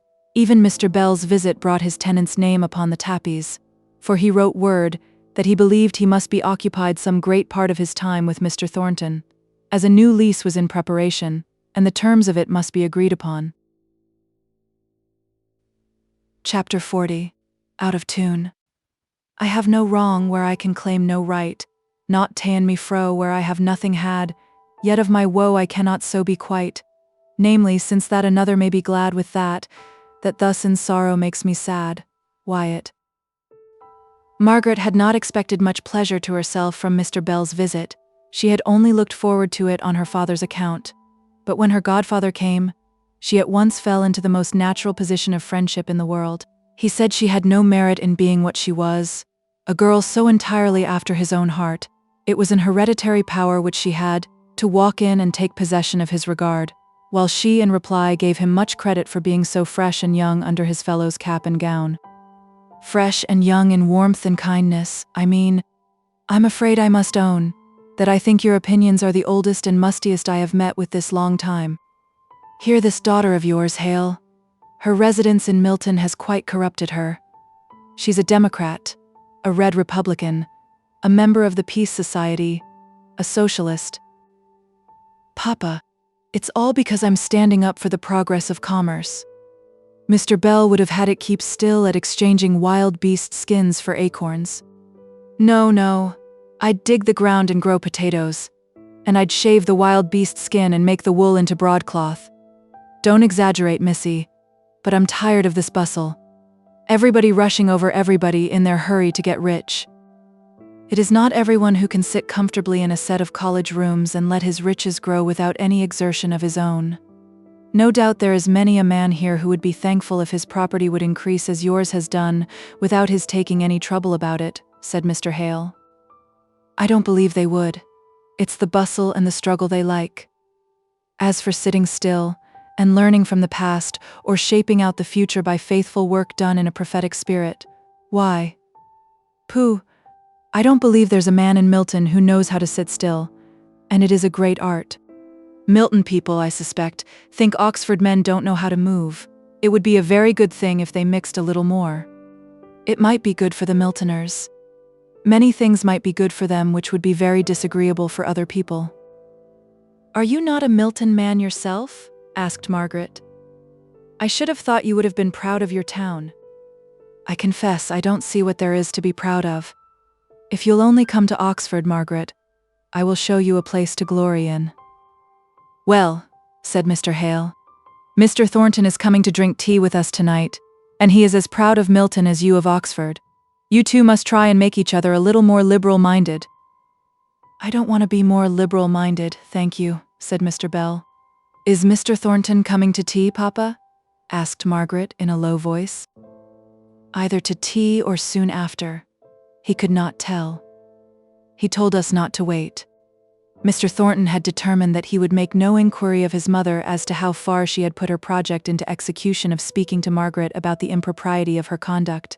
He felt pretty sure that if this interview took place, his mother's account of what passed at it would only annoy and chagrin him, though he would all the time be aware of the coloring which it received by passing through her mind. He shrank from hearing Margaret's very name mentioned. While he blamed her, while he was jealous of her, while he renounced her, he loved her sorely, in spite of himself. He dreamt of her. He dreamt she came dancing towards him with outspread arms, and with a lightness and gaiety which made him loathe her, even while it allured him. But the impression of this figure of Margaret, with all Margaret's character taken out of it, as completely as if some evil spirit had got possession of her form, was so deeply stamped upon his imagination, that when he wakened he felt hardly able to separate the una from the duessa, and the dislike he had to the latter seemed to envelop and disfigure the former. Yet he was too proud to acknowledge his weakness by avoiding the sight of her. He would neither seek an opportunity of being in her company, nor avoid it. To convince himself of his power of self-control, he lingered over every piece of business this afternoon.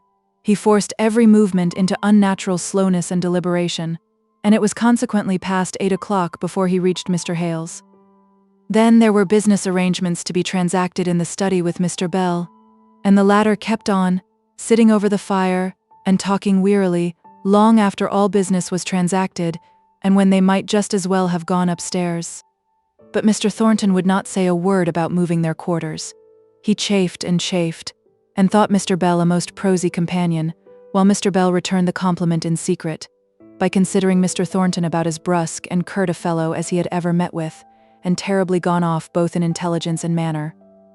At last some slight noise in the room above suggested the desirableness of moving there. They found Margaret with a letter open before her, eagerly discussing its contents with her father. On the entrance of the gentleman it was immediately put aside, but Mr. Thornton's eager senses caught some few words of Mr. Hale's to Mr. Bell. A letter from Henry Lennox. It makes Margaret very hopeful. Mr. Bell nodded. Margaret was red as a rose when Mr. Thornton looked at her. He had the greatest mind in the world to get up and go out of the room that very instant, and never set foot in the house again. We were thinking, said Mr. Hale, that you and Mr. Thornton had taken Margaret's advice, and were each trying to convert the other. You were so long in the study. And you thought there would be nothing left of us but an opinion like the Kilkenny cat's tail? Pray, whose opinion did you think would have the most obstinate vitality? Mr. Thornton had not a notion what they were talking about, and disdained to inquire. Mr. Hale politely enlightened him. "Mr. Thornton, we were accusing Mr. Bell this morning of a kind of Oxonian medieval bigotry against his native town, and we, Margaret, I believe, suggested that it would do him good to associate a little with Milton manufacturers." "I beg your pardon. Margaret thought it would do the Milton manufacturers good to associate a little more with Oxford men. Now, wasn't it so, Margaret?" "I believe I thought it would do both good to see a little more of the other. I did not know it was my idea any more than Papa's. And so you see, Mr. Thornton, we ought to have been improving each other downstairs, instead of talking over vanished families of Smiths and Harrisons. However, I am willing to do my part now. I wonder when you Milton men intend to live. All your lives seem to be spent in gathering together the materials for life. By living, I suppose you mean enjoyment?" "Yes, enjoyment. I don't specify of what, because I trust we should both consider mere pleasure as very poor enjoyment. I would rather have the nature of the enjoyment defined. Well, enjoyment or leisure, enjoyment of the power and influence which money gives. You are all striving for money. What do you want it for?" Mr. Thornton was silent. Then he said, "I really don't know, but money is not what I strive for." "What then?" "It is a home question. I shall have to lay myself open to such a catechist, and I am not sure that I am prepared to do it." "No," said Mr. Hale. "Don't let us be personal in our catechism. You are neither of you representative men. You are each of you too individual for that. I am not sure whether to consider that as a compliment or not. I should like to be the representative of Oxford, with its beauty and its learning, and its proud old history. What do you say, Margaret? Ought I to be flattered? I don't know Oxford, but there is a difference between being the representative of a city and the representative man of its inhabitants." "Very true, Miss Margaret. Now I remember you were against me this morning, and were quite Miltonian and manufacturing in your preferences." Margaret saw the quick glance of surprise that Mr. Thornton gave her, and she was annoyed at the construction which he might put on this speech of Mr. Bell's. Mr. Bell went on, I wish I could show you our High Street, our Radcliffe Square. I am leaving out our colleges, just as I give Mr. Thornton leave to omit his factories in speaking of the charms of Milton. I have a right to abuse my birthplace. Remember, I am a Milton man." Mr. Thornton was annoyed more than he ought to have been at all that Mr. Bell was saying. He was not in a mood for joking. At another time, he could have enjoyed Mr. Bell's half-testy condemnation of a town where the life was so at variance with every habit he had formed, but now he was galled enough to attempt to defend what was never meant to be seriously attacked. "I don't set up Milton as a model of a town." "Not in architecture?" slyly asked Mr. Bell. "No. We've been too busy to attend to mere outward appearances." "Don't say mere outward appearances," said Mr. Hale gently. "They impress us all from childhood upward, every day of our life." "Wait a little while," said Mr. Thornton. "Remember, we are of a different race from the Greeks, to whom beauty was everything, and to whom Mr. Bell might speak of a life of leisure and serene enjoyment, much of which entered in through their outward senses. I don't mean to despise them, any more than I would ape them. But I belong to Teutonic blood. It is little mingled in this part of England to what it is in others. We retain much of their language. We retain more of their spirit. We do not look upon life as a time for enjoyment, but as a time for action and exertion. Our glory and our beauty arise out of our outward strength, which makes us victorious over material resistance and over greater difficulties still. We are Teutonic up here in Darkshire in another way. We hate to have laws made for us at a distance. We wish people would allow us to right ourselves instead of continually meddling with their imperfect legislation. We stand up for self-government and oppose centralization. In short, you would like the heptarchy back again.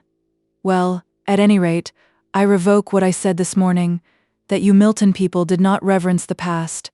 You are regular worshippers of Thor. If we do not reverence the past as you do in Oxford, it is because we want something which can apply to the present more directly. It is fine when the study of the past leads to a prophecy of the future. But to men groping in new circumstances, It would be finer if the words of experience could direct us how to act in what concerns us most intimately and immediately, which is full of difficulties to be encountered, and upon the mode in which they are met and conquered, not merely pushed aside for the time, depends our future. But no. People can speak of utopia much more easily than of the next day's duty, and yet when that duty is all done by others who so ready to cry, "Fie for shame." And all this time I don't see what you're talking about. Would you Milton men condescend to send up your today's difficulty to Oxford? You have not tried us yet. Mr. Thornton laughed outright at this. I believe I was talking with reference to a good deal that has been troubling us of late. I was thinking of the strikes we have gone through, which are troublesome and injurious things enough, as I am finding to my cost. And yet this last strike under which I am smarting has been respectable. A respectable strike, said Mr. Bell. That sounds as if you were far gone in the worship of Thor. Margaret felt, rather than saw, that Mr. Thornton was chagrined by the repeated turning into jest of what he was feeling as very serious. She tried to change the conversation from a subject about which one party cared little, while to the other it was deeply, because personally, interesting. She forced herself to say something. Edith says she finds the printed calicos in Corfu better and cheaper than in London. Does she? Said her father. I think that must be one of Edith's exaggerations. Are you sure of it, Margaret? I am sure she says so, Papa. Then I am sure of the fact, said Mr. Bell. Margaret, I go so far in my idea of your truthfulness that it shall cover your cousin's character. I don't believe a cousin of yours could exaggerate. Is Miss Hale so remarkable for truth? Said Mr. Thornton bitterly. The moment he had done so, he could have bitten his tongue out. What was he? And why should he stab her with her shame in this way? How evil he was tonight, possessed by ill humor at being detained so long from her, irritated by the mention of some name, because he thought it belonged to a more successful lover, now ill-tempered because he had been unable to cope, with a light heart against one who was trying, by gay and careless speeches, to make the evening pass pleasantly away, the kind old friend to all parties, whose manner by this time might be well known to Mr. Thornton, who had been acquainted with him for many years. And then to speak to Margaret as he had done. She did not get up and leave the room, as she had done in former days when his abruptness or his temper had annoyed her. She sat quite still after the first momentary glance of grieved surprise that made her eyes look like some child's who has met with an unexpected rebuff. They slowly dilated into mournful, reproachful sadness, and then they fell, and she bent over her work and did not speak again. But he could not help looking at her, and he saw a sigh tremble over her body, as if she quivered in some unwanted chill. He felt as the mother would have done in the midst of her rocking it and rating it, had she been called away before her slow confiding smile, implying perfect trust in mother's love, had proved the renewing of its love. He gave short, sharp answers. He was uneasy and cross, unable to discern between jest and earnest, anxious only for a look, a word of hers, before which to prostrate himself in penitent humility. But she neither looked nor spoke. Her round taper fingers flew in and out of her sewing as steadily and swiftly as if that were the business of her life. She could not care for him, he thought, or else the passionate fervor of his wish would have forced her to raise those eyes, if but for an instant, to read the late repentance in his. He could have struck her before he left, in order that by some strange overt act of rudeness, he might earn the privilege of telling her the remorse that gnawed at his heart. It was well that the long walk in the open air wound up this evening for him. It sobered him back into grave resolution that henceforth he would see as little of her as possible, since the very sight of that face and form, the very sounds of that voice like the soft winds of pure melody, had such power to move him from his balance. Well, he had known what love was, a sharp pang, a fierce experience in the midst of whose flames he was struggling, but through the furnace he would fight his way out into the serenity of middle age, all the richer and more human for having known this great passion. When he had somewhat abruptly left the room, Margaret rose from her seat and began silently to fold up her work. The long seams were heavy and had an unusual weight for her languid arms. The round lines in her face took a lengthened, straighter form, and her whole appearance was that of one who had gone through a day of great fatigue. As the three prepared for bed, Mr. Bell muttered a little condemnation of Mr. Thornton. I never saw a fellow so spoiled by success. He can't bear a word, a jest of any kind. Everything seems to touch on the soreness of his high dignity. Formerly he was as simple and noble as the open day. You could not offend him, because he had no vanity.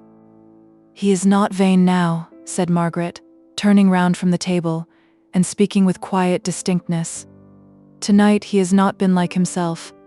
Something must have annoyed him before he came here. Mr. Bell gave her one of his sharp glances from above his spectacles. She stood it quite calmly, but, after she had left the room, he suddenly asked, Hale, did it ever strike you that Thornton and your daughter have what the French call a tendresse for each other? Never, said Mr. Hale, first startled and then flurried by the new idea. No, I am sure you are wrong. I am almost certain you are mistaken. If there is anything, it is all on Mr. Thornton's side. Poor fellow. I hope and trust he is not thinking of her, for I am sure she would not have him. Well, I'm a bachelor, and have steered clear of love affairs all my life, so perhaps my opinion is not worth having, or else I should say there were very pretty symptoms about her. Then I am sure you are wrong, said Mr. Hale. He may care for her, though she really has been almost rude to him at times. But why, Margaret would never think of him, I'm sure. Such a thing has never entered her head. Entering her heart would do, but I merely threw out a suggestion of what might be. I dare say I was wrong. And whether I was wrong or right, I'm very sleepy, so, having disturbed your night's rest, as I can see with my untimely fancies, I'll betake myself with an easy mind to my own. But Mr. Hale resolved that he would not be disturbed by any such nonsensical idea, so he lay awake, determining not to think about it. Mr. Bell took his leave the next day, bidding Margaret look to him as one who had a right to help and protect her in all her troubles, of whatever nature they might be. To Mr. Hale he said, That Margaret of yours has gone deep into my heart.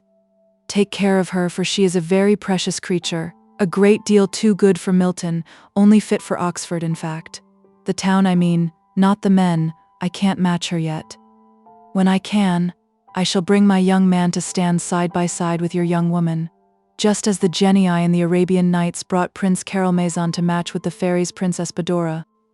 I beg you'll do no such thing. Remember the misfortunes that ensued, and besides, I can't spare Margaret. No, on second thoughts, we'll have her to nurse us 10 years hence, when we shall be 2 cross old invalids. Seriously, Hale, I wish you'd leave Milton, which is a most unsuitable place for you, though it was my recommendation in the first instance. If you would, I'd swallow my shadows of doubts and take a college living, and you and Margaret should come and live at the parsonage, you to be a sort of lay curate and take the unwashed off my hands, and she to be our housekeeper, the village Lady Bountiful by day, and read us to sleep in the evenings. I could be very happy in such a life. What do you think of it? Never, said Mr. Hale, decidedly. My one great change has been made and my price of suffering paid. Here I stay out my life, and here will I be buried and lost in the crowd. I don't give up my plan yet, only I won't bait you with it any more just now. Where's the pearl? Come, Margaret, give me a farewell kiss, and remember, my dear, where you may find a true friend, as far as his capability goes. You are my child, Margaret. Remember that, and God bless you. So they fell back into the monotony of the quiet life they would henceforth lead. There was no invalid to hope and fear about. Even the Higginses, so long a vivid interest, seemed to have receded from any need of immediate thought. The Boucher children, left motherless orphans, claimed what of Margaret's care she could bestow, and she went pretty often to see Mary Higgins, who had charge of them. The 2 families were living in one house. The elder children were at humble schools. The younger ones were tended, in Mary's absence at her work, by the kind neighbor whose good sense had struck Margaret at the time of Boucher's death. Of course she was paid for her trouble, and, indeed, in all his little plans and arrangements for these orphan children, Nicholas showed a sober judgment and regulated method of thinking, which were at variance with his former more eccentric jerks of action. He was so steady at his work that Margaret did not often see him during these winter months, but when she did, she saw that he winced away from any reference to the father of those children, whom he had so fully and heartily taken under his care. He did not speak easily of Mr. Thornton. "To tell the truth," said he fairly bamboozles me. He's two chaps. One chap I knowed of old as were meester all o'er. T'other chap hasn't an ounce of meester's flesh about him. How them two chaps is bound up in one body is a craddy for me to find out. I'll not be beat by it, though. Meanwhile he comes here pretty often. That's how I know the chap that's a man, not a meester. And I reckon he's taken aback by me pretty much as I am by him, for he sits and listens and stares, as if I were some strange beast newly caught in some of the zones. But I'm none daunted. It would take a deal to daunt me in my own house, as he sees, and I tell him some of my mind that I reckon he'd have been the better of hearing when he were a younger man." "And does he not answer you?" asked Mr. Hale. "Well, I'll not say the advantage is all on his side. For all I take credit for improving him above a bit. Sometimes he says a rough thing or two, which is not agreeable to look at first, but has a queer smack o' truth in it when you'll come to chew it. He'll be coming tonight, I reckon, about them childers schooling. He's not satisfied with the make of it, and wants for to examine 'em." "What are they?" began Mr. Hale. But Margaret, touching his arm, showed him her watch. "It is nearly 7, she said. "The evenings are getting longer now. Come, Papa." She did not breathe freely till they were some distance from the house. Then, as she became more calm, she wished that she had not been in so great a hurry, for, somehow, they saw Mr. Thornton but very seldom now, and he might have come to see Higgins, and for the old friendship's sake she should like to have seen him tonight. Yes, he came very seldom, even for the dull cold purpose of lessons. Mr. Hale was disappointed in his pupil's lukewarmness about Greek literature, which had but a short time ago so great an interest for him. And now it often happened that a hurried note from Mr. Thornton would arrive just at the last moment, saying that he was so much engaged that he could not come to read with Mr. Hale that evening. And though other pupils had taken more than his place as to time, no one was like his first scholar in Mr. Hale's heart. He was depressed and sad at this partial cessation of an intercourse which had become dear to him, and he used to sit pondering over the reason that could have occasioned this change. He startled Margaret, one evening as she sat at her work, by suddenly asking, "Margaret, had you ever any reason for thinking that Mr. Thornton cared for you?" He almost blushed as he put this question, but Mr. Bell's scouted idea recurred to him, and the words were out of his mouth before he well knew what he was about. Margaret did not answer immediately, but by the bent drooping of her head he guessed what her reply would be. "Yes, I believe. Oh, Papa, I should have told you." And she dropped her work and hid her face in her hands. "No, dear, don't think that I am impertinently curious. I am sure you would have told me if you had felt that you could return his regard. Did he speak to you about it?" "No answer at first, but by and by a little gentle yes." "And you refused him?" A long sigh, a more helpless, nerveless attitude, and another yes, but before her father could speak, Margaret lifted up her face, rosy with some beautiful shame, and fixing her eyes upon him said, "Now, Papa, I have told you all this, and I cannot tell you more. And then the whole thing is so painful to me. Every word and action connected with it is so unspeakably bitter, that I cannot bear to think of it. Oh, Papa, I am sorry to have lost you this friend, but I could not help it, but, oh, I am very sorry." She sat down on the ground, and laid her head on his knees. "I too am sorry, my dear. Mr. Bell quite startled me when he said, some idea of the kind." "Mr. Bell, oh, did Mr. Bell see it?" "A little, but he took it into his head that you, how shall I say it? That you were not ungraciously disposed towards Mr. Thornton. I knew that could never be. I hoped the whole thing was but an imagination, but I knew too well what your real feelings were to suppose that you could ever like Mr. Thornton in that way. But I am very sorry." They were very quiet and still for some minutes, but on stroking her cheek in a caressing way soon after, he was almost shocked to find her face wet with tears. As he touched her, she sprang up, and smiling with forced brightness, began to talk of the Lennoxes with such a vehement desire to turn the conversation, that Mr. Hale was too tender-hearted to try to force it back into the old channel. "Tomorrow, yes, tomorrow they will be back in Harley Street. Oh, how strange it will be. I wonder what room they will make into the nursery. Aunt Shaw will be happy with the baby, fancy Edith a mamma, and Captain Lennox. I wonder what he will do with himself now he is sold out. I'll tell you what. said her father, anxious to indulge her in this fresh subject of interest. "I think I must spare you for a fortnight just to run up to town and see the travelers. You could learn more by half an hour's conversation with Mr. Henry Lennox about Frederick's chances than in a dozen of these letters of his, so it would in fact be uniting business with pleasure." "No, Papa, you cannot spare me, and what's more, I won't be spared." Then after a pause, she added, "I am losing hope sadly about Frederick. He is letting us down gently, but I can see that Mr. Lennox himself has no hope of hunting up the witnesses under years and years of time." "No," said she, "that bubble was very pretty and very dear to our hearts, but it has burst like many another, and we must console ourselves with being glad that Frederick is so happy and with being a great deal to each other, so don't offend me by talking of being able to spare me, Papa, for I assure you you can't." But the idea of a change took root and germinated in Margaret's heart, although not in the way in which her father proposed it at first. She began to consider how desirable something of the kind would be to her father, whose spirits, always feeble, now became too frequently depressed, and whose health, though he never complained, had been seriously affected by his wife's illness and death. There were the regular hours of reading with his pupils, but that all giving and no receiving could no longer be called companionship, as in the old days when Mr. Thornton came to study under him. Margaret was conscious of the want under which he was suffering, unknown to himself, the want of a man's intercourse with men.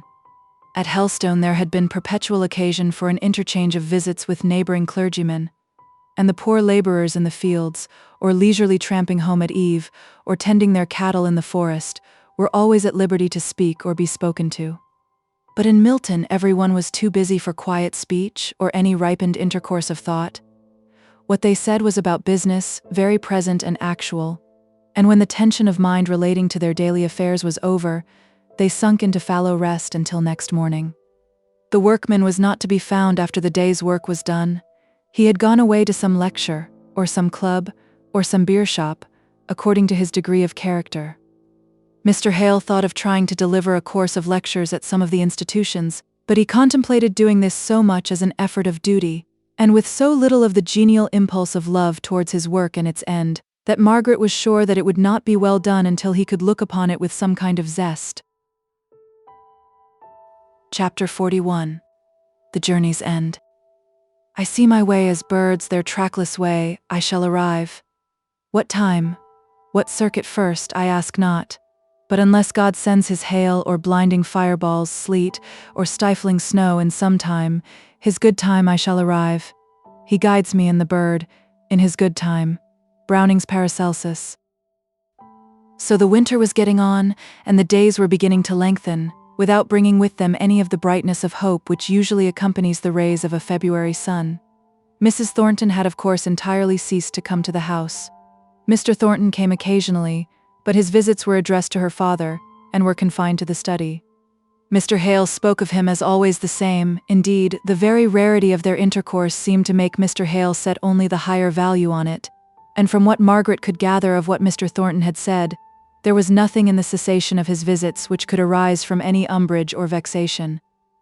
His business affairs had become complicated during the strike, and required closer attention than he had given to them last winter. Nay, Margaret could even discover that he spoke from time to time of her, and always, as far as she could learn, in the same calm, friendly way, never avoiding and never seeking any mention of her name. She was not in spirits to raise her father's tone of mind. The dreary peacefulness of the present time had been preceded by so long a period of anxiety and care, even intermixed with storms, that her mind had lost its elasticity. She tried to find herself occupation in teaching the two younger Boucher children, and worked hard at goodness. Hard, I say most truly, for her heart seemed dead to the end of all her efforts, and though she made them punctually and painfully, yet she stood as far off as ever from any cheerfulness. Her life seemed still bleak and dreary. The only thing she did well was what she did out of unconscious piety, the silent comforting and consoling of her father. Not a mood of his but what found a ready sympathizer in Margaret, not a wish of his that she did not strive to forecast and to fulfill. They were quiet wishes, to be sure, and hardly named without hesitation and apology. All the more complete and beautiful was her meek spirit of obedience. March brought the news of Frederick's marriage. He and Dolores wrote, she in Spanish English, as was but natural, and he with little turns and inversions of words which proved how far the idioms of his bride's country were infecting him. On the receipt of Henry Lennox's letter, announcing how little hope there was of his ever clearing himself at a court-martial, in the absence of the missing witnesses, Frederick had written to Margaret a pretty vehement letter containing his renunciation of England as his country. He wished he could unnative himself, and declared that he would not take his pardon if it were offered him, nor live in the country if he had permission to do so. All of which made Margaret cry sorely. So unnatural did it seem to her at the first opening. But on consideration, she saw rather in such expression the poignancy of the disappointment which had thus crushed his hopes, and she felt that there was nothing for it but patience. In the next letter, Frederick spoke so joyfully of the future that he had no thought for the past, and Margaret found a use in herself for the patience she had been craving for him. She would have to be patient, but the pretty, timid, girlish letters of Dolores were beginning to have a charm for both Margaret and her father. The young Spaniard was so evidently anxious to make a favorable impression upon her lover's English relations that her feminine care peeped out at every erasure, and the letters announcing the marriage were accompanied by a splendid black lace mantilla, chosen by Dolores herself for her unseen sister-in-law, whom Frederick had represented as a paragon of beauty, wisdom, and virtue. Frederick's worldly position was raised by this marriage onto as high a level as they could desire. Barber and Company was one of the most extensive Spanish houses, and into it he was received as a junior partner. Margaret smiled a little and then sighed as she remembered afresh her old tirades against trade. Here was her preux chevalier of a brother-turned-merchant, traitor. But then she rebelled against herself, and protested silently against the confusion implied between a Spanish merchant and a Milton mill owner. Well, trade or no trade, Frederick was very, very happy. Dolores must be charming, and the mantilla was exquisite. And then she returned to the present life. Her father had occasionally experienced a difficulty in breathing this spring, which had for the time distressed him exceedingly. Margaret was less alarmed, as this difficulty went off completely in the intervals, but she still was so desirous of his shaking off the liability altogether as to make her very urgent that he should accept Mr. Bell's invitation to visit him at Oxford this April. Mr. Bell's invitation included Margaret. Nay, more, he wrote a special letter commanding her to come, but she felt as if it would be a greater relief to her to remain quietly at home, entirely free from any responsibility whatever, and so to rest her mind and heart in a manner which she had not been able to do for more than 2 years past. When her father had driven off on his way to the railroad, Margaret felt how great and long had been the pressure on her time and her spirits. It was astonishing, almost stunning, to feel herself so much at liberty, no one depending on her for cheering care, if not for positive happiness, no invalid to plan and think for. She might be idle, and silent and forgetful, and what seemed worth more than all the other privileges, she might be unhappy if she liked. For months past, all her own personal cares and troubles had to be stuffed away into a dark cupboard, but now she had leisure to take them out, and mourn over them, and study their nature, and seek the true method of subduing them into the elements of peace. All these weeks she had been conscious of their existence in a dull kind of way, though they were hidden out of sight. Now, once for all, she would consider them and appoint to each of them its right work in her life. So she sat almost motionless for hours in the drawing-room, going over the bitterness of every remembrance with an unwincing resolution. Only once she cried aloud at the stinging thought of the faithlessness which gave birth to that abasing falsehood. She now would not even acknowledge the force of the temptation. Her plans for Frederick had all failed, and the temptation lay there a dead mockery. A mockery which had never had life in it. The lie had been so despicably foolish, seen by the light of the ensuing events, and faith in the power of truth so infinitely the greater wisdom. In her nervous agitation, she unconsciously opened a book of her father's that lay upon the table.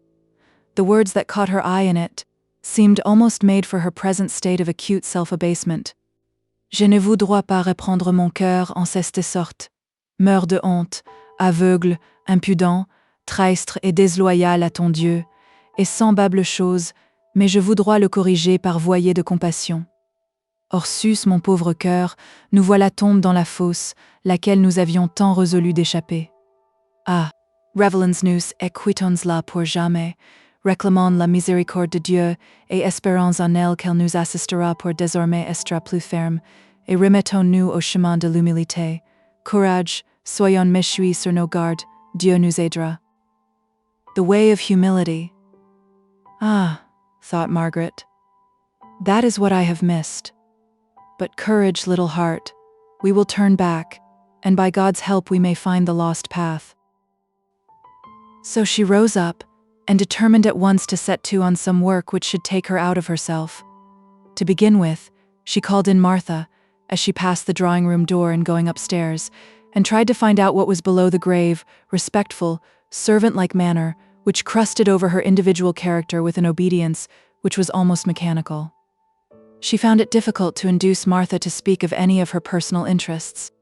But at last she touched the right chord, in naming Mrs. Thornton. Martha's whole face brightened, and on a little encouragement out came a long story of how her father had been in early life connected with Mrs. Thornton's husband, nay, had even been in a position to show him some kindness. What, Martha hardly knew, for it had happened when she was quite a little child, and circumstances had intervened to separate the two families until Martha was nearly grown up, when her father, having sunk lower and lower from his original occupation as clerk in a warehouse, and her mother being dead, she and her sister, to use Martha's own expression, would have been lost but for Mrs. Thornton, who sought them out, and thought for them, and cared for them. I had had the fever and was but delicate, and Mrs. Thornton and Mr. Thornton too, they never rested till they had nursed me up in their own house, and sent me to the sea and all. The doctor said the fever was catching, but they cared none for that, only Miss Fanny, and she went a-visiting these folk that she is going to marry into. So though she was afraid at the time, it has all ended well. Miss Fanny going to be married? Exclaimed Margaret. Yes, and to a rich gentleman too, only he's a deal older than she is. His name is Watson, and his mills are somewhere out beyond Haley. It's a very good marriage, for all he's got such grey hair. At this piece of information, Margaret was silent long enough for Martha to recover her propriety, and with it, her habitual shortness of answer. She swept up the hearth, asked at what time she should prepare tea, and quitted the room with the same wooden face with which she had entered it. Margaret had to pull herself up from indulging a bad trick, which she had lately fallen into, of trying to imagine how every event that she heard of in relation to Mr. Thornton would affect him, whether he would like it or dislike it. The next day she had the little Boucher children for their lessons and took a long walk, and ended by a visit to Mary Higgins. Somewhat to Margaret's surprise, she found Nicholas already come home from his work. The lengthening light had deceived her as to the lateness of the evening. He too seemed by his manners to have entered a little more on the way of humility. He was quieter, and less self-asserting. "So the oud gentleman's away on his travels, is he?" said he. "Little uns telled me so, eh? But they're sharp uns they are. I a'most think they beat my own wenches for sharpness, though mappen it's wrong to say so, and one on 'em in her grave. There's some ute in the weather, I reckon, as sets folk a-wandering. My meester, him at the shop yonder, is spinning about the world somewhere." "Is that the reason you're so soon at home tonight?" asked Margaret innocently. "Thou know'st naught about it, that's all," said he, contemptuously. "I'm not one with two faces, one for my meester, and t'other for his back. I counted a tull clocks in the town striking afore I'd leave my work. No, yon Thornton's good enough for to fight with, but too good for to be cheated. It were you as getten me the place, and I thank yo for it. Thornton's is not a bad mill, as times go. Stand down, lad, and say your pretty hymn to Miss Margaret. That's right. Steady on thy legs, and right arm out as straight as a skewer. 1 to stop, 2 to stay, 3 mac ready, and 4 away."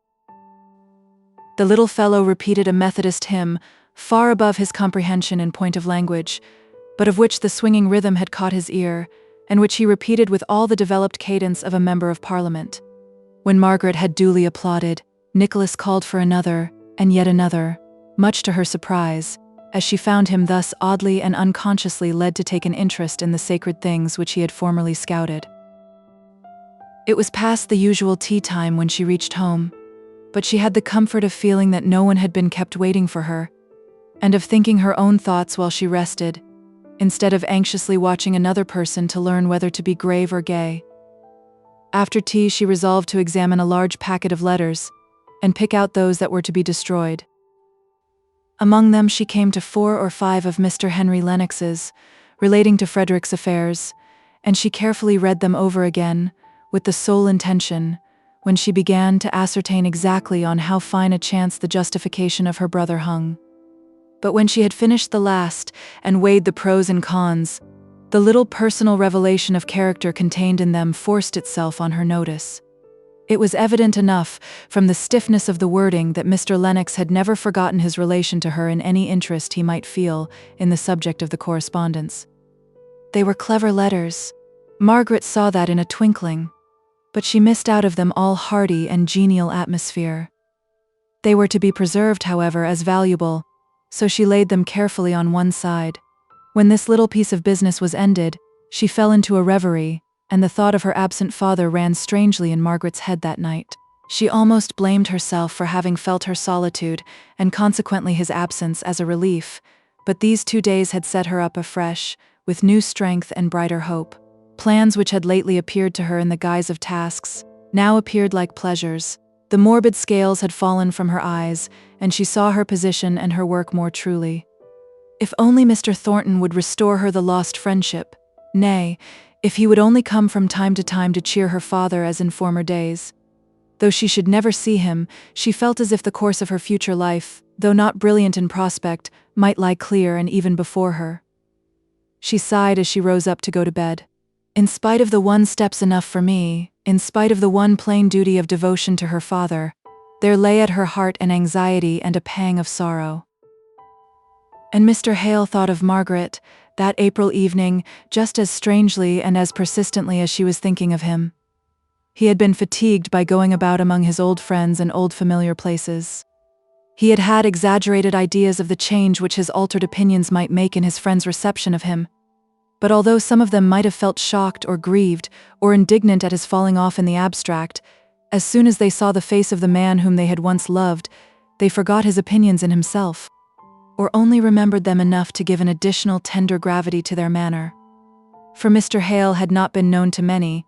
He had belonged to one of the smaller colleges, and had always been shy and reserved, but those who in youth had cared to penetrate to the delicacy of thought and feeling that lay below his silence and indecision took him to their hearts, with something of the protecting kindness which they would have shown to a woman, and the renewal of this kindliness, after the lapse of years, and an interval of so much change, overpowered him more than any roughness or expression of disapproval could have done.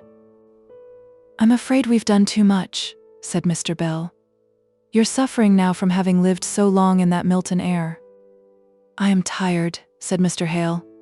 "But it is not Milton air. I'm 55 years of age, and that little fact of itself accounts for any loss of strength." "Nonsense. I'm upwards of 60, and feel no loss of strength, either bodily or mental. Don't let me hear you talking so. 55? Why, you're quite a young man." Mr. Hale shook his head. "These last few years," said he. But after a minute's pause, he raised himself from his half-recumbent position in one of Mr. Bell's luxurious easy-chairs, and said with a kind of trembling earnestness, "Bell, you are not to think that if I could have foreseen all that would come of my change of opinion, and my resignation of my living, no, not even if I could have known how she would have suffered, that I would undo it, the act of open acknowledgement that I no longer held the same faith as the church in which I was a priest. As I think now, even if I could have foreseen that cruelest martyrdom of suffering, through the sufferings of one whom I loved, I would have done just the same as far as that step of openly leaving the church went. I might have done differently, and acted more wisely, in all that I subsequently did for my family. But I don't think God endued me with overmuch wisdom or strength," he added, falling back into his old position. Mr. Bell blew his nose ostentatiously before answering. Then he said, "He gave you strength to do what your conscience told you was right, and I don't see that we need any higher or holier strength than that, or wisdom either. I know I have not that much, and yet men set me down in their fools' books as a wise man, an independent character, strong-minded and all that cant. The veriest idiot who obeys his own simple law of right, if it be but in wiping his shoes on a doormat, is wiser and stronger than I. But what gulls men are." There was a pause. Mr. Hale spoke first in continuation of his thought. "About Margaret." "Well, about Margaret. What then?" If I die... Nonsense. What will become of her, I often think? I suppose the Lennoxes will ask her to live with them. I try to think they will. Her Aunt Shaw loved her very well in her own quiet way, but she forgets to love the absent. A very common fault. What sort of people are the Lennoxes? He, handsome, fluent, and agreeable. Edith, a sweet, spoiled beauty. Margaret loves her with all her heart, and Edith with as much of her heart as she can spare. Now, Hale, you know that girl of yours has got pretty nearly all my heart. I told you that before. Of course, as your daughter, as my goddaughter, I took great interest in her before I saw her the last time. But this visit that I paid to you at Milton made me her slave. I went, a willing old victim, following the car of the conqueror. For indeed she looks as grand and serene as one who has struggled, and may be struggling and yet has the victory secure in sight. Yes, in spite of all her present anxieties, that was the look on her face. And so all I have is at her service if she needs it, and will be hers whether she will or no when I die. Moreover, I myself will be her preux chevalier, 60 and gouty though I be. Seriously, old friend, your daughter shall be my principal charge in life, and all the help that either my wit or my wisdom or my willing heart can give shall be hers. I don't choose her out as a subject for fretting. Something I know of old, you must have to worry yourself about, or you wouldn't be happy, but you're going to outlive me by many a long year. You spare, thin men are always tempting and always cheating death. It's the stout, florid fellows like me that always go off first. If Mr. Bell had had a prophetic eye, he might have seen the torch all but inverted, and the angel with the grave and composed face standing very nigh, beckoning to his friend. That night Mr. Hale laid his head down upon the pillow, on which it never more should stir with life. The servant who entered his room in the morning received no answer to his speech, drew near the bed, and saw the calm, beautiful face lying white and cold under the ineffaceable seal of death. The attitude was exquisitely easy. There had been no pain, no struggle. The action of the heart must have ceased as he lay down. Mr. Bell was stunned by the shock, and only recovered when the time came for being angry at every suggestion of his man's. A coroner's inquest? Pooh! You don't think I poisoned him? Dr. Forbes says it is just the natural end of a heart complaint. Poor old Hale. You wore out that tender heart of yours before its time. Poor old friend. How he talked of his Wallace. Pack up a carpet bag for me in 5 minutes. Here have I been talking. Pack it up, I say. I must go to Milton by the next train. The bag was packed, the cab ordered, the railway reached in 20 minutes from the time of this decision. The London train whizzed by, drew back some yards, and in Mr. Bell was hurried by the impatient guard. He threw himself back in his seat to try, with closed eyes, to understand how one in life yesterday could be dead today, and shortly tears stole out between his grizzled eyelashes, at the feeling of which he opened his keen eyes, and looked as severely cheerful as his set determination could make him. He was not going to blubber before a set of strangers. Not he. There was no set of strangers, only one sitting far from him on the same side. By and by Mr. Bell peered at him, to discover what manner of man it was that might have been observing his emotion. And behind the great sheet of the outspread Times he recognized Mr. Thornton. "Why, Thornton, is that you?" said he, removing hastily to a closer proximity. He shook Mr. Thornton vehemently by the hand, until the gripe ended in a sudden relaxation, for the hand was wanted to wipe away tears. He had last seen Mr. Thornton in his friend Hale's company. "I'm going to Milton, bound on a melancholy errand, going to break to Hale's daughter the news of his sudden death." Death! Mr. Hale dead. I keep saying it to myself. Hale is dead, but it doesn't make it any the more real. Hale is dead for all that. He went to bed well to all appearance last night, and was quite cold this morning when my servant went to call him. Where? I don't understand. At Oxford. He came to stay with me. Hadn't been in Oxford this 17 years, and this is the end of it. Not one word was spoken for above a quarter of an hour. Then Mr. Thornton said, "And she," and stopped full short. "Margaret, you mean?"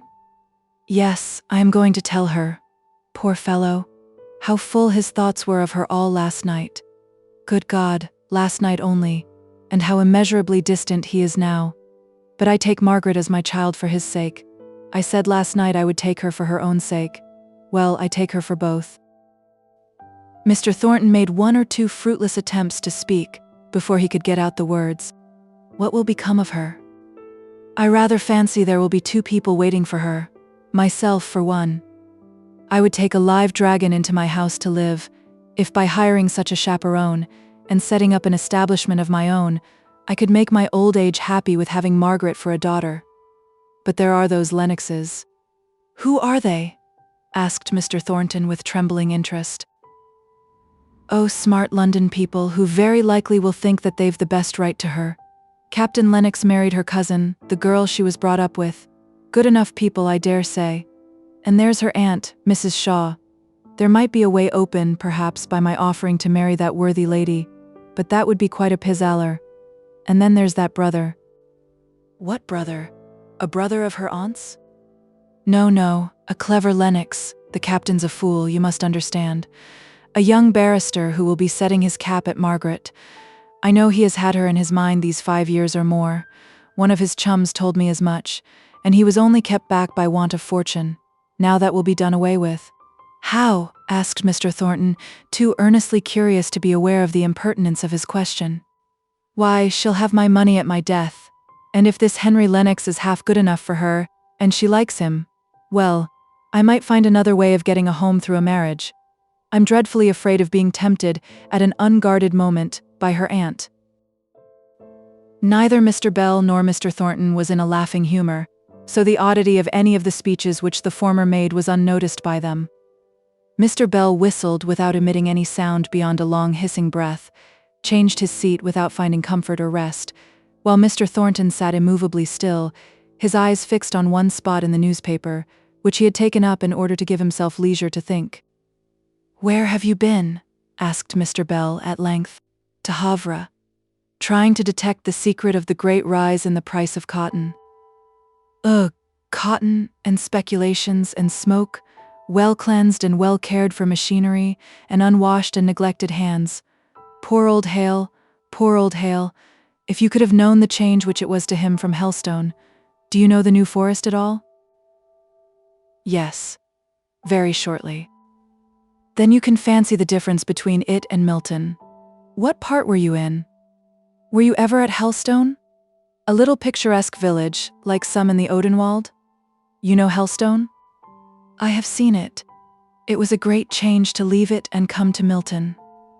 He took up his newspaper with a determined air, as if resolved to avoid further conversation, and Mr. Bell was fain to resort to his former occupation of trying to find out how he could best break the news to Margaret. She was at an upstairs window. She saw him alight. She guessed the truth with an instinctive flash. She stood in the middle of the drawing room, as if arrested in her first impulse to rush downstairs, and as if by the same restraining thought she had been turned to stone, so white and immovable was she. "Oh, don't tell me. I know it from your face. You would have sent. You would not have left him if he were alive. Oh, Papa, Papa." Chapter 42. Alone, alone. When some beloved voice that was to you both sound and sweetness, faileth suddenly, and silence, against which you dare not cry, aches round you like a strong disease and new, what hope, what help, what music will undo that silence to your sense? Mrs. Browning. The shock had been great. Margaret fell into a state of prostration, which did not show itself in sobs and tears, or even find the relief of words. She lay on the sofa with her eyes shut, never speaking but when spoken to, and then replying in whispers. Mr. Bell was perplexed. He dared not leave her. He dared not ask her to accompany him back to Oxford, which had been one of the plans he had formed on the journey to Milton. Her physical exhaustion was evidently too complete for her to undertake any such fatigue, putting the sight that she would have to encounter out of the question. Mr. Bell sate over the fire, considering what he had better do. Margaret lay motionless and almost breathless by him. He would not leave her, even for the dinner which Dixon had prepared for him downstairs, and with sobbing hospitality would fain have tempted him to eat. He had a plateful of something brought up to him. In general, he was particular and dainty enough, and knew well each shade of flavor in his food, but now the deviled chicken tasted like sawdust. He minced up some of the fowl for Margaret, and peppered and salted it well, but when Dixon, following his directions, tried to feed her, the languid shake of head proved that in such a state as Margaret was in, food would only choke, not nourish her. Mr. Bell gave a great sigh, lifted up his stout old limbs, stiff with traveling, from their easy position, and followed Dixon out of the room. I can't leave her. I must write to them at Oxford, to see that the preparations are made. They can be getting on with these till I arrive. Can't Mrs. Lennox come to her? I'll write and tell her she must. The girl must have some woman friend about her, if only to talk her into a good fit of crying. Dixon was crying enough for two, but after wiping her eyes and steadying her voice, she managed to tell Mr. Bell that Mrs. Lennox was too near her confinement to be able to undertake any journey at present. Well, I suppose we must have Mrs. Shaw. She's come back to England, isn't she? Yes, sir, she's come back, but I don't think she will like to leave Mrs. Lennox at such an interesting time, said Dixon, who did not much approve of a stranger entering the household, to share with her in her ruling care of Margaret. Interesting time be. Mr. Bell restricted himself by coughing over the end of his sentence. She could be content to be at Venice or Naples, or some of those popish places at the last interesting time, which took place in Corfu, I think. And what does that little prosperous woman's interesting time signify, in comparison with that poor creature there, that helpless, homeless, friendless Margaret, lying as still on that sofa as if it were an altar tomb, and she the stone statue on it? I tell you, Mrs. Shaw shall come. See that a room or whatever she wants is got ready for her by tomorrow night. I'll take care she comes. Accordingly, Mr. Bell wrote a letter which Mrs. Shaw declared with many tears to be so like one of the dear generals when he was going to have a fit of the gout that she should always value and preserve it. If he had given her the option, by requesting or urging her as if a refusal were possible, she might not have come, true and sincere as was her sympathy with Margaret. It needed the sharp, uncourteous command to make her conquer her busy nursery and allow herself to be packed by her maid, after the latter had completed the boxes. Edith, all cap, shawl, and tears, came out to the top of the stairs, as Captain Lennox was taking her mother down to the carriage. Don't forget, Mama. Margaret must come and live with us. Sholto will go to Oxford on Wednesday, and you must send word by Mr. Bell to him when we're to expect you. And if you want Sholto, he can go on from Oxford to Milton. Don't forget, Mama, you are to bring back Margaret. Edith re-entered the drawing room. Mr. Henry Lennox was there, cutting open the pages of a new review. Without lifting his head, he said, "If you don't like Sholto to be so long absent from you, Edith, I hope you will let me go down to Milton and give what assistance I can." "Oh, thank you," said Edith. "I dare say old Mr. Bell will do everything he can, and more help may not be needed. Only one does not look for much savoir-faire from a resident fellow. Dear, darling Margaret, won't it be nice to have her here again? You were both great allies years ago." "Were we?" asked he indifferently, with an appearance of being interested in a passage in the review. "Well, perhaps not, I forget. I was so full of Sholto. But doesn't it fall out well, that if my uncle was to die, it should be just now, when we are come home, and settled in the old house, and quite ready to receive Margaret? Poor thing, what a change it will be to her from Milton. I'll have new chintz for her bedroom, and make it look new and bright, and cheer her up a little." In the same spirit of kindness, Mrs. Shaw journeyed to Milton, occasionally dreading the first meeting, and wondering how it would be got over, but more frequently planning how soon she could get Margaret away from that horrid place, and back in the pleasant comforts of Harley Street. "Oh dear," she said to her maid, "look at those chimneys, my poor sister Hale. I don't think I could have rested at Naples if I had known what it was. I must have come and fetched her and Margaret away." And to herself she acknowledged that she had always thought her brother-in-law rather a weak man, but never so weak as now, when she saw for what a place he had exchanged the lovely Helstone home. Margaret had remained in the same state, white, motionless, speechless, tearless. They had told her that her Aunt Shaw was coming, but she had not expressed either surprise or pleasure or dislike to the idea. Mr. Bell, whose appetite had returned, and who appreciated Dixon's endeavors to gratify it, in vain urged upon her to taste some sweetbreads stewed with oysters. She shook her head with the same quiet obstinacy as on the previous day, and he was obliged to console himself for her rejection by eating them all himself. But Margaret was the first to hear the stopping of the cab that brought her aunt from the railway station. Her eyelids quivered, her lips colored and trembled. Mr. Bell went down to meet Mrs. Shaw, and when they came up, Margaret was standing, trying to steady her dizzy self, and when she saw her aunt, she went forward to the arms open to receive her, and first found the passionate relief of tears on her aunt's shoulder.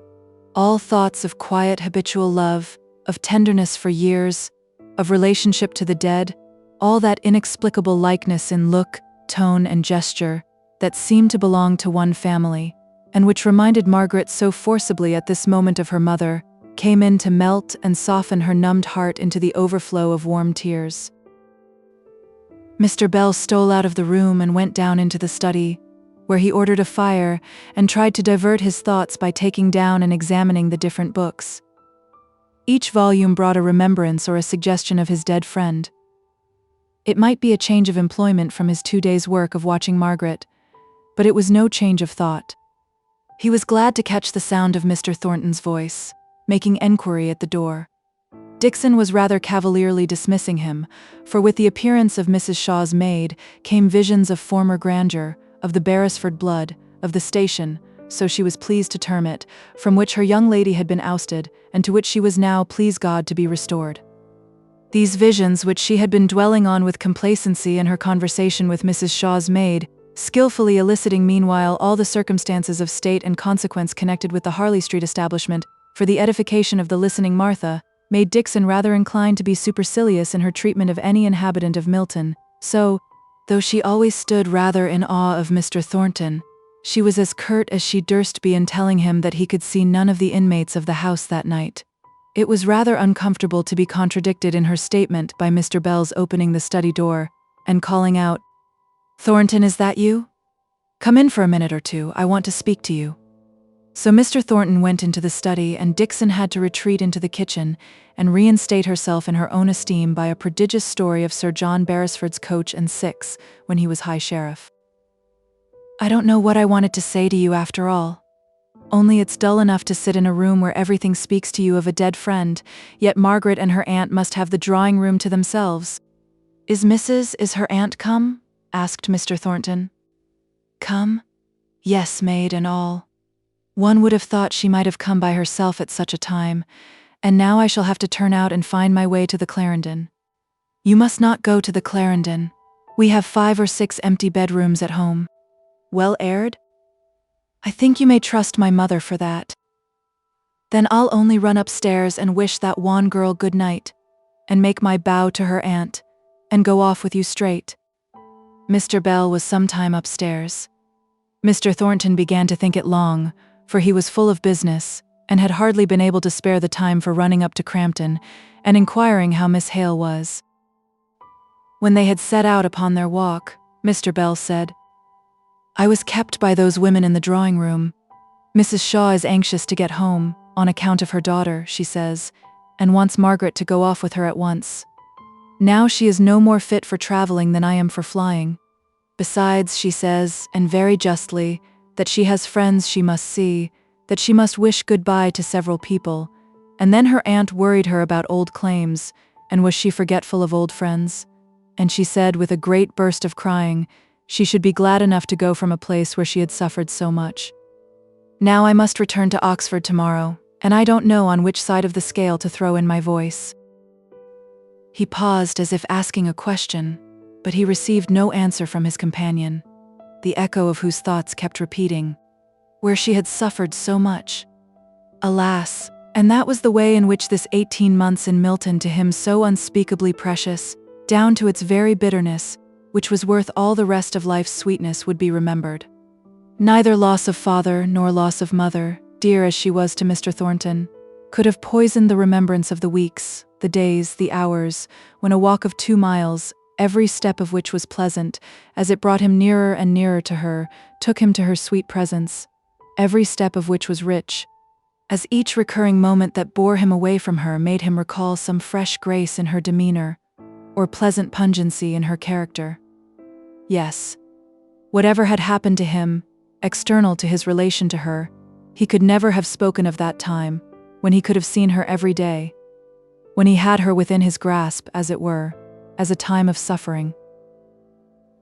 It had been a royal time of luxury to him, with all its stings and contumelies, compared to the poverty that crept round and clipped the anticipation of the future down to sordid fact, and life without an atmosphere of either hope or fear.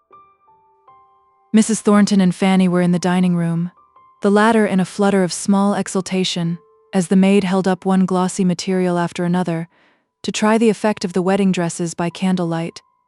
Her mother really tried to sympathize with her, but could not.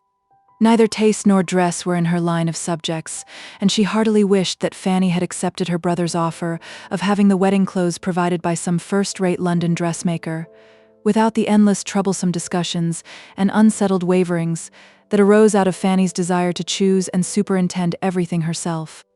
Mr. Thornton was only too glad to mark his grateful approbation of any sensible man who could be captivated by Fanny's second-rate airs and graces, by giving her ample means for providing herself with the finery, which certainly rivaled, if it did not exceed, the lover in her estimation. When her brother and Mr. Bell came in, Fanny blushed and simpered, and fluttered over the signs of her employment, in a way which could not have failed to draw attention from anyone else but Mr. Bell.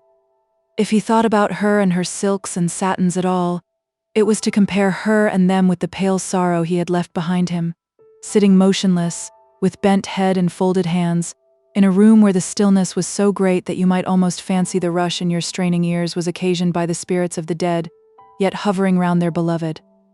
For when Mr. Bell had first gone upstairs, Mrs. Shaw lay asleep on the sofa, and no sound broke the silence.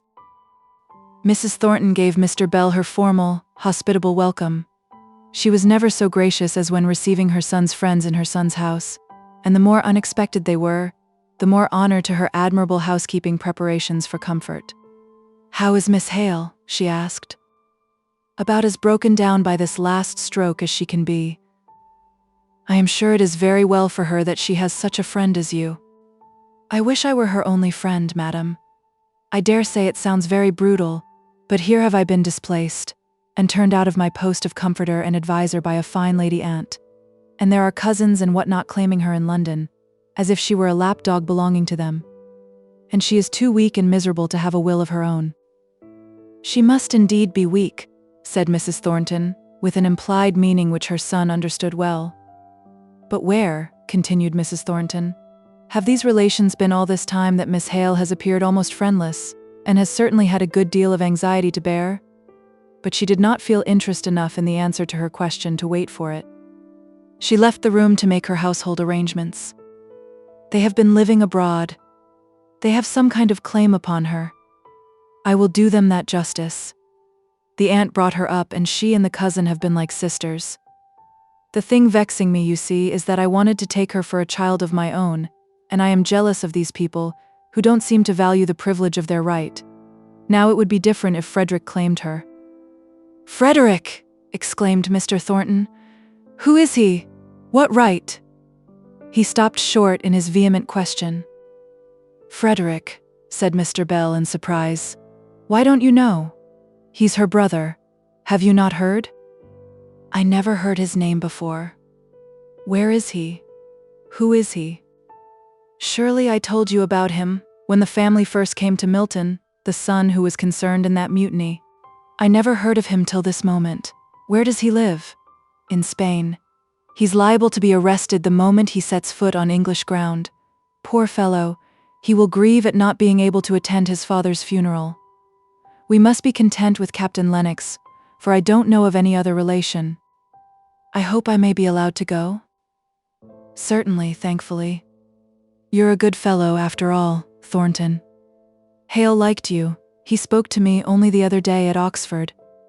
He regretted he had seen so little of you lately. I am obliged to you for wishing to show him respect. But about Frederick, does he never come to England?" "Never." "He was not over here about the time of Mrs. Hale's death?" "No." "Why, I was here then. I hadn't seen Hale for years and years, and, if you remember, I came. No, it was some time after that I came. But poor Frederick Hale was not here then. What made you think he was? I saw a young man walking with Miss Hale one day, replied Mr. Thornton, and I think it was about that time. Oh, that would be this young Lennox, the captain's brother.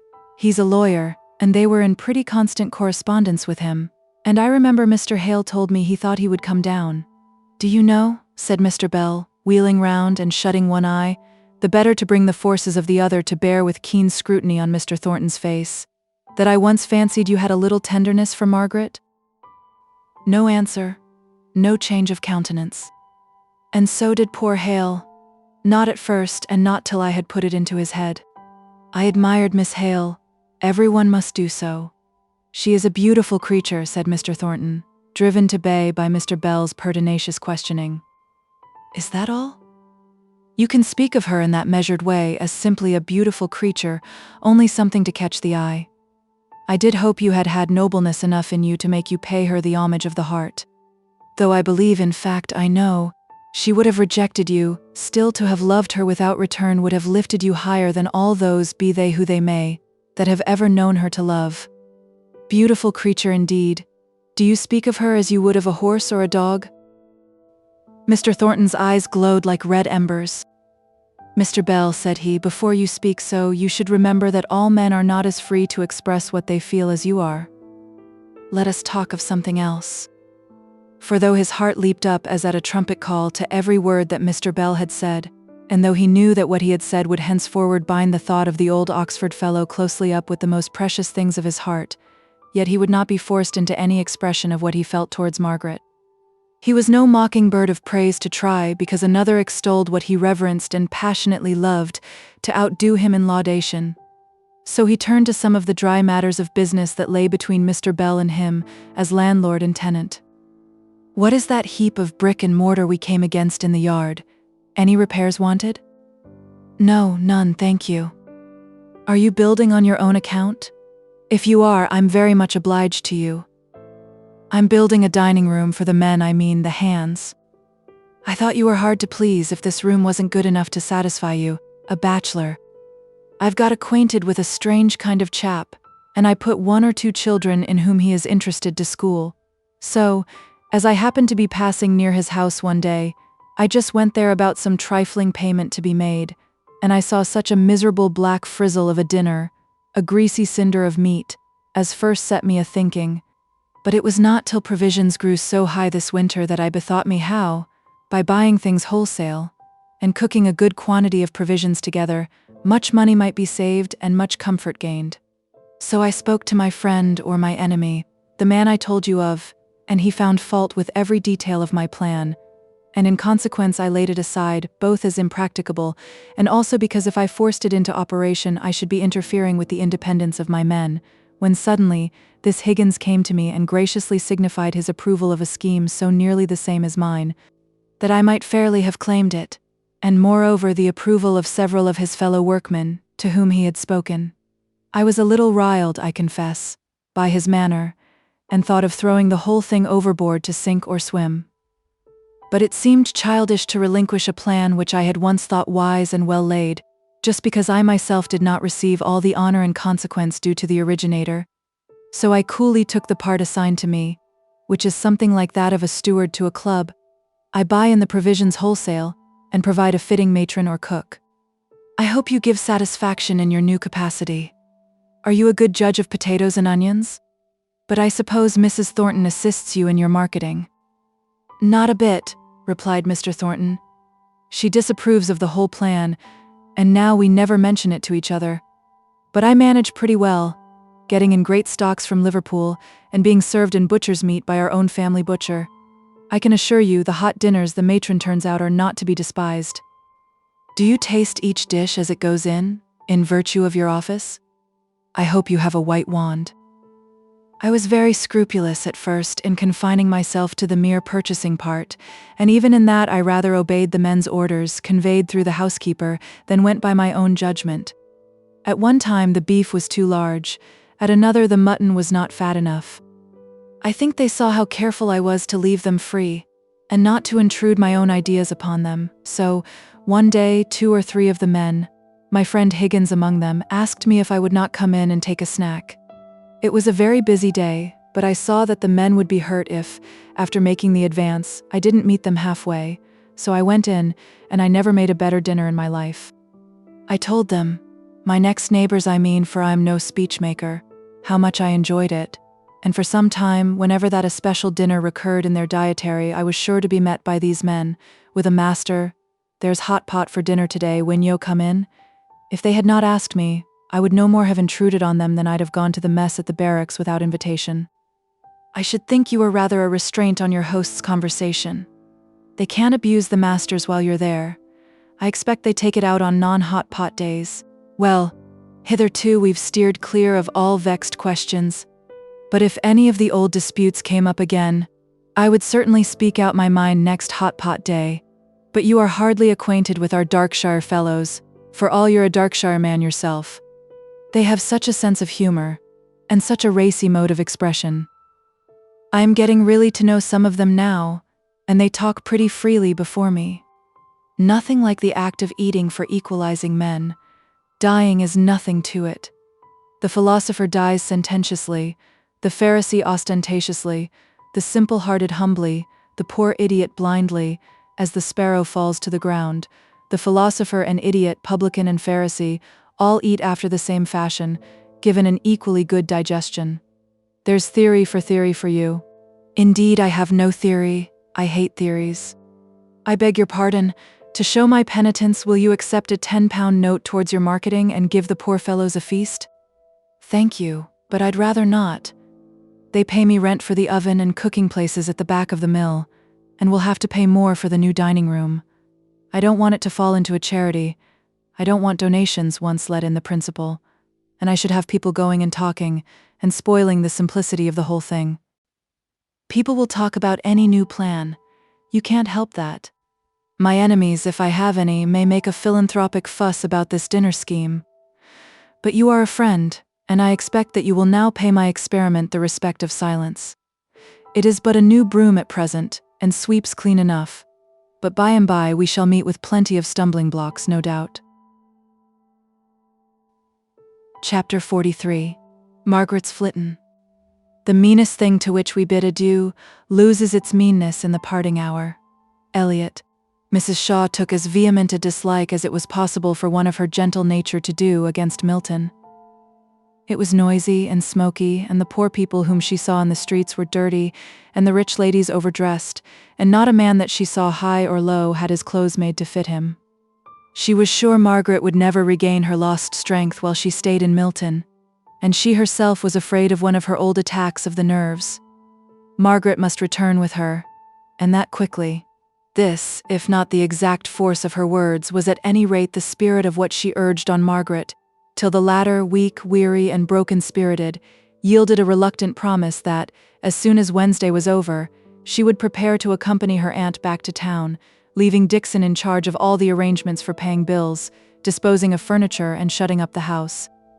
Before that Wednesday, that mournful Wednesday when Mr. Hale was to be interred, far away from either of the homes he had known in life, and far away from the wife who lay lonely among strangers, and this last was Margaret's great trouble, for she thought that if she had not given way to that overwhelming stupor during the first sad days, she could have arranged things otherwise. Before that Wednesday, Margaret received a letter from Mr. Bell. My dear Margaret, I did mean to have returned to Milton on Thursday, but unluckily it turns out to be one of the rare occasions when we, Plymouth Fellows, are called upon to perform any kind of duty, and I must not be absent from my post. Captain Lennox and Mr. Thornton are here. The former seems a smart, well-meaning man, and has proposed to go over to Milton and assist you in any search for the will. Of course there is none, or you would have found it by this time, if you followed my directions. Then the captain declares he must take you and his mother-in-law home, and in his wife's present state, I don't see how you can expect him to remain away longer than Friday. However, that Dixon of yours is trusty, and can hold her, or your own, till I come. I will put matters into the hands of my Milton attorney if there is no will, for I doubt this smart captain is no great man of business. Nevertheless, his mustachios are splendid. There will have to be a sale, so select what things you wish to be reserved, or you can send a list afterwards. Now 2 things more and I have done, you know, or if you don't, your poor father did, that you are to have my money and goods when I die. Not that I mean to die yet, but I name this just to explain what is coming. These Lennoxes seem very fond of you now, and perhaps may continue to be, perhaps not. So it is best to start with a formal agreement, namely, that you are to pay to them £250 a year, as long as you and they find it pleasant to live together. This, of course, includes Dixon. Mind you, don't be cajoled into paying more for her. Then you won't be thrown adrift if someday the captain wishes to have his house to himself. But you can carry yourself and your £250 off somewhere else, if indeed I have not claimed you to come and keep house for me first. Then as to dress, and Dixon, and personal expenses, and confectionery, all young ladies eat confectionery till wisdom comes by age. I shall consult some lady of my acquaintance, and see how much you will have from your father before fixing this. Now, Margaret, have you flown out before you have read this far, and wondered what right the old man has to settle your affairs for you so cavalierly? I make no doubt you have, yet the old man has a right. He has loved your father for 35 years. He stood beside him on his wedding day, he closed his eyes in death. Moreover, he is your godfather, and as he cannot do you much good spiritually, having a hidden consciousness of your superiority in such things, he would fain do you the poor good of endowing you materially. And the old man has not a known relation on earth. Who is there to mourn for Adam Bell? And his whole heart is set and bent upon this one thing. And Margaret Hale is not the girl to say him nay. Write by return if only 2 lines, to tell me your answer, but no thanks. Margaret took up a pen and scrawled with trembling hand. Margaret Hale is not the girl to say him nay. In her weak state she could not think of any other words, and yet she was vexed to use these. But she was so much fatigued even by this slight exertion, that if she could have thought of another form of acceptance, she could not have sate up to write a syllable of it. She was obliged to lie down again and try not to think. My dearest child, has that letter vexed or troubled you? No, said Margaret feebly. I shall be better when tomorrow is over. I feel sure, darling, you won't be better till I get you out of this horrid air. How you can have borne it these 2 years I can't imagine. Where could I go to? I could not leave Papa and Mama. Well, don't distress yourself, my dear. I dare say it was all for the best. Only I had no conception of how you were living. Our butler's wife lives in a better house than this. It is sometimes very pretty in summer. You can't judge by what it is now. I have been very happy here. And Margaret closed her eyes by way of stopping the conversation. The house teemed with comfort now, compared to what it had been. The evenings were chilly, and by Mrs. Shaw's directions fires were lighted in every bedroom. She petted Margaret in every possible way, and bought every delicacy, or soft luxury in which she herself would have burrowed and sought comfort. But Margaret was indifferent to all these things, or if they forced themselves upon her attention, it was simply as causes for gratitude to her aunt, who was putting herself so much out of the way to think of her. She was restless, though so weak. All the day long, she kept herself from thinking of the ceremony which was going on at Oxford by wandering from room to room, and languidly setting aside such articles as she wished to retain. Dixon followed her by Mrs. Shaw's desire, ostensibly to receive instructions, but with a private injunction to soothe her into repose as soon as might be. These books, Dixon, I will keep. All the rest will you send to Mr. Bell? They are of a kind that he will value for themselves, as well as for Papa's sake. This, I should like you to take this to Mr. Thornton, after I am gone. Stay. I will write a note with it. And she sat down hastily, as if afraid of thinking, and wrote, Dear Sir, the accompanying book I am sure will be valued by you for the sake of my father to whom it belonged. Yours sincerely, Margaret Hale. She set out again upon her travels through the house, turning over articles, known to her from her childhood, with a sort of caressing reluctance to leave them, old-fashioned, worn and shabby as they might be. But she hardly spoke again, and Dixon's report to Mrs. Shaw was that she doubted whether Miss Hale heard a word of what she said, though she talked the whole time, in order to divert her intention. The consequence of her being on her feet all day was excessive bodily weariness in the evening, and a better night's rest than she had had since she heard of Mr. Hale's death. At breakfast time the next day, she expressed her wish to go and bid 1 or 2 friends goodbye. Mrs. Shaw objected. I am sure, my dear, you can have no friends here with whom you are sufficiently intimate to justify you in calling upon them so soon, before you have been at church. But today is my only day, if Captain Lennox comes this afternoon, and if I must really go tomorrow. Oh yes, we shall go tomorrow. I am more and more convinced that this air is bad for you, and makes you look so pale and ill. Besides, Edith expects us, and she may be waiting for me, and you cannot be left alone, my dear, at your age. No, if you must make these calls, I will go with you. Dixon can get us a coach, I suppose. So Mrs. Shaw went to take care of Margaret, and took her maid with her to take care of the shawls and air cushions. Margaret's face was too sad to lighten up into a smile at all this preparation for paying 2 visits that she had often made by herself at all hours of the day. She was half afraid of owning that one place to which she was going was Nicholas Higgins. All she could do was to hope her aunt would be indisposed to get out of the coach and walk up the court, and at every breath of wind have her face slapped by wet clothes, hanging out to dry on ropes stretched from house to house. There was a little battle in Mrs. Shaw's mind between ease and a sense of matronly propriety, but the former gained the day, and with many an injunction to Margaret to be careful of herself, and not to catch any fever, such as was always lurking in such places, her aunt permitted her to go where she had often been before without taking any precaution or requiring any permission.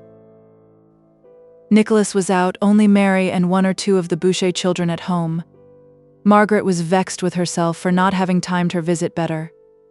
Mary had a very blunt intellect, although her feelings were warm and kind, and the instant she understood what Margaret's purpose was in coming to see them, she began to cry and sob with so little restraint that Margaret found it useless to say any of the 1,000 little things which had suggested themselves to her as she was coming along in the coach. She could only try to comfort her a little by suggesting the vague chance of their meeting again, at some possible time, in some possible place, and bid her tell her father how much she wished, if he could manage it, that he should come to see her when he had done his work in the evening. As she was leaving the place, she stopped and looked around, then hesitated a little before she said, "I should like to have some little thing to remind me of Bessie." Instantly Mary's generosity was keenly alive. What could they give? And on Margaret singling out a little common drinking cup, which she remembered as the one always standing by Bessie's side with a drink for her feverish lips, Mary said, "Oh, take somewhat better, that only cost 4d." "That will do, thank you," said Margaret, and she went quickly away, while the light caused by the pleasure of having something to give yet lingered on Mary's face. Now to Mrs. Thornton's, thought she to herself. It must be done. But she looked rather rigid and pale at the thoughts of it, and had hard work to find the exact words in which to explain to her aunt who Mrs. Thornton was, and why she should go to bid her farewell. They, for Mrs. Shaw alighted here, were shown into the drawing-room, in which a fire had only just been kindled. Mrs. Shaw huddled herself up in her shawl and shivered. "What an icy room," she said. They had to wait for some time before Mrs. Thornton entered. There was some softening in her heart towards Margaret, now that she was going away out of her sight. She remembered her spirit as shown at various times and places, even more than the patience with which she had endured long and wearing cares. Her countenance was blander than usual. As she greeted her, there was even a shade of tenderness in her manner, as she noticed the white, tear-swollen face, and the quiver in the voice which Margaret tried to make so steady. "Allow me to introduce my aunt, Mrs. Shaw. I am going away from Milton tomorrow. I do not know if you are aware of it, but I wanted to see you once again, Mrs. Thornton. To apologize for my manner the last time I saw you, and to say that I am sure you meant kindly, however much we may have misunderstood each other." Mrs. Shaw looked extremely perplexed by what Margaret had said. Thanks for kindness, and apologies for failure in good manners, but Mrs. Thornton replied, "Miss Hale, I am glad you do me justice. I did no more than I believed to be my duty in remonstrating with you as I did.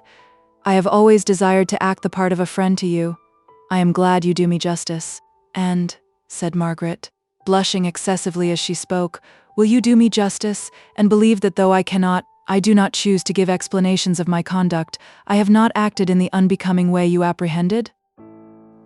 Margaret's voice was so soft, and her eyes so pleading that Mrs. Thornton was for once affected by the charm of manner to which she had hitherto proved herself invulnerable. "Yes, I do believe you. Let us say no more about it. Where are you going to reside, Miss Hale? I understood from Mr. Bell that you were going to leave Milton. You never liked Milton, you know, said Mrs. Thornton, with a sort of grim smile. But for all that, you must not expect me to congratulate you on quitting it. Where shall you live?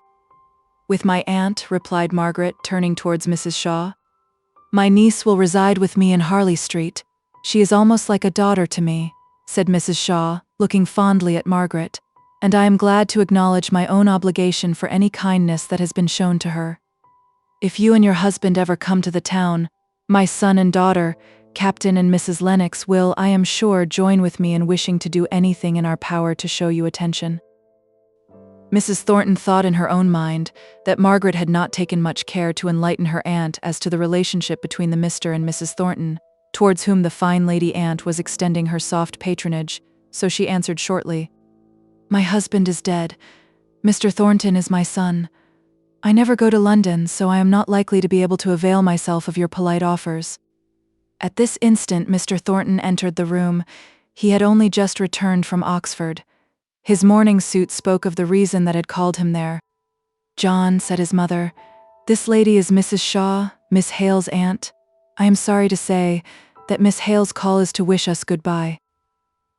You are going then, said he in a low voice. Yes, said Margaret. We leave tomorrow. My son-in-law comes this evening to escort us, said Mrs. Shaw. Mr. Thornton turned away. He had not sat down, and now he seemed to be examining something on the table, almost as if he had discovered an unopened letter which had made him forget the present company. He did not even seem to be aware when they got up to take leave. He started forwards, however, to hand Mrs. Shaw down to the carriage. As it drove up, he and Margaret stood close together on the doorstep, and it was impossible but that the recollection of the day of the riot should force itself into both their minds.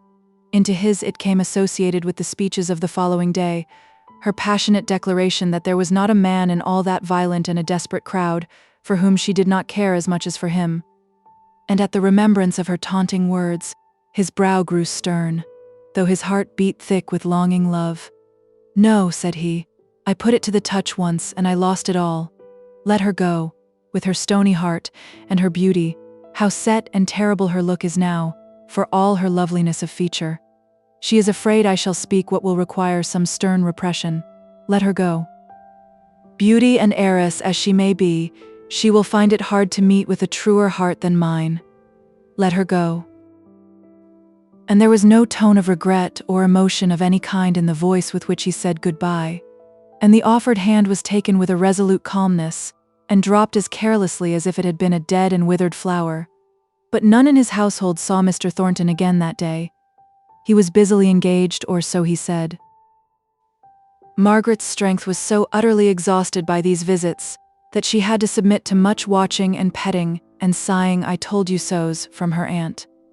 Dixon said she was quite as bad as she had been on the first day she heard of her father's death, and she and Mrs. Shaw consulted as to the desirableness of delaying the morrow's journey. But when her aunt reluctantly proposed a few days' delay to Margaret, the latter writhed her body as if in acute suffering, and said, "Oh, let us go. I cannot be patient here. I want to forget." So the arrangements went on, and Captain Lennox came, and with him news of Edith and the little boy, and Margaret found that the indifferent, careless conversation of one who, however kind, was not too warm and anxious a sympathizer did her good. She roused up, and by the time that she knew she might expect Higgins, she was able to leave the room quietly, and await in her own chamber the expected summons. Said he as she came in. "To think of th'ood gentleman dropping off as he did. Yo might ha' knocked me down wi' a straw when they telled me." "Mr. Hale?" said I. "Him as was the parson?" "Aye," said they.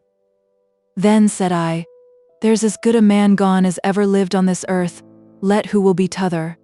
And I came to see yo, and tell yo how grieved I were, but them women in the kitchen wouldn't tell yo I were there. They said yo were ill, and butter me, but yo do not look like the same wench. And you're going to be a grand lady up I Lunnon, aren't yo?" "Not a grand lady," said Margaret, half smiling. "Well," Thornton said, says he, "a day or two ago, Higgins, have yo seen Miss Hale?" "No," says I, "there's a pack o' women who won't let me at her." but I can bide my time if she's ill. She and I knows each other pretty well, and who'll not go doubting that I'm main sorry for th' ood gentleman's death, just because I can't get at her and tell her so. And says he, yo will not have much time for to try and see her, my fine chap. She's not for staying with us a day longer nor she can help. She's got grand relations and they're carrying her off, and we shan't see her no more. Meester, said I, if I do not see her afore who goes, I'll strive to get up to Lunnon next Whitsuntide, that I will. I'll not be balked of saying her goodbye by any relations whatsomdever, but bless yo, I knowed yo'd come. It were only for to humour the meester. I led on as if I thought yo'd map and leave Milton without seeing me. You're quite right, said Margaret. You only do me justice, and you'll not forget me, I'm sure. If no one else in Milton remembers me, I'm certain you will, and Papa too. You know how good and tender he was. Look, Higgins, here is his Bible. I have kept it for you. I can ill spare it, but I know he would have liked you to have it. I'm sure you'll care for it and study what is in it, for his sake. Yo may say that, if it were the deuce's own scribble, and yo axed me to read in it for your sake and the ood gentleman's, I'd do it. Wettens this wench. I'm not going for to take your brass, so do not think it. We've been great friends, 'bout the sound o' money passing between us. For the children, for Boucher's children, said Margaret, hurriedly. They may need it. You've no right to refuse it for them. I would not give you 1 penny, she said, smiling. Don't think there's any of it for you. Well, wench, I can no but say bless yo, and amen. Chapter 44. Ease not peace. A dull rotation, never at a stay, yesterday's face twin image of today. Cowper. Of what each one should be, he sees the form and rule, and till he reach to that, his joy can ne'er be full. Rickert. It was very well for Margaret that the extreme quiet of the Harley Street house, during Edith's recovery from her confinement, gave her the natural rest which she needed. It gave her time to comprehend the sudden change which had taken place in her circumstances within the last 2 months. She found herself at once an inmate of a luxurious house, where the bare knowledge of the existence of every trouble or care seemed scarcely to have penetrated. The wheels of the machinery of daily life were well oiled and went along with delicious smoothness. Mrs. Shaw and Edith could hardly make enough of Margaret, on her return to what they persisted in calling her home. And she felt that it was almost ungrateful in her to have a secret feeling that the Helstone vicarage, nay, even the poor little house at Milton, with her anxious father and her invalid mother, and all the small household cares of comparative poverty, composed her idea of home. Edith was impatient to get well, in order to fill Margaret's bedroom with all the soft comforts and pretty knickknacks with which her own abounded. Mrs. Shaw and her maid found plenty of occupation in restoring Margaret's wardrobe to a state of elegant variety. Captain Lennox was easy, kind, and gentlemanly, sate with his wife in her dressing room an hour or 2 every day, played with his little boy for another hour, and lounged away the rest of his time at his club, when he was not engaged out to dinner. Just before Margaret had recovered from her necessity for quiet and repose, before she had begun to feel her life wanting and dull, Edith came downstairs and resumed her usual part in the household, and Margaret fell into the old habit of watching and admiring and ministering to her cousin. She gladly took all charge of the semblances of duties off Edith's hands, answered notes, reminded her of engagements, tended her when no gaiety was in prospect, and she was consequently rather inclined to fancy herself ill. But all the rest of the family were in the full business of the London season, and Margaret was often left alone. Then her thoughts went back to Milton, with a strange sense of the contrast between the life there and here. She was getting surfeited of the eventless ease in which no struggle or endeavor was required. She was afraid lest she should even become sleepily deadened into forgetfulness of anything beyond the life which was lapping her round with luxury. There might be toilers and moilers there in London, but she never saw them. The very servants lived in an underground world of their own, of which she knew neither the hopes nor the fears. They only seemed to start into existence when some want or whim of their master and mistress needed them. There was a strange, unsatisfied vacuum in Margaret's heart and mode of life, and once when she had dimly hinted this to Edith, the latter, wearied with dancing the night before, languidly stroked Margaret's cheek as she sat by her in the old attitude, she on a footstool by the sofa where Edith lay. "Poor child," said Edith. "It is a little sad for you to be left night after night, just at this time when all the world is so gay. But we shall be having our dinner parties soon as Henry comes back from circuit, and then there will be a little pleasant variety for you. No wonder it is moped, poor darling." Margaret did not feel as if the dinner parties would be a panacea, but Edith piqued herself on her dinner parties. So different, as she said, from the old dowager dinners under Mamma's regime, and Mrs. Shaw herself seemed to take exactly the same kind of pleasure in the very different arrangements and circle of acquaintances which were to Captain and Mrs. Lennox's taste, as she did in the more formal and ponderous entertainments which she herself used to give. Captain Lennox was always extremely kind and brotherly to Margaret. She was really very fond of him, excepting when he was anxiously attentive to Edith's dress and appearance, with a view to her beauty making a sufficient impression on the world. Then all the latent Vashti in Margaret was roused, and she could hardly keep herself from expressing her feelings. The course of Margaret's day was this: a quiet hour or two before a late breakfast, an unpunctual meal, lazily eaten by weary and half-awake people, but yet at which, in all its dragged-out length, she was expected to be present, because directly afterwards came a discussion of plans, at which, although they none of them concerned her, she was expected to give her sympathy. If she could not assist with her advice, an endless number of notes to write, which Edith invariably left to her, with many caressing compliments as to her eloquence du billet, a little play with Sholto as he returned from his morning's walk, besides the care of the children during the servants' dinner, a drive or callers, and some dinner or morning engagement for her aunt and cousins, which left Margaret free, it is true, but rather wearied with the inactivity of the day, coming upon depressed spirits and delicate health. She looked forward with longing though unspoken interest to the homely object of Dixon's return from Milton, where until now the old servant had been busily engaged in winding up all the affairs of the Hale family. It had appeared a sudden famine to her heart, this entire cessation of any news respecting the people among whom she had lived so long. It was true that Dixon in her business-like letters quoted, every now and then, an opinion of Mr. Thornton's as to what she had better do about the furniture, or how act in regard to the landlord of the Crampton Terrace house.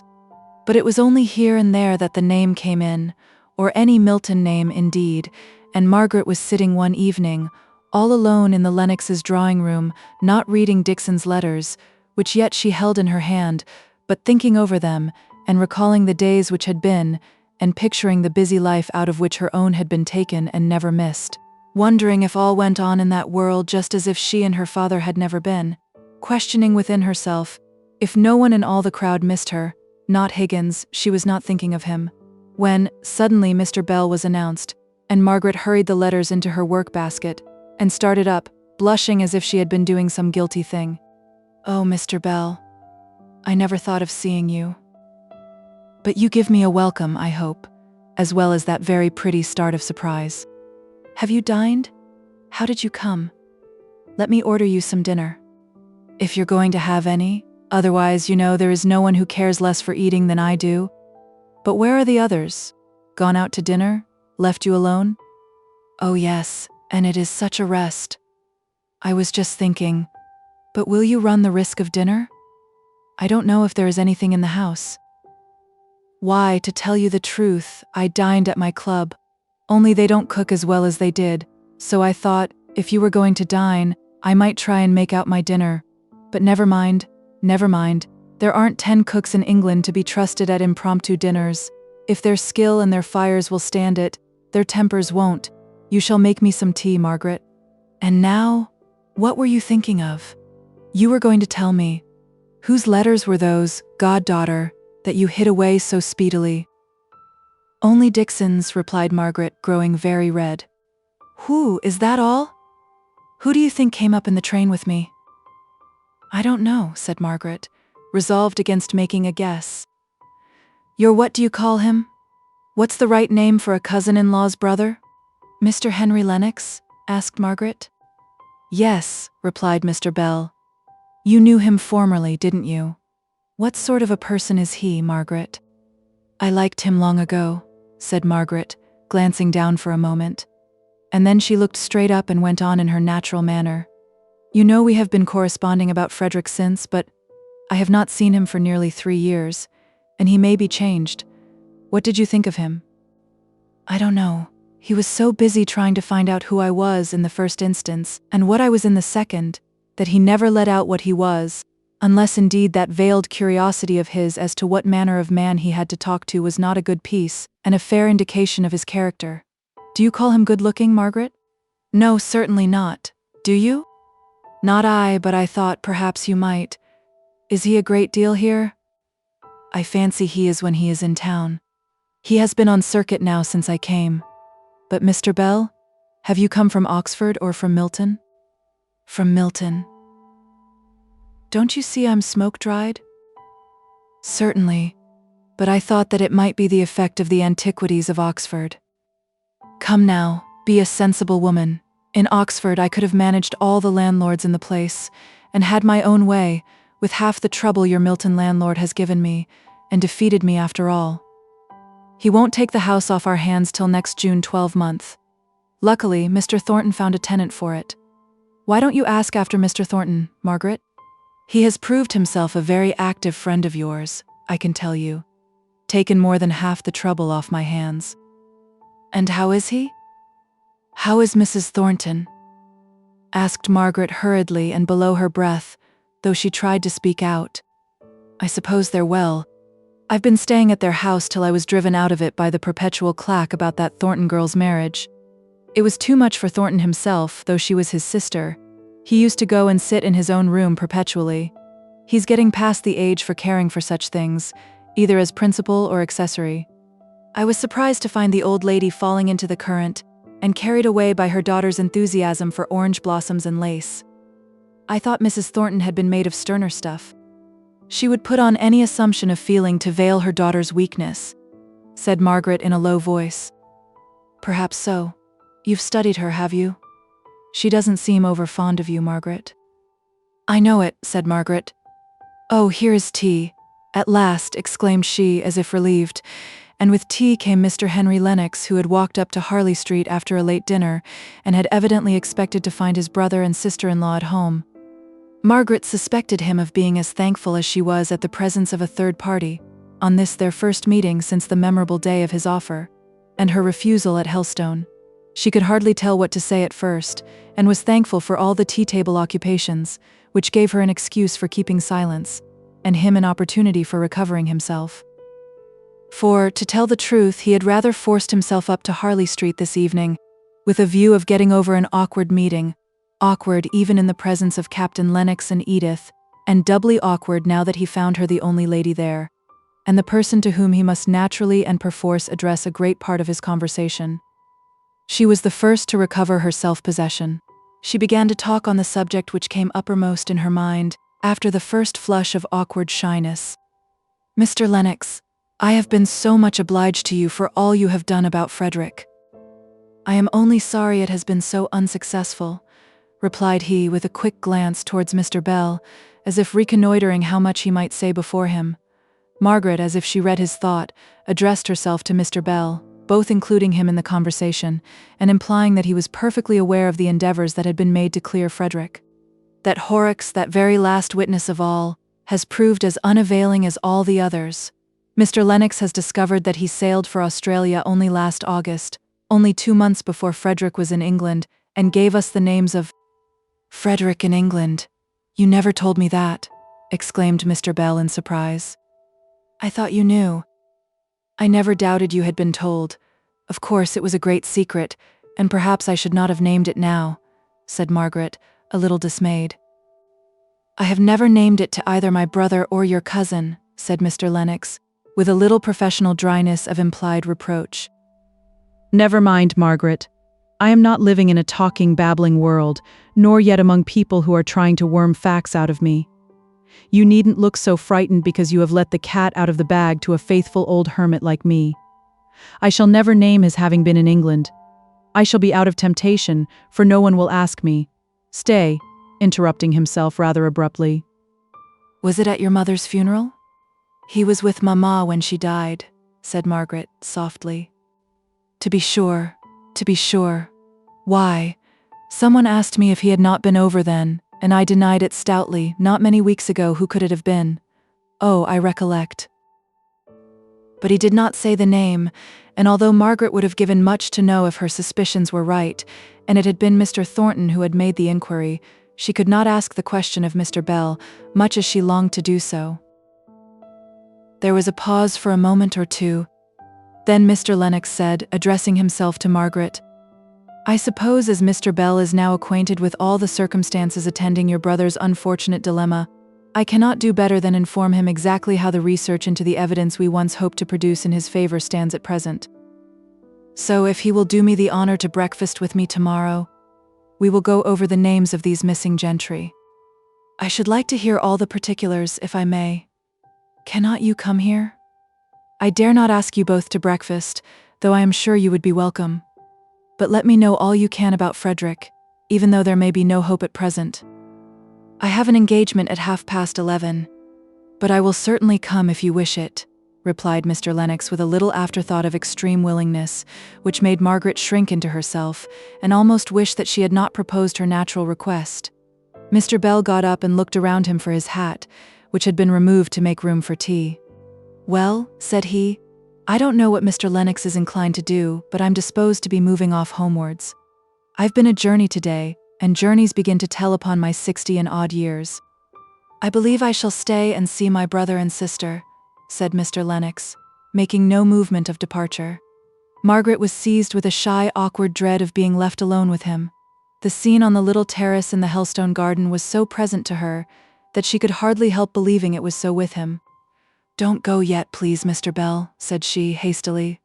"I want you to see Edith, and I want Edith to know you. Please," said she, laying a light but determined hand on his arm. He looked at her, and saw the confusion stirring in her countenance. He sate down again, as if her little touch had been possessed of resistless strength.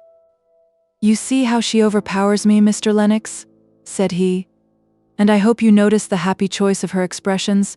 She wants me to see this cousin Edith, who I am told is a great beauty, but she has the honesty to change her word when she comes to me. Mrs. Lennox is to know me. I suppose I am not much to see, eh, Margaret?" He joked, to give her time to recover from the slight flutter which he had detected in her manner on his proposal to leave, and she caught the tone, and threw the ball back. Mr. Lennox wondered how his brother, the captain, could have reported her as having lost all her good looks. To be sure, in her quiet black dress, she was a contrast to Edith, dancing in her white crepe mourning, and long floating golden hair, all softness and glitter. She dimpled and blushed most becomingly when introduced to Mr. Bell, conscious that she had her reputation as a beauty to keep up, and that it would not do to have a Mordecai refusing to worship and admire, even in the shape of an old fellow of a college, which nobody had ever heard of. Mrs. Shaw and Captain Lennox, each in their separate way, gave Mr. Bell a kind and sincere welcome, winning him over to like them almost in spite of himself, especially when he saw how naturally Margaret took her place as sister and daughter of the house. "What a shame that we were not at home to receive you," said Edith. "You too, Henry, though I don't know that we should have stayed at home for you, and for Mr. Bell, for Margaret's Mr. Bell. There is no knowing what sacrifices you would not have made," said her brother-in-law. "Even a dinner party, and the delight of wearing this very becoming dress." Edith did not know whether to frown or to smile, but it did not suit Mr. Lennox to drive her to the first of these alternatives, so he went on. "Will you show your readiness to make sacrifices tomorrow morning, first by asking me to breakfast, to meet Mr. Bell, and secondly by being so kind as to order it at 9:30 instead of at 10 o'clock? I have some letters and papers that I want to show to Miss Hale and Mr. Bell." "I hope Mr. Bell will make our house his own during his stay in London," said Captain Lennox. "I am only so sorry we cannot offer him a bedroom." "Thank you. I am much obliged to you. You would only think me a churl if you had, for I should decline it, I believe, in spite of all the temptations of such agreeable company," said Mr. Bell, bowing all round, and secretly congratulating himself on the neat turn he had given to his sentence, which, if put into plain language, would have been more to this effect: "I couldn't stand the restraints of such a proper-behaved and civil-spoken people as these are. It would be like meat without salt. I'm thankful they haven't a bed. And how well I rounded my sentence. I'm absolutely catching the trick of good manners." His self-satisfaction lasted him till he was fairly out in the streets, walking side by side with Henry Lennox. Here he suddenly remembered Margaret's little look of entreaty as she urged him to stay longer, and he also recollected a few hints given him long ago by an acquaintance of Mr. Lennox's as to his admiration of Margaret. It gave a new direction to his thoughts. "You have known Miss Hale for a long time, I believe. How do you think her looking?" "She strikes me as pale and ill." "I thought her looking remarkably well. Perhaps not when I first came, now I think of, but certainly when she grew animated, she looked as well as ever I saw her do." "She has had a great deal to go through," said Mr. Bell. "Yes, I have been sorry to hear of all she has had to bear. Not merely the common and universal sorrow arising from death, but all the annoyance which her father's conduct must have caused her, and then—" "Her father's conduct," said Mr. Bell in an accent of surprise. "You must have heard some wrong statement. He behaved in the most conscientious manner. He showed more resolute strength than I should ever have given him credit for formerly. Perhaps I have been wrongly informed, but I have been told by his successor in the living, a clever, sensible man, and a thoroughly active clergyman, that there was no call upon Mr. Hale to do what he did, relinquish the living, and throw himself and his family on the tender mercies of private teaching in a manufacturing town. The bishop had offered him another living, it is true, but if he had come to entertain certain doubts, he could have remained where he was, and so had no occasion to resign. But the truth is, these country clergymen live such isolated lives, isolated, I mean, from all intercourse with men of equal cultivation with themselves, by whose minds they might regulate their own, and discover when they were going either too fast or too slow, that they are very apt to disturb themselves with imaginary doubts as to the articles of faith, and throw up certain opportunities of doing good for very uncertain fancies of their own. I differ from you. I do not think they are very apt to do as my poor friend Hale did." Mr. Bell was inwardly chafing. "Perhaps I use too general an expression in saying very apt, but certainly their lives are such as very often to produce either inordinate self-sufficiency or a morbid state of conscience," replied Mr. Lennox with perfect coolness. "You don't meet with any self-sufficiency among the lawyers, for instance?" asked Mr. Bell.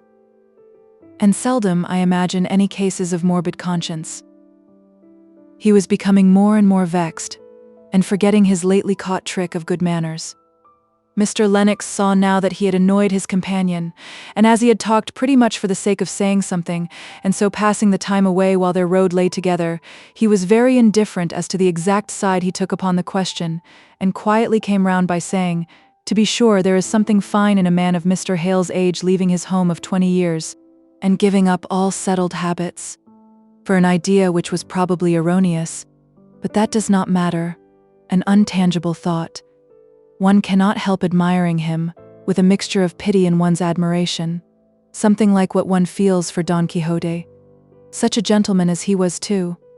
I shall never forget the refined and simple hospitality he showed to me that last day at Helstone. Only half mollified, and yet anxious, in order to lull certain qualms of his own conscience, to believe that Mr. Hale's conduct had a tinge of Quixotism in it, Mr. Bell growled out, "Aye, and you don't know Milton. Such a change from Helstone. It is years since I have been at Helstone, but I'll answer for it. It is standing there yet, every stick and every stone as it has done for the last century, while Milton.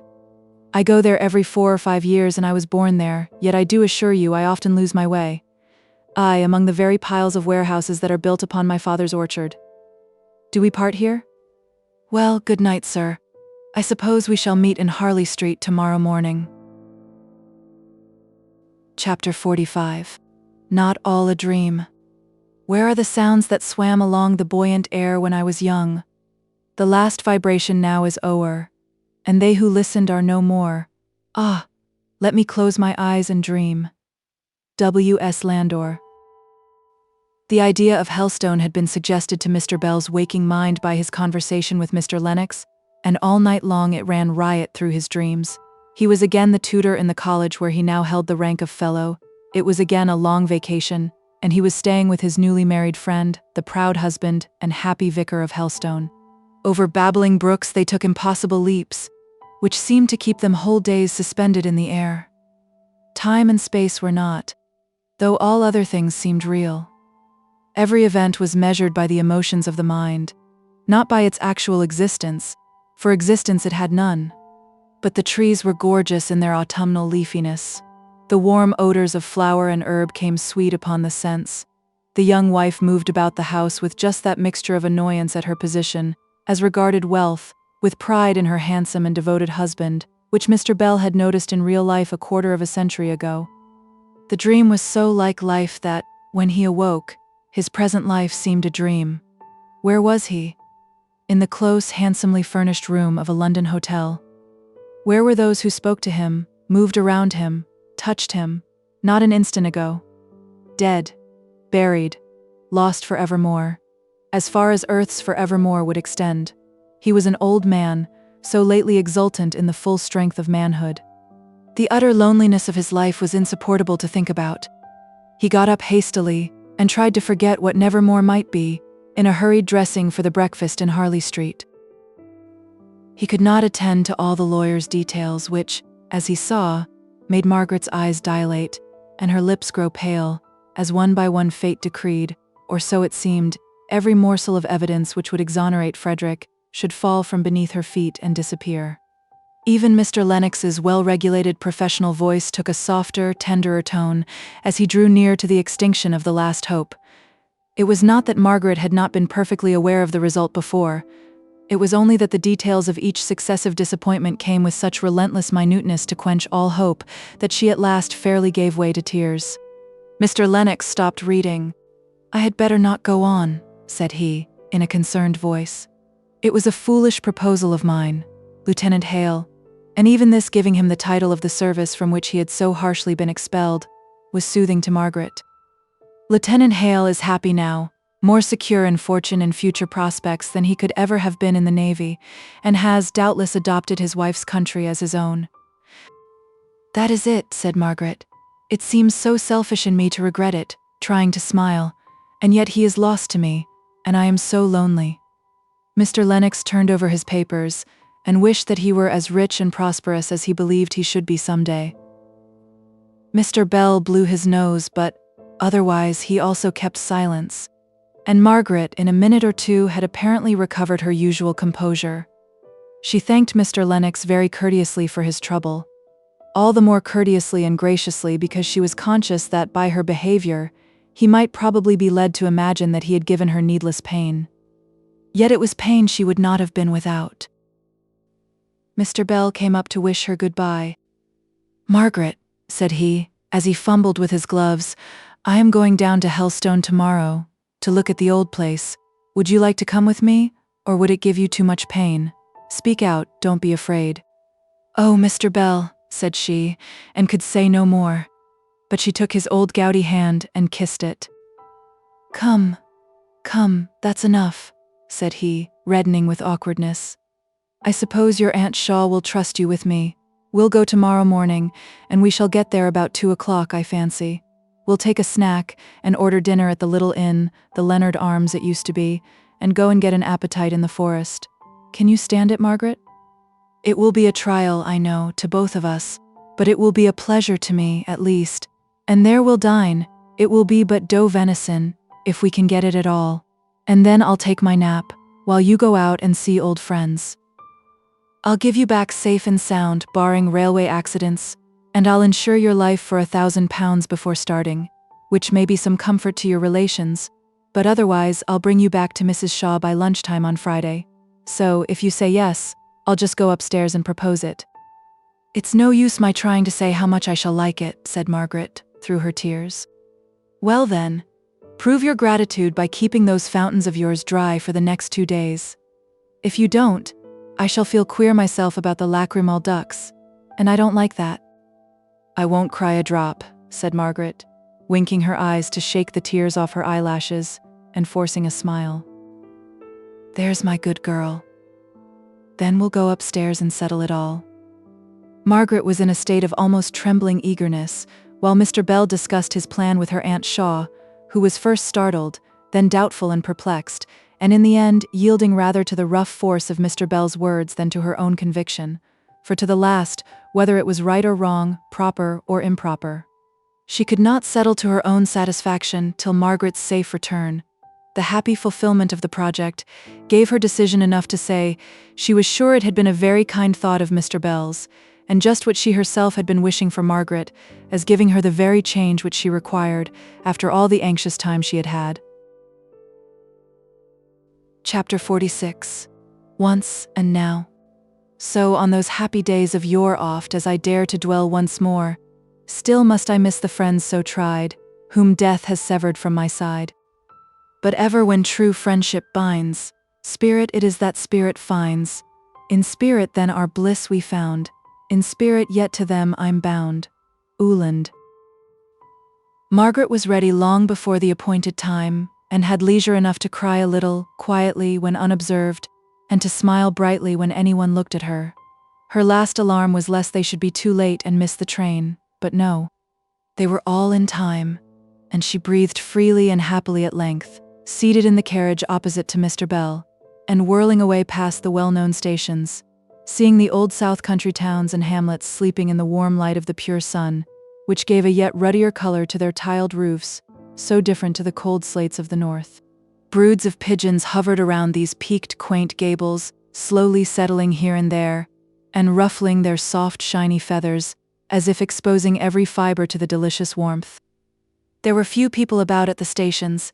It almost seemed as if they were too lazily content to wish to travel. None of the bustle and stir that Margaret had noticed in her 2 journeys on the London and Northwestern line. Later on in the year, this line of railway should be stirring and alive with rich pleasure-seekers, but as to the constant going to and fro of busy tradespeople, it would always be widely different from the northern lines.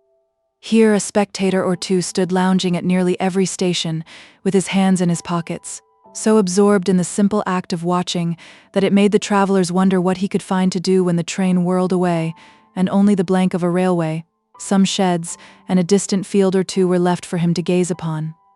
The hot air danced over the golden stillness of the land, farm after farm was left behind, each reminding Margaret of German idyls, of Hermann and Dorothea, of Evangeline. From this waking dream she was roused. It was the place to leave the train and take the fly to Helstone, and now sharper feelings came shooting through her heart, whether pain or pleasure she could hardly tell. Every mile was redolent of associations which she would not have missed for the world, but each of which made her cry upon the days that are no more, with ineffable longing. The last time she had passed along this road was when she had left it with her father and mother. The day, the season had been gloomy, and she herself hopeless, but they were there with her. Now she was alone, an orphan, and they, strangely, had gone away from her, and vanished from the face of the earth. It hurt her to see the Helstone road so flooded in the sunlight, and every turn and every familiar tree so precisely the same in its summer glory as it had been in former years. Nature felt no change and was ever young. Mr. Bell knew something of what would be passing through her mind, and wisely and kindly held his tongue.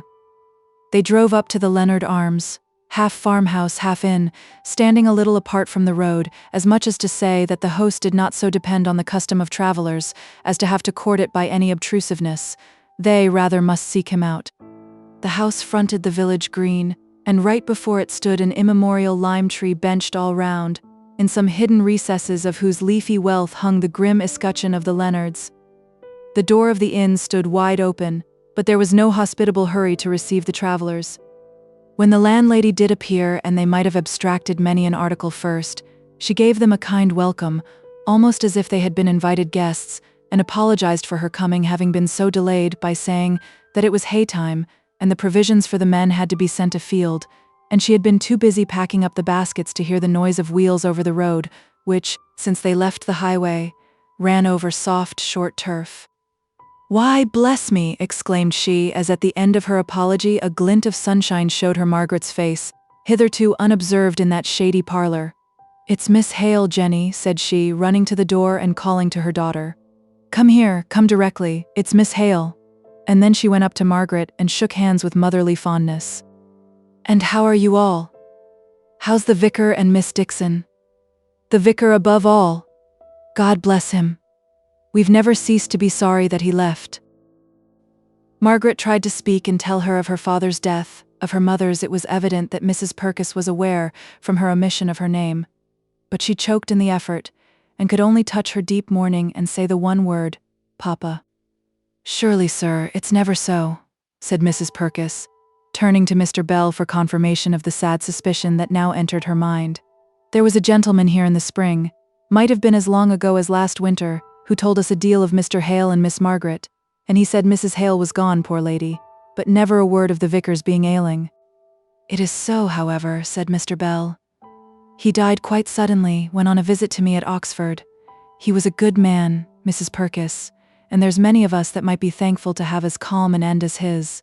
Come, Margaret, my dear. Her father was my oldest friend, and she's my goddaughter, so I thought we would just come down together and see the old place. And I know of old you can give us comfortable rooms and a capital dinner. You don't remember me, I see, but my name is Bell, and once or twice when the parsonage has been full, I've slept here and tasted your good ale. To be sure, I ask your pardon, but you see I was taken up with Miss Hale. Let me show you to a room, Miss Margaret, where you can take off your bonnet and wash your face. It's only this very morning I plunged some fresh-gathered roses head downward in the water jug, for thought I, perhaps someone will be coming, and there's nothing so sweet as spring water scented by a musk rose or two. To think of the vicar being dead. Well, to be sure, we must all die. Only that gentleman said he was quite picking up after his trouble about Mrs. Hale's death. Come down to me, Mrs. Purkis, after you have attended to Miss Hale. I want to have a consultation with you about dinner." The little casement window in Margaret's bedchamber was almost filled up with rose and vine branches, but, pushing them aside and stretching a little out, she could see the tops of the parsonage chimneys above the trees and distinguish many a well-known line through the leaves. "Aye," said Mrs. Purkis, smoothing down the bed and dispatching Jenny for an armful of lavender-scented towels. "Times is changed, miss. Our new vicar has 7 children, and is building a nursery ready for more, just where the arbor and tool house used to be in old times, and he has had new grates put in, and a plate-glass window in the drawing-room. He and his wife are stirring people, and have done a deal of good. At least they say it's doing good. If it were not, I should call it turning things upside down for very little purpose. The new vicar is a teetotaler, miss, and a magistrate, and his wife has a deal of receipts for economical cooking, and is for making bread without yeast, and they both talk so much, and both at a time, that they knock one down as it were, and it's not till they're gone, and one's a little at peace, that one can think that there were things one might have said on one's own side of the question. He'll be after the men's cans in the hayfield, and peeping in, and then there'll be an ado because it's not ginger beer, but I can't help it. My mother and my grandmother before me sent good malt liquor to haymakers, and took salts and senna when anything ailed them, and I must e'en go on in their ways, though Mrs. Hepworth does want to give me comfits instead of medicine, which, as she says, is a deal pleasanter, only I've no faith in it. But I must go, miss. Though I'm wanting to hear many a thing, I'll come back to you before long." Mr. Bell had strawberries and cream, a loaf of brown bread, and a jug of milk, together with a Stilton cheese and a bottle of port for his own private refreshment, ready for Margaret on her coming downstairs, and after this rustic luncheon they set out for a walk, hardly knowing in what direction to turn, so many old familiar inducements were there in each. "Shall we go past the vicarage?" asked Mr. Bell. "No, not yet. We will go this way and make a round so as to come back by it," said Margaret. Here and there old trees had been felled the autumn before, or a squatter's cottage roughly built and decaying cottage had disappeared. Margaret missed them each and all, and grieved over them like old friends. They came past the spot where she and Mr. Lennox had sketched. The white, lightning-scarred trunk of the venerable beech, among whose roots they had sate down, was there no more. The old man, the inhabitant of the ruinous cottage, was dead. The cottage had been pulled down, and a new one, tidy and respectable, had been built in its stead. There was a small garden on the place where the beech tree had been. "I did not think I had been so old," said Margaret after a pause of silence, and she turned away sighing. "Yes," said Mr. Bell. "It is the first changes among familiar things that make such a mystery of time to the young. Afterwards we lose the sense of the mysterious. I take changes in all I see as a matter of course. The instability of all human things is familiar to me. To you it is new and oppressive. "Let us go on to see little Susan," said Margaret, drawing her companion up a grassy roadway, leading under the shadow of a forest glade. "With all my heart, though I have not an idea who little Susan may be, but I have a kindness for all Susans, for simple Susan's sake. My little Susan was disappointed when I left without wishing her goodbye, and it has been on my conscience ever since, that I gave her pain which a little more exertion on my part might have prevented. But it is a long way. Are you sure you will not be tired?" "Quite sure. That is, if you don't walk so fast. You see, here there are no views that can give one an excuse for stopping to take breath. You would think it romantic to be walking with a person fat and scant o' breath if I were Hamlet, Prince of Denmark. Have compassion on my infirmities for his sake." "I will walk slower for your own sake. I like you 20 times better than Hamlet." "On the principle that a living ass is better than a dead lion?" "Perhaps so. I don't analyze my feelings. I am content to take your liking me, without examining too curiously into the materials it is made of. Only we need not walk at a snail's pace." "Very well. Walk at your own pace, and I will follow. Or stop still and meditate, like the Hamlet you compare yourself to, if I go too fast." "Thank you. But as my mother has not murdered my father, and afterwards married my uncle, I shouldn't know what to think about, unless it were balancing the chances of our having a well-cooked dinner or not. What do you think?" "I am in good hopes. She used to be considered a famous cook as far as Helstone opinion went. But have you considered the distraction of mind produced by all this haymaking?" Margaret felt all Mr. Bell's kindness in trying to make cheerful talk about nothing, to endeavor to prevent her from thinking too curiously about the past. But she would rather have gone over these dear-loved walks in silence, if indeed she were not ungrateful enough to wish that she might have been alone. They reached the cottage where Susan's widowed mother lived. Susan was not there. She was gone to the parochial school. Margaret was disappointed, and the poor woman saw it, and began to make a kind of apology. "Oh, it is quite right," said Margaret. "I am very glad to hear it. I might have thought of it. Only she used to stop at home with you." "Yes, she did. And I miss her sadly. I used to teach her what little I knew at nights. It were not much to be sure, but she were getting such a handy girl, that I miss her sore. But she's a deal above me in learning now." And the mother sighed. "I'm all wrong," growled Mr. Bell. "Don't mind what I say. I'm 100 years behind the world. But I should say that the child was getting a better and simpler and more natural education stopping at home and helping her mother and learning to read a chapter in the New Testament every night by her side, than from all the schooling under the sun." Margaret did not want to encourage him to go on by replying to him, and so prolonging the discussion before the mother, so she turned to her and asked, "How is old Betty Barnes?" "I don't know," said the woman rather shortly. "We's not friends." "Why not?" asked Margaret, who had formerly been the peacemaker of the village. "She stole my cat." "Did she know it was yours?" "I don't know. I reckon not." "Well, could not you get it back again when you told her it was yours?" "No, for she'd burnt it." "Burnt it," exclaimed both Margaret and Mr. Bell. "Roasted it," explained the woman.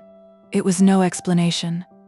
By dint of questioning, Margaret extracted from her the horrible fact that Betty Barnes, having been induced by a gypsy fortune-teller to lend the latter her husband's Sunday clothes, on promise of having them faithfully returned on the Saturday night, before Goodman Barnes should have missed them, became alarmed by their non-appearance, and her consequent dread of her husband's anger, and as, according to one of the savage country superstitions, the cries of a cat, in the agonies of being boiled or roasted alive, compelled, as it were, the powers of darkness to fulfill the wishes of the executioner, resort had been had to the charm. The poor woman evidently believed in its efficacy. Her only feeling was indignation that her cat had been chosen out from all others for a sacrifice. Margaret listened in horror and endeavored in vain to enlighten the woman's mind, but she was obliged to give it up in despair. Step by step she got the woman to admit certain facts, of which the logical connection and sequence was perfectly clear to Margaret. But at the end, the bewildered woman simply repeated her first assertion, namely, that it were very cruel for sure, and she should not like to do it, but that there was nothing like it for giving a person what they wished for. She had heard it all her life, but it were very cruel for all that. Margaret gave it up in despair, and walked away sick at heart. "You are a good girl not to triumph over me," said Mr. Bell. "How? What do you mean?" "I own I am wrong about schooling, anything rather than have that child brought up in such practical paganism." "Oh, I remember. Poor little Susan. I must go and see her. Would you mind calling at the school?" "Not a bit. I am curious to see something of the teaching she is to receive." They did not speak much more, but thridded their way through many a bosky dell, whose soft green influence could not charm away the shock and the pain in Margaret's heart, caused by the recital of such cruelty. A recital, too, the manner of which betrayed such utter want of imagination, and therefore of any sympathy with the suffering animal. The buzz of voices, like the murmur of a hive of busy human bees, made itself heard as soon as they emerged from the forest on the more open village green on which the school was situated. The door was wide open, and they entered. A brisk lady in black here, there, and everywhere perceived them, and bade them welcome with somewhat of the hostess air which, Margaret remembered, her mother was wont to assume only in a more soft and languid manner when any rare visitors strayed in to inspect the school.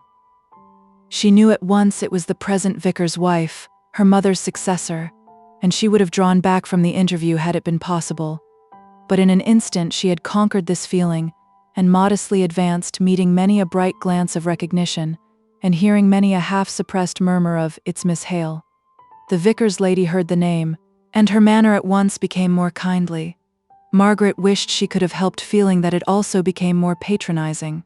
The lady held out a hand to Mr. Bell with, "Your father, I presume, Miss Hale. I see it by the likeness. I am sure I am very glad to see you, sir, and so will the vicar be." Margaret explained that it was not her father, and stammered out the fact of his death, wondering all the time how Mr. Hale could have borne coming to revisit Helstone, if it had been as the vicar's lady supposed. She did not hear what Mrs. Hepworth was saying, and left it to Mr. Bell to reply, looking round meanwhile for her old acquaintances. "Ah, I see you would like to take a class, Miss Hale. I know it by myself. First class stand up for a parsing lesson with Miss Hale."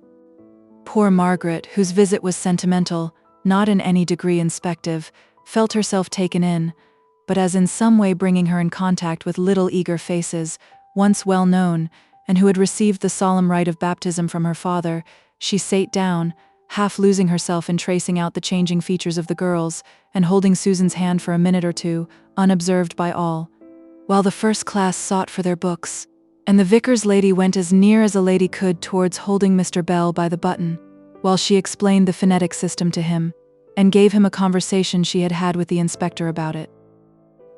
Margaret bent over her book, and seeing nothing but that, hearing the buzz of children's voices, old times rose up, and she thought of them, and her eyes filled with tears, till all at once there was a pause. One of the girls was stumbling over the apparently simple word, uncertain what to call it. An indefinite article," said Margaret, mildly. "I beg your pardon," said the vicar's wife, all eyes and ears, "but we are taught by Mr. Milsom to call an, who can remember?" "An adjective absolute," said half a dozen voices at once, and Margaret sate abashed. The children knew more than she did. Mr. Bell turned away and smiled. Margaret spoke no more during the lesson, but after it was over, she went quietly round to one or two old favorites, and talked to them a little. They were growing out of children into great girls, passing out of their recollection in their rapid development, as she, by her 3 years' absence, was vanishing from theirs. Still, she was glad to have seen them all again, though a tinge of sadness mixed itself with her pleasure.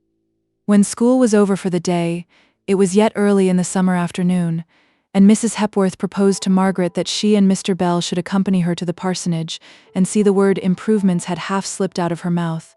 But she substituted the more cautious term alterations which the present vicar was making. Margaret did not care a straw about seeing the alterations which jarred upon her fond recollection of what her home had been, but she longed to see the old place once more, even though she shivered away from the pain which she knew she should feel. The parsonage was so altered, both inside and out, that the real pain was less than she anticipated. It was not like the same place. The garden, the grass plat, formerly so daintily trimmed that even a stray rose leaf seemed like a fleck on the exquisite arrangement and propriety, was strewed with children's things. A bag of marbles here, a hoop there, a straw hat forced down upon a rose tree as on a peg, to the destruction of a long, beautiful, tender branch laden with flowers, which in former days would have been trained up tenderly, as if beloved. The little square matted hall was equally filled with signs of merry, healthy, rough childhood. "Ah," said Mrs. Hepworth, "you must excuse this untidiness, Miss Hale. When the nursery is finished, I shall insist upon a little order. We are building a nursery out of your room, I believe. How did you manage, Miss Hale, without a nursery?" "We were but two," said Margaret. "You have many children, I presume?" "7. Look here. We are throwing out a window to the road on this side. Mr. Hepworth is spending an immense deal of money on this house, but really it was scarcely habitable when we came. For so large a family as ours, I mean, of course. Every room in the house was changed, besides the one of which Mrs. Hepworth spoke, which had been Mr. Hale's study formerly, and where the green gloom and delicious quiet of the place had conduced, as he had said, to a habit of meditation, but, perhaps in some degree, to the formation of a character more fitted for thought than action. The new window gave a view of the road and had many advantages, as Mrs. Hepworth pointed out. From it the wandering sheep of her husband's flock might be seen, who straggled to the tempting beer-house, unobserved as they might hope, but not unobserved in reality, for the active vicar kept his eye on the road, even during the composition of his most orthodox sermons, and had a hat and stick hanging ready at hand to seize, before sallying out after his parishioners, who had need of quick legs if they could take refuge in the Jolly Forester before the teetotal vicar had arrested them. The whole family were quick, brisk, loud-talking, kind-hearted, and not troubled with much delicacy of perception. Margaret feared that Mrs. Hepworth would find out that Mr. Bell was playing upon her, in the admiration he thought fit to express for everything that especially grated on his taste. But no, she took it all literally, and with such good faith, that Margaret could not help remonstrating with him as they walked slowly away from the parsonage back to their inn. "Don't scold, Margaret. It was all because of you. If she had not shown you every change with such evident exultation in their superior sense, in perceiving what an improvement this and that would be, I could have behaved well. But if you must go on preaching, keep it till after dinner, when it will send me to sleep and help my digestion." They were both of them tired, and Margaret herself so much so, that she was unwilling to go out as she had proposed to do, and have another ramble among the woods and fields so close to the home of her childhood. And, somehow, this visit to Helstone had not been exactly what she had expected. There was change everywhere, slight, yet pervading all. Households were changed by absence or death or marriage, or the natural mutations brought by days and months and years, which carry us on imperceptibly from childhood to youth, and thence through manhood to age, whence we drop like fruit, fully ripe into the quiet Mother Earth. Places were changed, a tree gone here, a bough there, bringing in a long ray of light where no light was before, a road was trimmed and narrowed, and the green straggling pathway by its side enclosed and cultivated. A great improvement it was called, but Margaret sighed over the old picturesqueness, the old gloom and the grassy wayside of former days. She sate by the window on the little settle, sadly gazing out upon the gathering shades of night, which harmonized well with her pensive thought. Mr. Bell slept soundly after his unusual exercise through the day. At last he was roused by the entrance of the tea-tray, brought in by a flushed-looking country girl, who had evidently been finding some variety from her usual occupation of waiter in assisting this day in the hayfield. "Hello! Who's there? Where are we? Who's that? Margaret? Oh, now I remember all. I could not imagine what woman was sitting there in such a doleful attitude, with her hands clasped straight out upon her knees, and her face looking so steadfastly before her. What are you looking at?" asked Mr. Bell, coming to the window and standing behind Margaret. "Nothing," said she, rising up quickly and speaking as cheerfully as she could at a moment's notice. "Nothing indeed.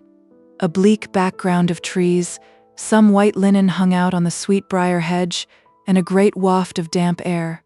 Shut the window and come in and make tea." Margaret was silent for some time. She played with her teaspoon and did not attend particularly to what Mr. Bell said. He contradicted her. and she took the same sort of smiling notice of his opinion as if he had agreed with her. Then she sighed, and putting down her spoon, she began apropos of nothing at all, and in the high-pitched voice which usually shows that the speaker has been thinking for some time on the subject that they wish to introduce. "Mr. Bell, you remember what we were saying about Frederick last night, don't you?" "Last night? Where was I?" "Oh, I remember. Why, it seems a week ago." "Yes, to be sure. I recollect we talked about him. Poor fellow." "Yes, and do you remember that Mr. Lennox spoke about his having been in England about the time of dear Mamma's death?" asked Margaret, her voice now lower than usual. "I recollect. I hadn't heard of it before. And I always thought that Papa had told you about it." "No, he never did. But what about it, Margaret?" "I want to tell you of something I did that was very wrong about that time," said Margaret, suddenly looking up at him with her clear, honest eyes. "I told a lie, and her face became scarlet. True, that was bad, I own. Not but what I have told a pretty round number in my life, not all in downright words, as I suppose you did, but in actions or in some shabby circumlocutory way, leading people either to disbelieve the truth or believe a falsehood. You know who is the father of lies, Margaret? Well, a great number of folk, thinking themselves very good, have odd sorts of connection with lies, left-hand marriages, and second cousins' aunts removed. The tainting blood of falsehood runs through us all. I should have guessed you as far from it as most people." "What? Crying, child? Nay, now we'll not talk of it if it ends in this way. I dare say you have been sorry for it, and that you won't do it again. And it's long ago now, and in short, I want you to be very cheerful, and not very sad, this evening." Margaret wiped her eyes and tried to talk about something else, but suddenly she burst out afresh. "Please, Mr. Bell, let me tell you about it. You could perhaps help me a little." "No, not help me, but if you knew the truth, perhaps you could put me to rights. That is not it after all," said she, in despair at not being able to express herself more exactly as she wished. Mr. Bell's whole manner changed. "Tell me all about it, child," said he. "It's a long story, but when Fred came, Mamma was very ill, and I was undone with anxiety and afraid, too, that I might have drawn him into danger.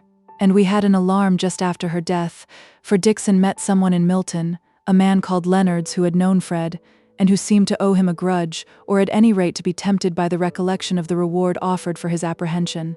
And with this new fright, I thought I had better hurry off Fred to London, where, as you would understand from what we said the other night, he was to go to consult Mr. Lennox as to his chances if he stood trial. So we, that is, he and I, went to the railway station. It was one evening, and it was just getting rather dusk, but still light enough to recognize and be recognized, and we were too early, and went out to walk in a field just close by. I was always in a panic about this Leonards, who was, I knew, somewhere in the neighborhood, and then when we were in the field, the low red sunlight just in my face. Someone came by on horseback in the road just below the field stile on which we stood. I saw him look at me, but I did not know who it was at first. The sun was so in my eyes, but in an instant the dazzle went off, and I saw it was Mr. Thornton, and we bowed. "And he saw Frederick, of course," said Mr. Bell, helping her on with her story, as he thought.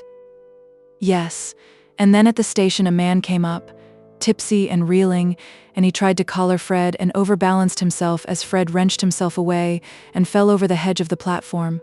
Not far, not deep, not above 3 feet, but oh, Mr. Bell, somehow that fall killed him." "How awkward. It was this Leonards, I suppose. And how did Fred get off?" "Oh, he went off immediately after the fall, which we never thought could have done the poor fellow any harm. It seemed so slight an injury." "Then he did not die directly?" "No, not for 2 or 3 days. And then, oh, Mr. Bell, now comes the bad part," said she, nervously twining her fingers together. "A police inspector came and taxed me with having been a companion of the young man, whose push or blow had occasioned Leonard's death. That was a false accusation, you know. But we had not heard that Fred had sailed. He might still be in London and liable to be arrested on this false charge, and his identity with the Lieutenant Hale, accused of causing the mutiny, discovered, he might be shot. All this flashed through my mind, and I said it was not me.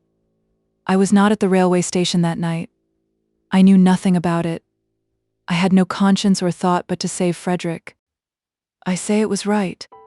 I should have done the same. You forgot yourself in thought for another. I hope I should have done the same. No, you would not. It was wrong, disobedient, faithless. At that very time Fred was safely out of England, and in my blindness I forgot that there was another witness who could testify to my being there. Who? Mr. Thornton. You know he had seen me close to the station. We had bowed to each other. Well, he would know nothing of this riot, about the drunken fellow's death. I suppose the injury never came to anything. No.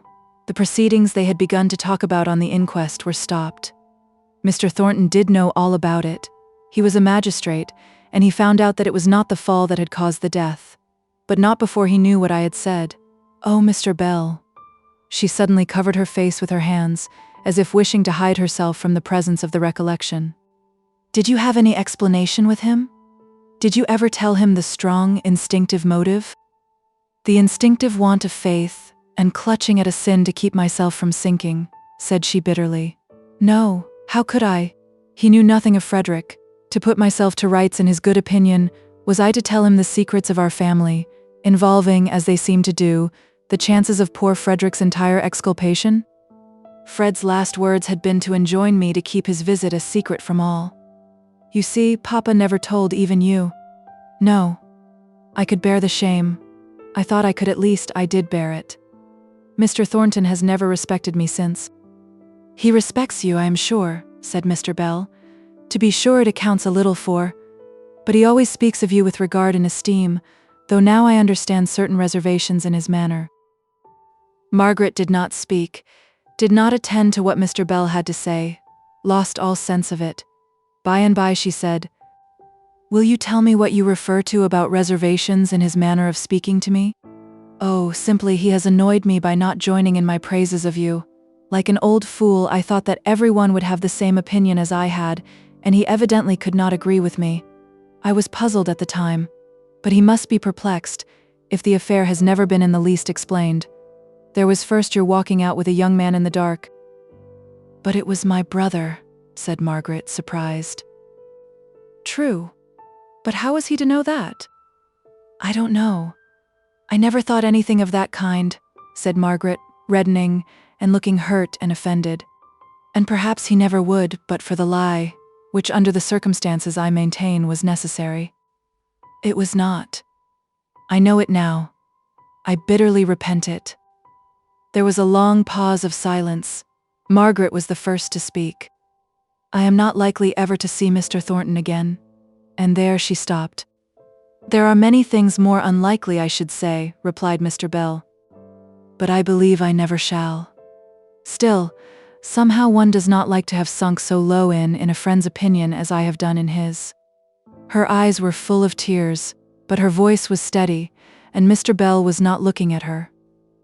And now that Frederick has given up all hope and almost all wish of ever clearing himself and returning to England, it would be only doing myself justice to have all this explained. If you please, and if you can, if there is a good opportunity, don't force an explanation upon him, pray. But if you can, will you tell him the whole circumstances, and tell him also that I gave you leave to do so because I felt that for poor Papa's sake I should not like to lose his respect, though we may never be likely to meet again. Certainly. I think he ought to know. I do not like you to rest even under a shadow of an impropriety. He would not know what to think of seeing you alone with a young man. As for that, said Margaret, rather haughtily, I hold it as honi soit qui mal y pense, yet still I should choose to have it explained, if any natural opportunity for easy explanation occurs.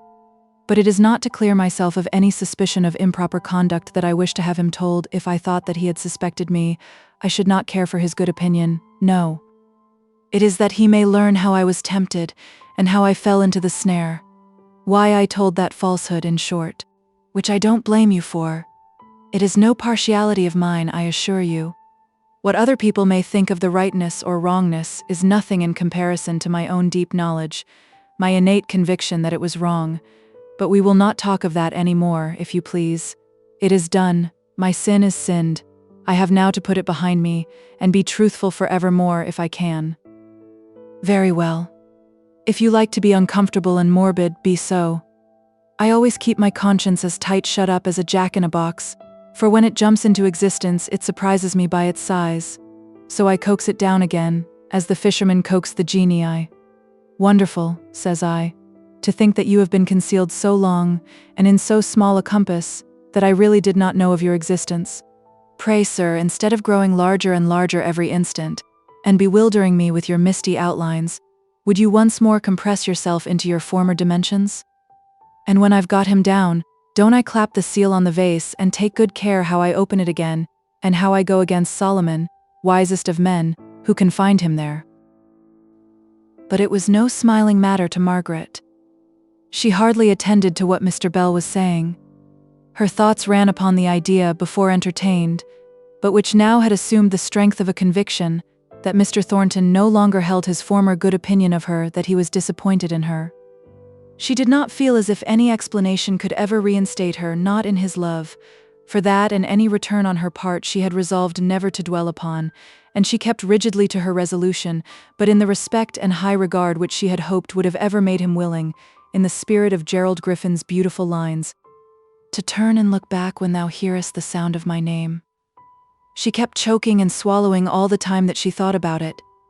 She tried to comfort herself with the idea that what he imagined her to be did not alter the fact of what she was, but it was a truism, a phantom, and broke down under the weight of her regret. She had 20 questions on the tip of her tongue to ask Mr. Bell, but not one of them did she utter.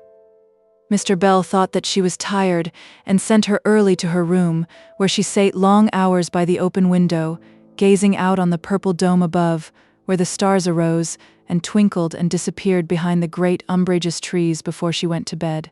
All night long, too, there burnt a little light on earth.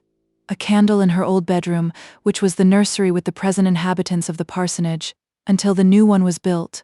A sense of change, of individual nothingness, of perplexity and disappointment, overpowered Margaret. Nothing had been the same, and this slight, all-pervading instability had given her greater pain than if all had been too entirely changed for her to recognize it. I begin to understand now what heaven must be, and oh, the grandeur and repose of the words, the same yesterday, today, and forever. Everlasting. From everlasting to everlasting, thou art God. That beautiful sky above me looks as though it could not change, and yet it will. I am so tired of being whirled on through all these phases of my life, in which nothing abides by me, no creature, no place. It is like the circle in which the victims of earthly passion eddy continually. I am in the mood in which women of another religion take the veil. I seek heavenly steadfastness in earthly monotony. If I were a Roman Catholic and could deaden my heart, stun it with some great blow, I might become a nun. But I should pine after my kind, no, not my kind, for love for my species could never fill my heart to the utter exclusion of love for individuals. Perhaps it ought to be so, perhaps not. I cannot decide tonight. Wearily she went to bed.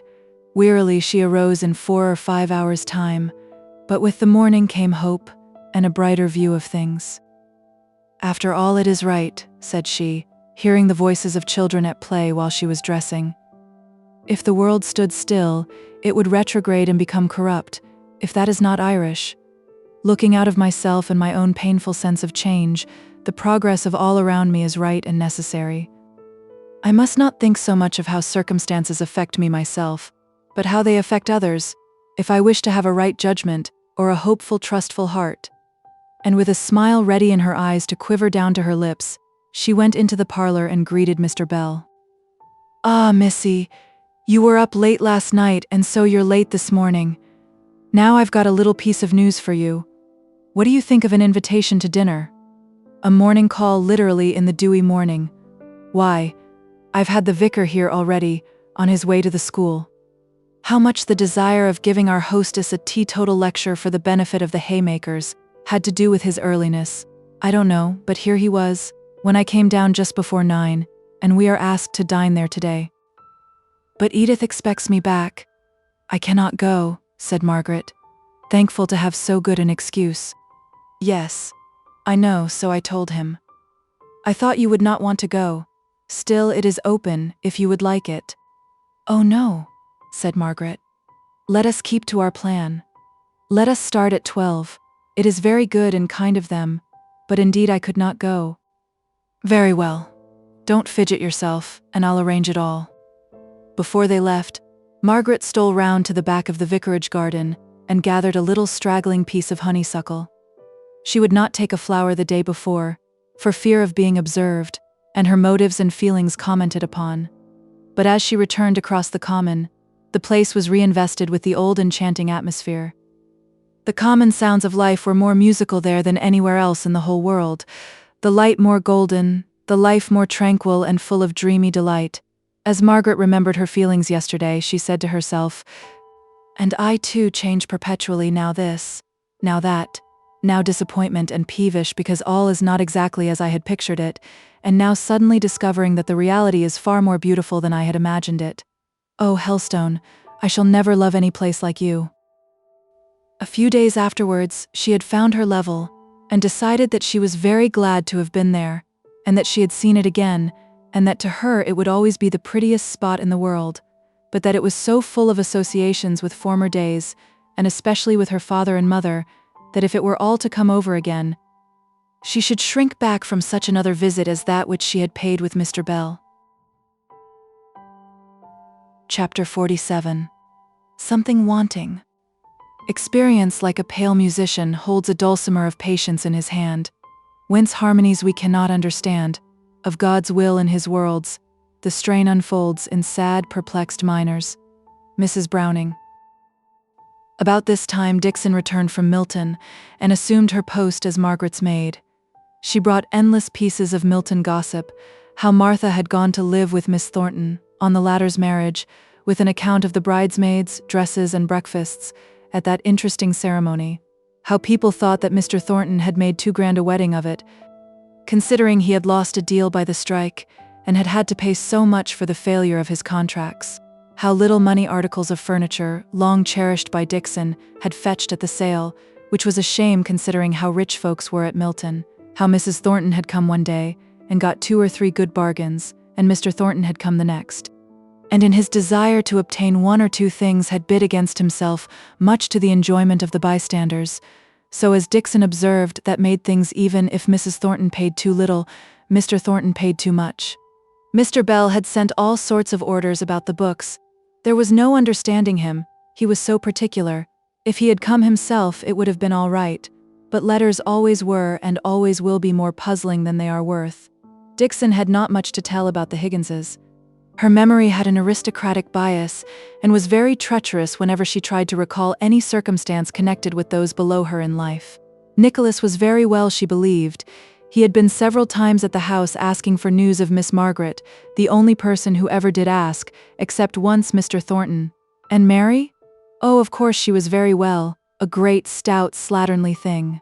She did hear, or perhaps it was only a dream of hers, though it would be strange if she had dreamt of such people as the Higginses, that Mary had gone to work at Mr. Thornton's mill, because her father wished her to know how to cook. But what nonsense that could mean she didn't know. Margaret rather agreed with her that the story was incoherent enough to be like a dream. Still, it was pleasant to have someone now with whom she could talk of Milton, and Milton people.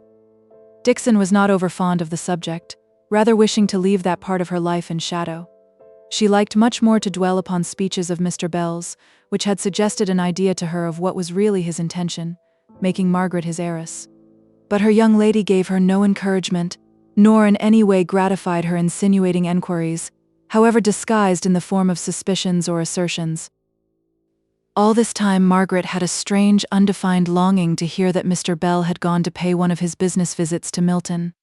For it had been well understood between them, at the time of their conversation at Helstone, that the explanation she had desired should only be given to Mr. Thornton by word of mouth, and even in that manner should be in no wise forced upon him. Mr. Bell was no great correspondent, but he wrote from time to time long or short letters, as the humor took him, and although Margaret was not conscious of any definite hope on receiving them, yet she always put away his notes with a little feeling of disappointment. He was not going to Milton, he said nothing about it at any rate. Well, she must be patient. Sooner or later the mists would be cleared away. Mr. Bell's letters were hardly like his usual self. They were short and complaining, with every now and then a little touch of bitterness that was unusual. He did not look forward to the future. He rather seemed to regret the past and be weary of the present. Margaret fancied that he could not be well, but in answer to some inquiry of hers as to his health, he sent her a short note, saying there was an old-fashioned complaint called the spleen, that he was suffering from that, and it was for her to decide if it was more mental or physical, but that he should like to indulge himself in grumbling, without being obliged to send a bulletin every time. In consequence of this note, Margaret made no more inquiries about his health. One day, Edith let out accidentally a fragment of a conversation which she had had with Mr. Bell when he was last in London, which possessed Margaret with the idea that he had some notion of taking her to pay a visit to her brother and new sister-in-law at Cadiz in the autumn. She questioned and cross-questioned Edith till the latter was weary and declared that there was nothing more to remember. All he had said was that he half thought he should go and hear for himself what Frederick had to say about the mutiny, and that it would be a good opportunity for Margaret to become acquainted with her new sister-in-law. That he always went somewhere during the long vacation, and did not see why he should not go to Spain as well as anywhere else. That was all. Edith hoped Margaret did not want to leave them, that she was so anxious about all this. And then, having nothing else particular to do, she cried, and said that she knew she cared much more for Margaret than Margaret did for her. Margaret comforted her as well as she could, but she could hardly explain to her how this idea of Spain, mere chateau en Espagne as it might be, charmed and delighted her. Edith was in the mood to think that any pleasure enjoyed away from her was a tacit affront, or at best a proof of indifference. So Margaret had to keep her pleasure to herself, and could only let it escape by the safety valve of asking Dixon, when she dressed for dinner, if she would not like to see Master Frederick and his new wife very much indeed. "She's a papist, miss, isn't she?" "I believe—" "Oh yes, certainly," said Margaret, a little damped for an instant at this recollection. "And they live in a popish country?" "Yes." "Then I'm afraid I must say that my soul is dearer to me than even Master Frederick, his own dear self. I should be in a perpetual terror, miss, lest I should be converted." "Oh," said Margaret, "I do not know that I am going, and if I go, I am not such a fine lady as to be unable to travel without you. No, dear old Dixon, you shall have a long holiday if we go, but I am afraid it is a long if." Now Dixon did not like this speech. In the first place, she did not like Margaret's trick of calling her dear old Dixon whenever she was particularly demonstrative. She knew that Miss Hale was apt to call all people that she liked old, as a sort of term of endearment, but Dixon always winced away from the application of the word to herself, who being not much past 50 was, she thought, in the very prime of life. Secondly, she did not like being so easily taken at her word. She had, with all her terror, a lurking curiosity about Spain, the Inquisition, and popish mysteries. So, after clearing her throat, as if to show her willingness to do away with difficulties, she asked Miss Hale whether she thought, if she took care never to see a priest, or enter into one of their churches, there would be so very much danger of her being converted. Master Frederick, to be sure, had gone over unaccountably. "I fancy it was love that first predisposed him to conversion," said Margaret, sighing. "Indeed, miss," said Dixon. "Well, I can preserve myself from priests and from churches, but love steals in unawares. I think it's as well I should not go." Margaret was afraid of letting her mind run too much upon this Spanish plan, but it took off her thoughts from too impatiently dwelling upon her desire to have all explained to Mr. Thornton. Mr. Bell appeared for the present to be stationary at Oxford, and to have no immediate purpose of going to Milton, and some secret restraint seemed to hang over Margaret, and prevent her from even asking, or alluding again to any probability of such a visit on his part. Nor did she feel at liberty to name what Edith had told her of the idea he had entertained, it might be but for 5 minutes, of going to Spain. He had never named it at Helstone during all that sunny day of leisure. It was very probably but the fancy of a moment, but if it were true, what a bright outlet it would be from the monotony of her present life, which was beginning to fall upon her. One of the great pleasures of Margaret's life at this time was in Edith's boy. He was the pride and plaything of both father and mother, as long as he was good, but he had a strong will of his own, and as soon as he burst out into one of his stormy passions, Edith would throw herself back in despair and fatigue, and sigh out, "Oh dear, what shall I do with him?" "Do, Margaret. Please ring the bell for Hanley." But Margaret almost liked him better in these manifestations of character than in his good blue-sashed moods. She would carry him off into a room where they two alone battled it out, she with a firm power which subdued him into peace, while every sudden charm and wile she possessed was exerted on the side of right, until he would rub his little hot and tear-smeared face all over hers, kissing and caressing till he often fell asleep in her arms or on her shoulder. Those were Margaret's sweetest moments. They gave her a taste of the feeling that she believed would be denied to her forever. Mr. Henry Lennox added a new and not disagreeable element to the course of the household life by his frequent presence. Margaret thought him colder, if more brilliant than formerly, but there were strong intellectual tastes and much and varied knowledge, which gave flavor to the otherwise rather insipid conversation. Margaret saw glimpses in him of a slight contempt for his brother and sister-in-law, and for their mode of life, which he seemed to consider as frivolous and purposeless. He once or twice spoke to his brother, in Margaret's presence, in a pretty sharp tone of enquiry, as to whether he meant entirely to relinquish his profession, and on Captain Lennox's reply, that he had quite enough to live upon, she had seen Mr. Lennox's curl of the lip as he said, "And is that all you live for?" But the brothers were much attached to each other, in the way that any two persons are, when the one is cleverer and always leads the other, and this last is patiently content to be led. Mr. Lennox was pushing on in his profession, cultivating with profound calculation all those connections that might eventually be of service to him, keen-sighted, far-seeing, intelligent, sarcastic, and proud. Since the one long conversation relating to Frederick's affairs, which she had with him the first evening in Mr. Bell's presence, she had had no great intercourse with him, further than that which arose out of their close relations with the same household. But this was enough to wear off the shyness on her side, and any symptoms of mortified pride and vanity on his. They met continually, of course, but she thought that he rather avoided being alone with her.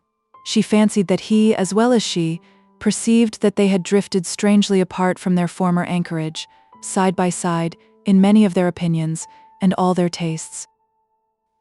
And yet, when he had spoken unusually well, or with remarkable epigrammatic point, she felt that his eye sought the expression of her countenance first of all, if but for an instant, and that in the family intercourse which constantly threw them together, her opinion was the one to which he listened with a deference, the more complete because it was reluctantly paid, and concealed as much as possible.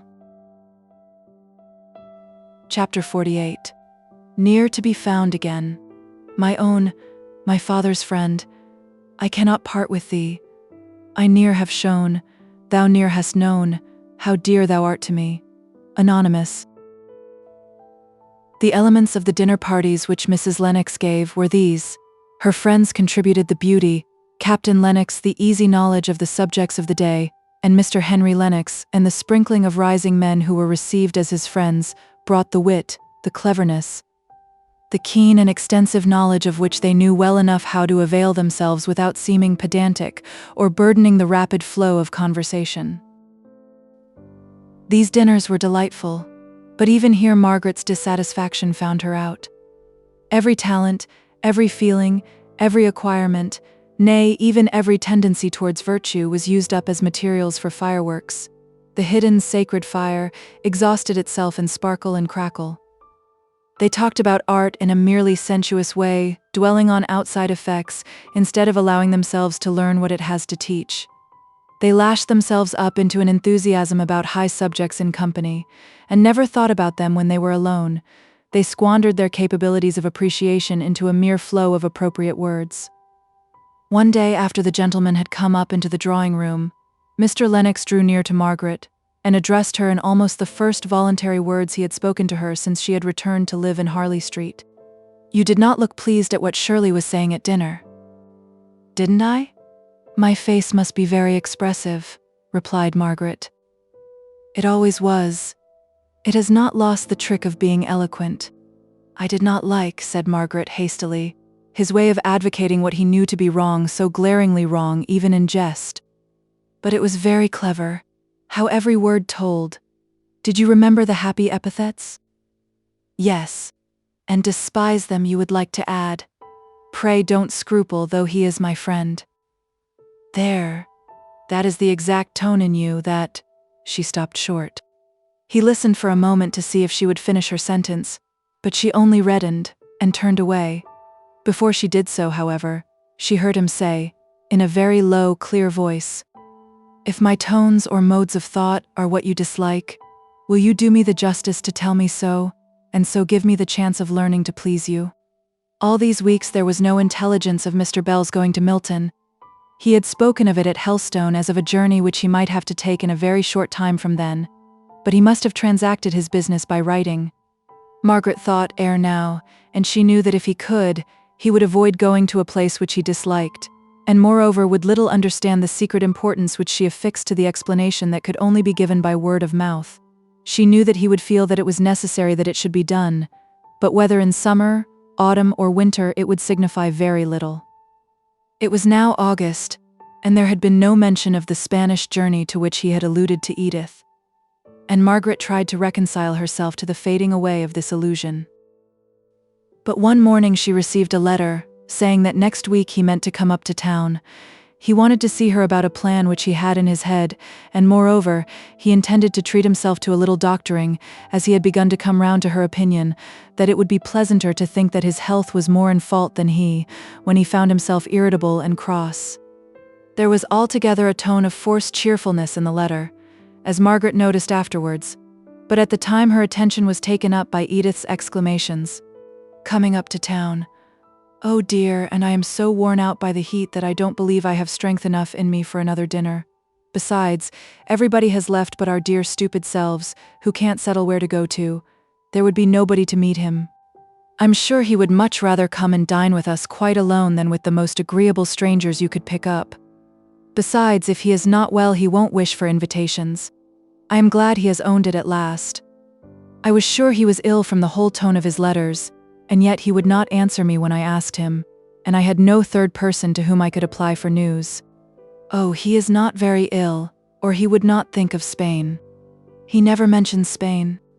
No, but his plan that is to be proposed evidently relates to that. But would you really go in such weather as this? Oh, it will get cooler every day, yes. Think of it.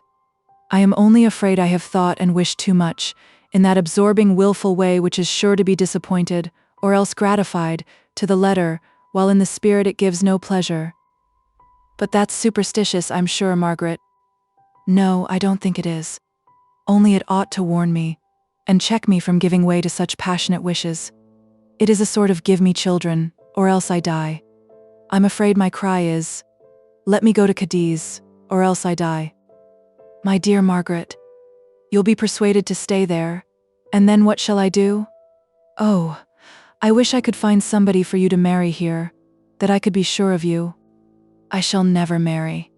Nonsense and double nonsense. Why, as Sholto says, you're such an attraction to the house, that he knows ever so many men who will be glad to visit here next year for your sake. Margaret drew herself up haughtily. Do you know, Edith, I sometimes think your Corfu life has taught you. Well, just a shade or two of coarseness.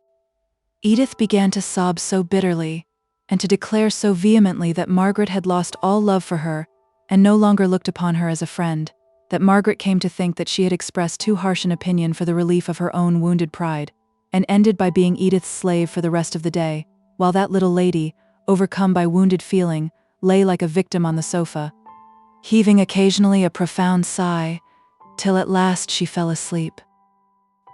Mr. Bell did not make his appearance even on the day to which he had for a second time deferred his visit. The next morning there came a letter from Wallace, his servant, stating that his master had not been feeling well for some time, which had been the true reason of his putting off his journey, and that at the very time when he should have set out for London, he had been seized with an apoplectic fit. It was indeed, Wallace added, the opinion of the medical men that he could not survive the night, and more than probable that by the time Miss Hale received this letter his poor master would be no more. Margaret received this letter at breakfast time, and turned very pale as she read it. Then, silently putting into Edith's hands, she left the room. Edith was terribly shocked as she read it, and cried in a sobbing, frightened, childish way, much to her husband's distress. Mrs. Shaw was breakfasting in her own room, and upon him devolved the task of reconciling his wife to the near contact into which she seemed to be brought with death, for the first time that she could remember in her life. Here was a man who was to have dined with them today lying dead or dying instead.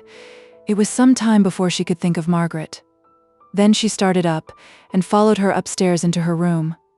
Dixon was packing up a few toilette articles, and Margaret was hastily putting on her bonnet, shedding tears all the time, and her hands trembling so that she could hardly tie the strings. "Oh dear Margaret, how shocking! What are you doing? Are you going out? Sholto would telegraph or do anything you like." "I am going to Oxford. There is a train in half an hour. Dixon has offered to go with me, but I could have gone by myself. I must see him again. Besides, he may be better and want some care. He has been like a father to me. Don't stop me, Edith." "But I must. Mama won't like it at all. Come and ask her about it, Margaret. You don't know where you're going. I should not mind if he had a house of his own, but in his fellows' rooms. Come to Mama, and do ask her before you go. It will not take a minute." Margaret yielded, and lost her train. In the suddenness of the event, Mrs. Shaw became bewildered and hysterical, and so the precious time slipped by. But there was another train in a couple of hours, and after various discussions on propriety and impropriety, it was decided that Captain Lennox should accompany Margaret, as the one thing to which she was constant was her resolution to go, alone or otherwise, by the next train, whatever might be said of the propriety or impropriety of the step. Her father's friend, her own friend, was lying at the point of death, and the thought of this came upon her with such vividness that she was surprised herself at the firmness with which she asserted something of her right to independence of action, and 5 minutes before the time of starting, she found herself sitting in a railway carriage opposite to Captain Lennox. It was always a comfort to her to think that she had gone, though it was only to hear that he had died in the night. She saw the rooms that he had occupied, and associated them ever after most fondly in her memory with the idea of her father and his one cherished and faithful friend. They had promised Edith before starting that if all had ended as they feared, they would return to dinner, so that long, lingering look around the room in which her father had died had to be interrupted, and a quiet farewell taken of the kind old face that had so often come out with pleasant words and merry quips and cranks. Captain Lennox fell asleep on their journey home, and Margaret could cry at leisure and bethink her of this fatal year and all the woes it had brought to her. No sooner was she fully aware of one loss than another came, not to supersede her grief for the one before, but to reopen wounds and feelings scarcely healed. But at the sound of the tender voices of her aunt and Edith, of merry little Sholto's glee at her arrival, and at the sight of the well-lighted rooms with their mistress, pretty in her paleness and her eager, sorrowful interest, Margaret roused herself from her heavy trance of almost superstitious hopelessness, and began to feel that even around her joy and gladness might gather. She had Edith's place on the sofa. Sholto was taught to carry Aunt Margaret's cup of tea very carefully to her, and by the time she went up to dress, she could thank God for having spared her dear old friend a long or a painful illness. Chapter 49. Breathing tranquility. And down the sunny beach she paces slowly, with many doubtful pauses by the way. Grief hath an influence so hushed and holy. Hood. "Is not Margaret the heiress?" whispered Edith to her husband, as they were in their room alone at night after the sad journey to Oxford. She had pulled his tall head down, and stood upon tiptoe, and implored him not to be shocked before she ventured to ask this question. Captain Lennox was, however, quite in the dark. If he had ever heard, he had forgotten. It could not be much that a fellow of a small college had to leave, but he had never wanted her to pay for her board, and £250 a year was something ridiculous, considering that she did not take wine. Edith came down upon her feet a little bit sadder, with a romance blown to pieces. A week afterwards she came prancing towards her husband, and made him a low curtsy. "I am right, and you are wrong, most noble captain.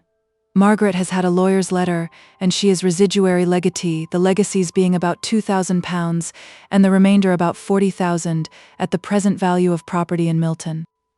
"Indeed, and how does she take her good fortune?" "Oh, it seems she knew she was to have it all along, only she had no idea it was so much. She looks very white and pale, and says she's afraid of it. But that's nonsense, you know, and will soon go off. I left Mama pouring congratulations down her throat and stole away to tell you. It seemed to be supposed by general consent that the most natural thing was to consider Mr. Lennox henceforward as Margaret's legal advisor. She was so entirely ignorant of all forms of business that in nearly everything she had to refer to him. He chose out her attorney. He came to her with papers to be signed. He was never so happy as when teaching her of what all these mysteries of the law were, the signs and types. "Henry," said Edith one day archly, "do you know what I hope and expect all these long conversations with Margaret will end in?" "No, I don't," said he, reddening, "and I desire you not to tell me."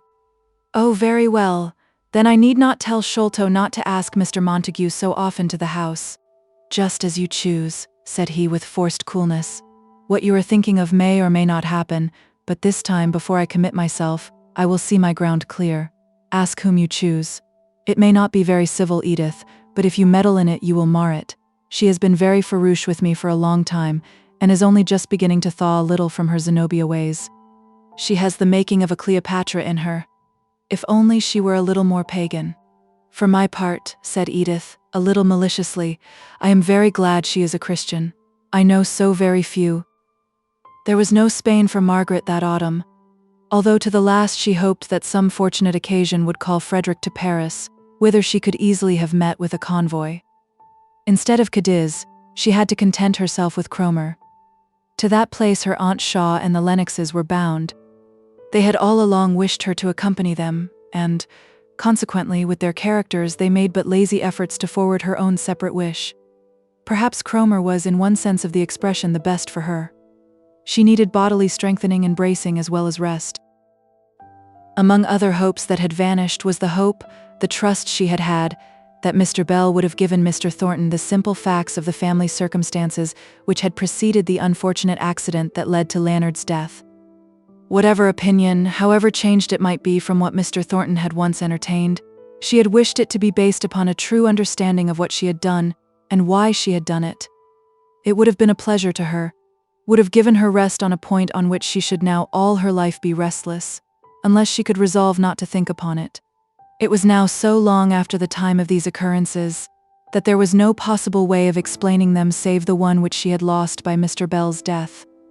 She might just submit, like many another, to be misunderstood, but, though reasoning herself into the belief that in this hers was no uncommon lot, her heart did not ache the less with longing that sometime, years and years hence, before he died at any rate, he might know how much she had been tempted.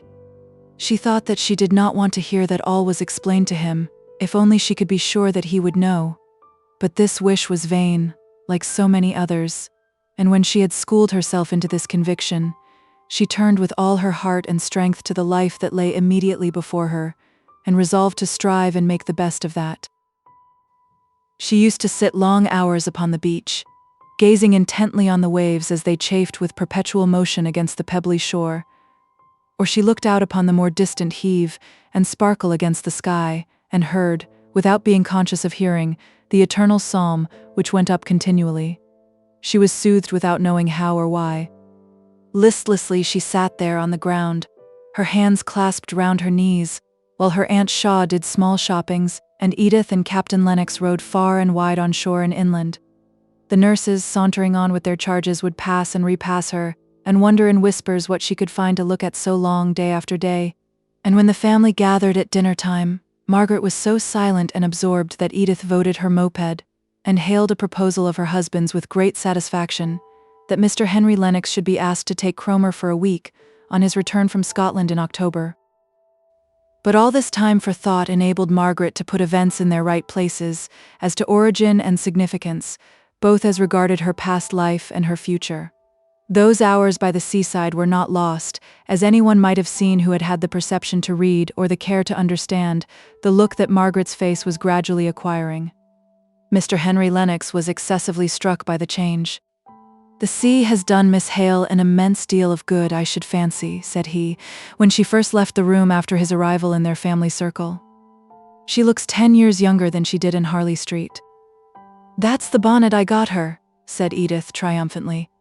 "I knew it would suit her the moment I saw it." "I beg your pardon," said Mr. Lennox, in the half-contemptuous, half-indulgent tone he generally used to Edith. "But I believe I know the difference between the charms of a dress and the charms of a woman. No mere bonnet would have made Miss Hale's eyes so lustrous and yet so soft, or her lips so ripe and red, and her face altogether so full of peace and light. She is like, and yet more," he dropped his voice, "like the Margaret Hale of Helstone." From this time the clever and ambitious man bent all his powers to gaining Margaret. He loved her sweet beauty. He saw the latent sweep of her mind, which could easily, he thought, be led to embrace all the objects on which he had set his heart. He looked upon her fortune only as a part of the complete and superb character of herself and her position. Yet he was fully aware of the rise which it would immediately enable him, the poor barrister, to take. Eventually he would earn such success and such honors as would enable him to pay her back, with interest, that first advance in wealth which he should owe to her. He had been to Milton on business connected with her property, on his return from Scotland, and with the quick eye of a skilled lawyer, ready ever to take in and weigh contingencies, he had seen that much additional value was yearly accruing to the lands and tenements which she owned in that prosperous and increasing town. He was glad to find that the present relationship between Margaret and himself, of client and legal adviser, was gradually superseding the recollection of that unlucky, mismanaged day at Helstone. He had thus unusual opportunities of intimate intercourse with her, besides those that arose from the connection between the families. Margaret was only too willing to listen as long as he talked of Milton, though he had seen none of the people whom she more especially knew. It had been the tone with her aunt and cousin to speak of Milton with dislike and contempt, just such feelings as Margaret was ashamed to remember she had expressed and felt on first going to live there. But Mr. Lennox almost exceeded Margaret in his appreciation of the character of Milton and its inhabitants. Their energy, their power, their indomitable courage in struggling and fighting, their lurid vividness of existence, captivated and arrested his attention. He was never tired of talking about them, and had never perceived how selfish and material were too many of the ends they proposed to themselves as the result of all their mighty, untiring endeavor, till Margaret, even in the midst of her gratification, had the candor to point this out, as the tainting sin in so much that was noble and to be admired.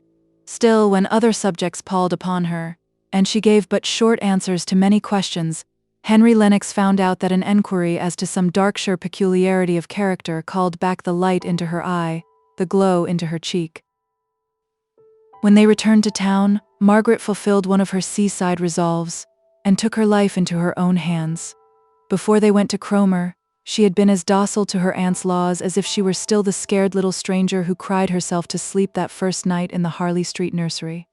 But she had learnt in those solemn hours of thought that she herself must one day answer for her own life, and what she had done with it, and she tried to settle that most difficult problem for woman: how much was to be utterly merged in obedience to authority, and how much might be set apart for freedom in working. Mrs. Shaw was as good-tempered as could be, and Edith had inherited this charming domestic quality. Margaret herself had probably the worst temper of the three, for her quick perceptions and over-lively imagination made her hasty, and her early isolation from sympathy had made her proud, but she had an indescribable childlike sweetness of heart, which made her manners, even in her rarely willful moods, irresistible of old, and now, chastened even by what the world called her good fortune, she charmed her reluctant aunt into acquiescence with her will. So Margaret gained the acknowledgement of her right to follow her own ideas of duty.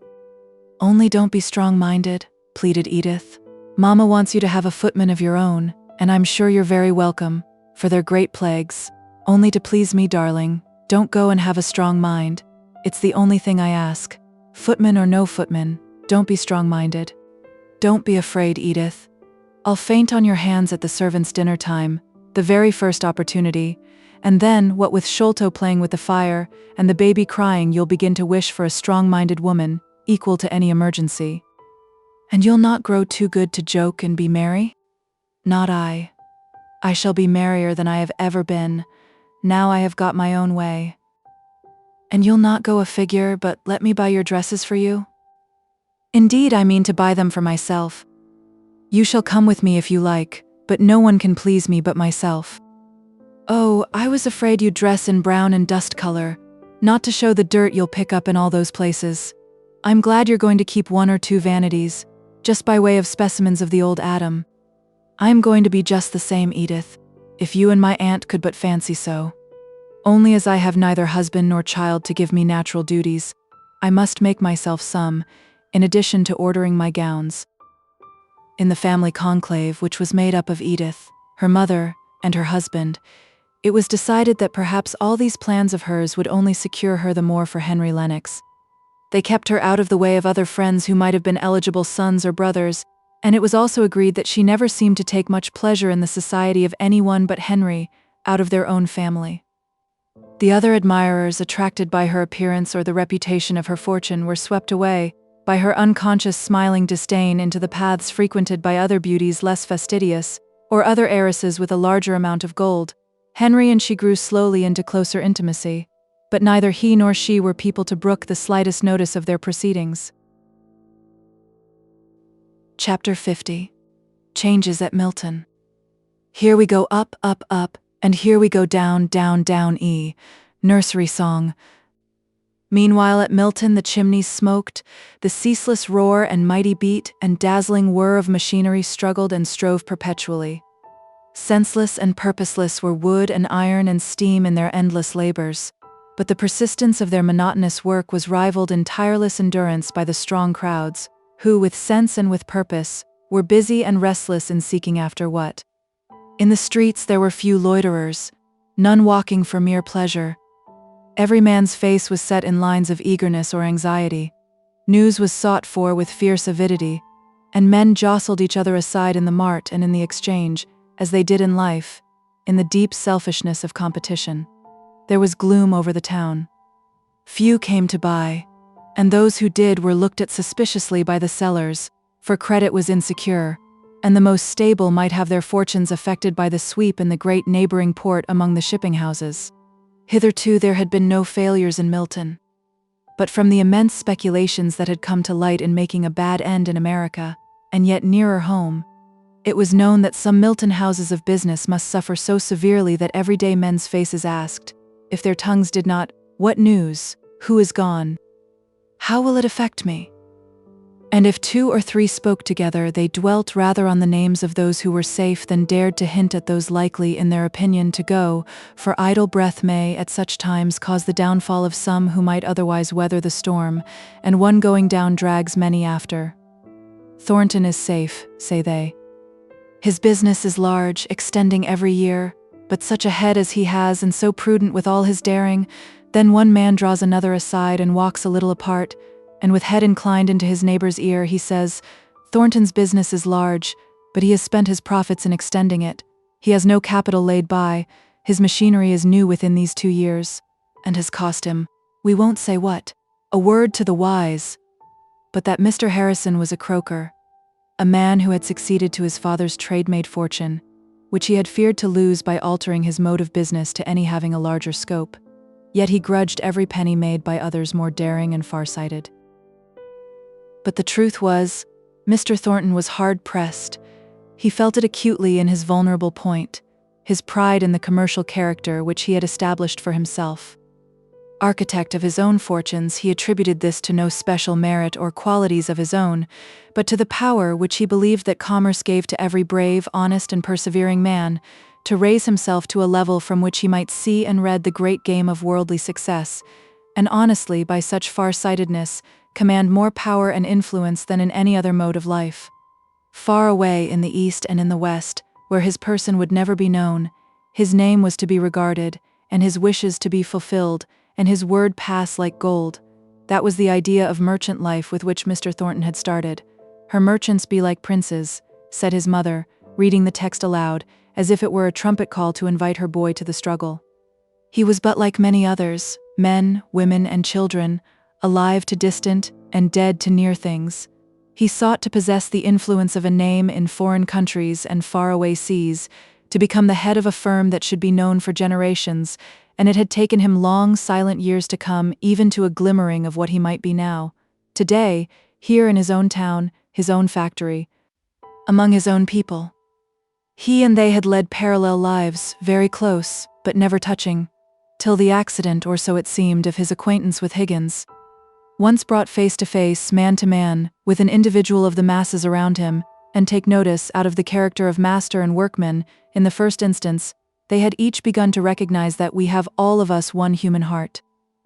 It was the fine point of the wedge, and until now, when the apprehension of losing his connection with 2 or 3 of the workmen whom he had so lately begun to know as men, of having a plan or two, which were experiments lying very close to his heart, roughly nipped off without trial, gave a new poignancy to the subtle fear that came over him from time to time. Until now, he had never recognized how much and how deep was the interest he had grown of late to feel in his position of manufacturer, simply because it led him into such close contact, and gave him the opportunity of so much power among a race of people strange, shrewd, ignorant, but above all, full of character and strong human feeling. He reviewed his position as a Milton manufacturer. The strike a year and a half ago, or more, for it was now untimely wintry weather, in a late spring, that strike, when he was young, and he now was old, had prevented his completing some of the large orders he had then on hand. He had locked up a good deal of his capital in new and expensive machinery, and he had also bought cotton largely for the fulfillment of these orders taken under contract. That he had not been able to complete them was owing in some degree to the utter want of skill on the part of the Irish hands whom he had imported. Much of their work was damaged and unfit to be sent forth by a house which prided itself on turning out nothing but first-rate articles. For many months the embarrassment caused by the strike had been an obstacle in Mr. Thornton's way, and often, when his eye fell on Higgins, he could have spoken angrily to him without any present cause, just from feeling how serious was the injury that had arisen from this affair in which he was implicated. But when he became conscious of this sudden, quick resentment, he resolved to curb it. It would not satisfy him to avoid Higgins. He must convince himself that he was master over his own anger, by being particularly careful to allow Higgins access to him, whenever the strict rules of business, or Mr. Thornton's leisure permitted. And by he lost all sense of resentment and wonder how it was, or could be, that 2 men like himself and Higgins, living by the same trade, working in their different ways at the same object, could look upon each other's position and duties in so strangely different a way.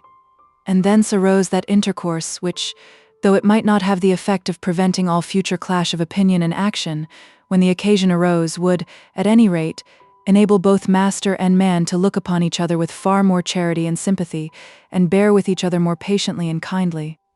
Besides this improvement of feeling, both Mr. Thornton and his workmen found out their ignorance as to positive matters of fact, known heretofore to one side, but not to the other.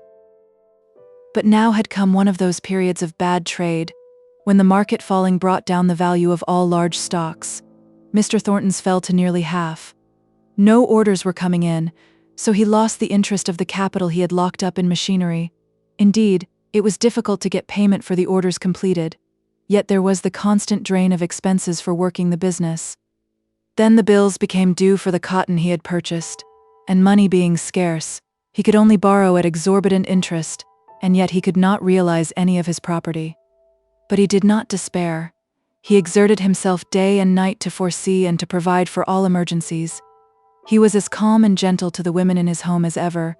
To the workmen in his mill he spoke not many words, but they knew him by this time, and many a curt, decided answer was received by them rather with sympathy for the care they saw pressing upon him, than with the suppressed antagonism which had formerly been smoldering and ready for hard words and hard judgments on all occasions.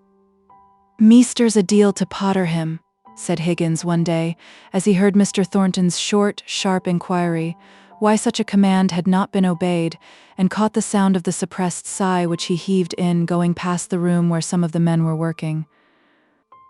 Higgins and another man stopped over hours that night, unknown to anyone, to get the neglected piece of work done, and Mr. Thornton never knew but that the overlooker to whom he had given the command in the first instance had done it himself.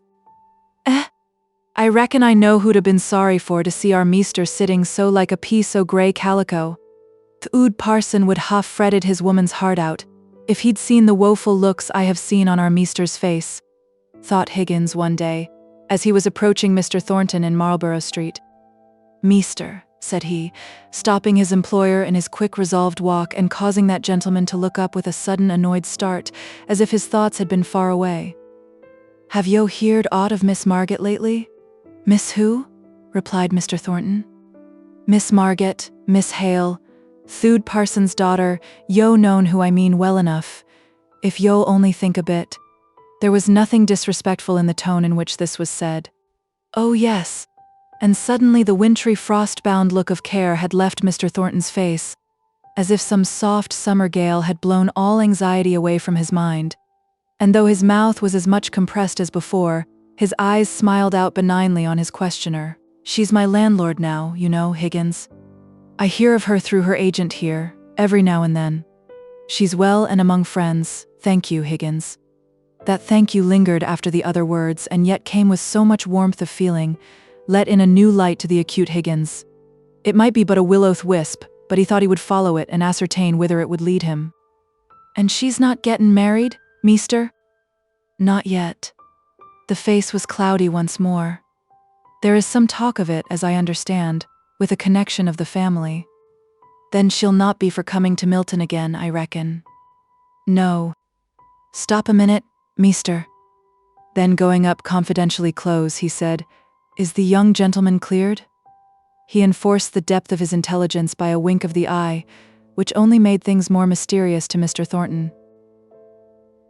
Young gentleman, I mean Master Frederick, they ca'd him, her brother as was over here, yo known.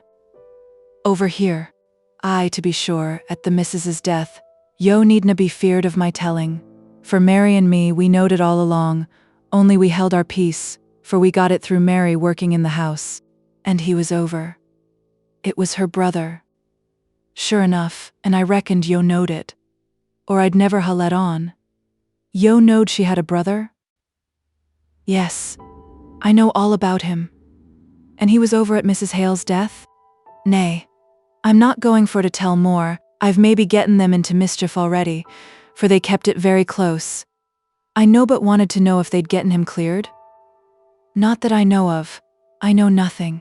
I only hear of Miss Hale, now as my landlord, and through her lawyer. He broke off from Higgins to follow the business on which he had been bent when the latter first accosted him, leaving Higgins baffled in his endeavor. It was her brother, said Mr. Thornton to himself. I am glad. I may never see her again, but it is a comfort, a relief to know that much. I knew she could not be unmaidenly, and yet I yearned for conviction. Now I am glad.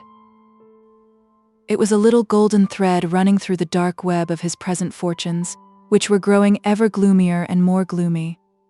His agent had largely trusted a house in the American trade, which went down, along with several others, just at this time, like a pack of cards, the fall of one compelling other failures. What were Mr. Thornton's engagements? Could he stand? Night after night he took books and papers into his own private room, and sate up there long after the family were gone to bed. He thought no one knew of this occupation of the hours he should have spent in sleep. One morning, when daylight was stealing in through the crevices of his shutters, and he had never been in bed and, in hopeless indifference of mind, was thinking that he could do without the hour or two of rest, which was all that he should be able to take before the stir of daily labor began again, the door of his room opened and his mother stood there, dressed as she had been the day before. She had never laid herself down to slumber any more than he. Their eyes met. Their faces were cold and rigid, and wan from long watching. Mother, why are you not in bed? Son John, said she, do you think I can sleep with an easy mind, while you keep awake full of care? You have not told me what your trouble is, but sore trouble you have had these many days past. Trade is bad, and you dread. I dread nothing, replied he, drawing up his head and holding it erect. I know that no man will suffer by me. That was my anxiety. But how do you stand? Shall you? Will it be a failure? Her steady voice trembling in an unwonted manner. Not a failure. I must give up business, but I pay all men. I might redeem myself, I am sorely tempted. How? Oh, John, keep up your name, try all risks for that. How redeem it? By a speculation offered to me, but full of risk, but if successful, placing me high above watermark, so that no one need ever know the strait I am in. Still, if it fails. And if it fails, said she, advancing and laying her hand on his arm, her eyes full of eager light. She held her breath to hear the end of his speech. Honest men are ruined by a rogue, said he gloomily. As I stand now, my creditor's money is safe, every farthing of it, but I don't know where to find my own. It may be all gone, and I penniless at this moment. Therefore, it is my creditor's money that I should risk. But if it succeeded, they need never know. Is it so desperate a speculation? I am sure it is not, or you would never have thought of it. If it succeeded, I should be a rich man, and my peace of conscience would be gone. Why? You would have injured no one. No, but I should have run the risk of ruining many for my own paltry aggrandizement. Mother, I have decided. You won't much grieve over our leaving this house, shall you, dear mother? No, but to have you other than what you are will break my heart. What can you do? Be always the same John Thornton in whatever circumstances, endeavoring to do right, and making great blunders, and then trying to be brave and setting to afresh. But it is hard, mother. I have worked and planned. I have discovered new powers in my situation too late, and now all is over. I am too old to begin again with the same heart. It is hard, mother. He turned away from her and covered his face with his hands. I can't think, said she, with gloomy defiance in her tone, how it comes about. Here is my boy, good son, just man, tender heart, and he fails in all he sets his mind upon. He finds a woman to love, and she cares no more for his affection than if he had been a common man. He labors, and his labor comes to naught. Other people grow rich, and hold their paltry names high and dry above shame. Shame never touched me, said he in a low tone, but she went on. I sometimes have wondered where justice was gone to, and now I don't believe there is such a thing in the world. Now you are come to this, you, my own John Thornton, though you and I may be beggars together, my own dear son. She fell upon his neck and kissed him through her tears. Mother, said he, holding her gently in his arms, who has sent me my lot in life, both of good and evil? She shook her head. She would have nothing to do with religion just then. Mother, he went on, seeing that she would not speak. I too have been rebellious, but I'm striving to be so no longer. Help me, as you helped me when I was a child. Then you said many good words when my father died, and we were sometimes sorely short of comforts which we shall never be now. You said brave, noble, trustful words then, mother, which I have never forgotten, though they may have lain dormant. Speak to me again in the old way, mother. Do not let us have to think that the world has too much hardened our hearts. If you would say the old good words, it would make me feel something of the pious simplicity of my childhood. I say them to myself, but they would come differently from you, remembering all the cares and trials you have had to bear. I have had a many, said she, sobbing, but none so sore as this. To see you cast down from your rightful place. I could say it for myself, John, but not for you. Not for you. God has seen fit to be very hard on you, very. She shook with the sobs that come so convulsively when an old person weeps. The silence around her struck her at last, and she quieted herself to listen. No sound. She looked. Her son sate by the table, his arms thrown half across it, his head bent face downwards. Oh, John, she said, and she lifted his face up. Such a strange, pallid look of gloom was on it, that for a moment it struck her that this look was the forerunner of death, but as the rigidity melted out of the countenance and the natural color returned, and she saw that he was himself once again, all worldly mortifications sank to nothing before the consciousness of the great blessing that he himself, by his simple existence, was to her. She thanked God for this, and this alone, with a fervor that swept away all rebellious feelings from her mind. He did not speak readily, but he went and opened the shutters, and let the ruddy light of dawn flood the room. But the wind was in the east. The weather was piercing cold, as it had been for weeks. There would be no demand for light summer goods this year. That hope for the revival of trade must utterly be given up.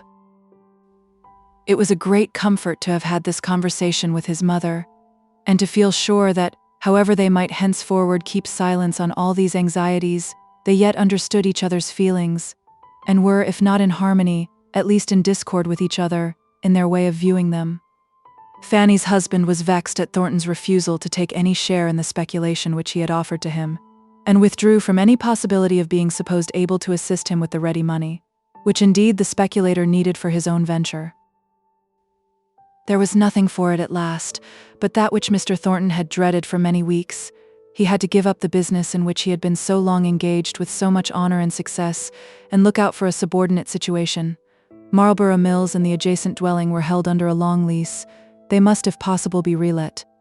There was an immediate choice of situations offered to Mr. Thornton. Mr. Hamper would have been only too glad to have secured him as a steady and experienced partner for his son, whom he was setting up with a large capital in a neighboring town. But the young man was half-educated as regarded information, and wholly uneducated as regarded any other responsibility than that of getting money, and brutalized both as to his pleasures and his pains. Mr. Thornton declined having any share in a partnership, which would frustrate what few plans he had that survived the wreck of his fortunes. He would sooner consent to be only a manager, where he could have a certain degree of power beyond the mere money-getting part, than have to fall in with the tyrannical humors of a moneyed partner with whom he felt sure that he should quarrel in a few months. So he waited and stood on one side with profound humility as the news swept through the exchange of the enormous fortune which his brother-in-law had made by his daring speculation. It was a 9 days' wonder. Success brought with it its worldly consequence of extreme admiration. No one was considered so wise and far-seeing as Mr. Watson. Chapter 51. Meeting again. Bear up, brave heart. We will be calm and strong. Sure, we can master eyes or cheek or tongue, nor let the smallest telltale sign appear she ever was, and is, and will be dear. Rhyming play. It was a hot summer's evening. Edith came into Margaret's bedroom, the first time in her habit, the second ready dressed for dinner. No one was there at first. The next time Edith found Dixon laying out Margaret's dress on the bed, but no Margaret. Edith remained to fidget about. Oh, Dixon, not those horrid blue flowers to that dead gold-colored gown. What taste! Wait a minute, and I will bring you some pomegranate blossoms. It's not a dead gold color, ma'am. It's a straw color. And blue always goes with straw color. But Edith had brought the brilliant scarlet flowers before Dixon had got half through her remonstrance. Where is Miss Hale? Asked Edith, as soon as she had tried the effect of the garniture. I can't think, she went on pettishly, how my aunt allowed her to get into such rambling habits in Milton. I'm sure I'm always expecting to hear of her having met with something horrible among all those wretched places she pokes herself into. I should never dare to go down some of those streets without a servant. They're not fit for ladies. Dixon was still huffed about her despised taste, so she replied rather, It's no wonder to my mind when I hear ladies talk such a deal about ladies, and when they're such fearful, delicate, dainty ladies too, I say it's no wonder to me that there are no longer any saints on earth. Oh, Margaret, here you are. I have been so wanting you, but how your cheeks are flushed with the heat, poor child. But only think what that tiresome Henry has done. Really, he exceeds brother-in-law's limits. Just when my party was made up so beautifully, fitted in so precisely for Mr. Colthurst, there has Henry come, with an apology it is true, and making use of your name for an excuse, and asked me if he may bring that Mr. Thornton of Milton, your tenant you know, who is in London about some law business. It will spoil my number, quite. I don't mind dinner. I don't want any, said Margaret in a low voice. Dixon can get me a cup of tea here, and I will be in the drawing-room by the time you come up. I shall really be glad to lie down. No, that will never do. You do look wretchedly white, to be sure. But that is just the heat, and we can't do without you possibly. Those flowers a little lower, Dixon. They look glorious flames, Margaret, in your black hair. You know we planned you to talk about Milton to Mr. Colthurst? Oh, to be sure, and this man comes from Milton. I believe it will be capital after all. Mr. Colthurst can pump him well on all the subjects in which he is interested, and it will be great fun to trace out your experiences, and this Mr. Thornton's wisdom in Mr. Colthurst's next speech in the House. Really, I think it is a happy hit of Henry's. I asked him if he was a man one would be ashamed of, and he replied, Not if you've any sense in you, my little sister. So I suppose he is able to sound his H's, which is not a common Darkshire accomplishment, eh, Margaret? Mr. Lennox did not say why Mr. Thornton was come up to town. Was it law business connected with the property? Asked Margaret in a constrained voice.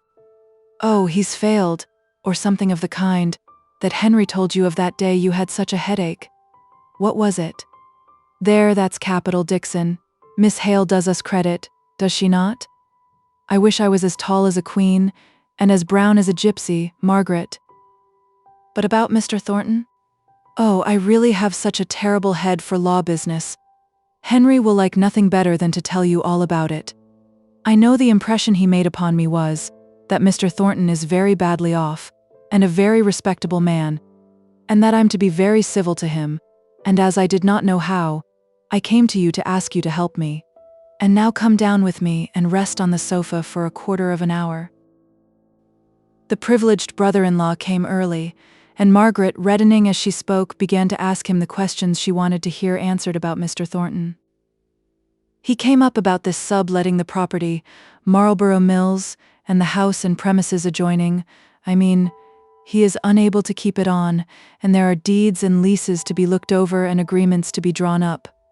I hope Edith will receive him properly, but she was rather put out, as I could see, by the liberty I had taken in begging for an invitation for him. But I thought you would like to have some attention shown him, and one would be particularly scrupulous in paying every respect to a man who is going down in the world. He had dropped his voice to speak to Margaret, by whom he was sitting, but as he ended he sprang up, and introduced Mr. Thornton, who had that moment entered, to Edith and Captain Lennox. Margaret looked with an anxious eye at Mr. Thornton while he was thus occupied. It was considerably more than a year since she had seen him, and events had occurred to change him much in that time. His fine figure yet bore him above the common height of men, and gave him a distinguished appearance, from the ease of motion which arose out of it, and was natural to him, but his face looked older and careworn, yet a noble composure sate upon it, which impressed those who had just been hearing of his changed position, with a sense of inherent dignity and manly strength. He was aware, from the first glance he had given round the room, that Margaret was there. He had seen her intent look of occupation as she listened to Mr. Henry Lennox, and he came up to her with the perfectly regulated manner of an old friend. With his first calm words, a vivid color flashed into her cheeks, which never left them again during the evening. She did not seem to have much to say to him. She disappointed him by the quiet way in which she asked what seemed to him to be the merely necessary questions respecting her old acquaintances in Milton. But others came in, more intimate in the house than he, and he fell into the background where he and Mr. Lennox talked together from time to time. "You think Miss Hale looking well?" said Mr. Lennox, "don't you?" Milton didn't agree with her, I imagine, for when she first came to London I thought I had never seen anyone so much changed. Tonight she is looking radiant, but she is much stronger. Last autumn she was fatigued with a walk of a couple of miles. On Friday evening we walked up to Hampstead and back. Yet on Saturday she looked as well as she does now. We? Who? They two alone? Mr. Colthurst was a very clever man, and a rising member of Parliament. He had a quick eye at discerning character, and was struck by a remark which Mr. Thornton made at dinner time. He inquired from Edith who that gentleman was, and, rather to her surprise, she found from the tone of his indeed that Mr. Thornton of Milton was not such an unknown name to him as she had imagined it would be. Her dinner was going off well. Henry was in good humor, and brought out his dry caustic wit admirably. Mr. Thornton and Mr. Colthurst found one or two mutual subjects of interest, which they could only touch upon then, reserving them for more private after-dinner talk. Margaret looked beautiful in the pomegranate flowers, and if she did lean back in her chair and speak but little, Edith was not annoyed, for the conversation flowed on smoothly without her. Margaret was watching Mr. Thornton's face. He never looked at her, so she might study him unobserved, and note the changes which even this short time had wrought in him. Only at some unexpected mod of Mr. Lennox's, his face flashed out into the old look of intense enjoyment. The merry brightness returned to his eyes. The lips just parted to suggest the brilliant smile of former days, and for an instant, his glance instinctively sought hers, as if he wanted her sympathy. But when their eyes met, his whole countenance changed. He was grave and anxious once more, and he resolutely avoided even looking near her again during dinner. There were only two ladies beside their own party, and as these were occupied in conversation by her aunt and Edith, when they went up into the drawing-room, Margaret languidly employed herself about some work. Presently the gentlemen came up, Mr. Colthurst and Mr. Thornton in close conversation. Mr. Lennox drew near to Margaret and said in a low voice, "I really think Edith owes me thanks for my contribution to her party. You've no idea what an agreeable, sensible fellow this tenant of yours is. He has been the very man to give Colthurst all the facts he wanted coaching in. I can't conceive how he contrived to mismanage his affairs." "With his powers and opportunities you would have succeeded," said Margaret. He did not quite relish the tone in which she spoke, although the words but expressed a thought which had passed through his own mind. As he was silent, they caught a swell in the sound of conversation going on near the fireplace between Mr. Colthurst and Mr. Thornton. "I assure you I heard it spoken of with great interest. Curiosity as to its result. Perhaps I should rather say. I heard your name frequently mentioned during my short stay in the neighborhood." Then they lost some words, and when next they could hear Mr. Thornton was speaking. "I have not the elements for popularity. If they spoke of me in that way, they were mistaken. I fall slowly into new projects, and I find it difficult to let myself be known even by those whom I desire to know, and with whom I would fain have no reserve. Yet even with all these drawbacks, I felt that I was on the right path, and that, starting from a kind of friendship with one, I was becoming acquainted with many. The advantages were mutual. We were both unconsciously and consciously teaching each other." "You say were? I trust you are intending to pursue the same course?" "I must stop Colthurst," said Henry Lennox hastily, and by an abrupt yet apropos question, he turned the current of the conversation so as not to give Mr. Thornton the mortification of acknowledging his want of success and consequent change of position.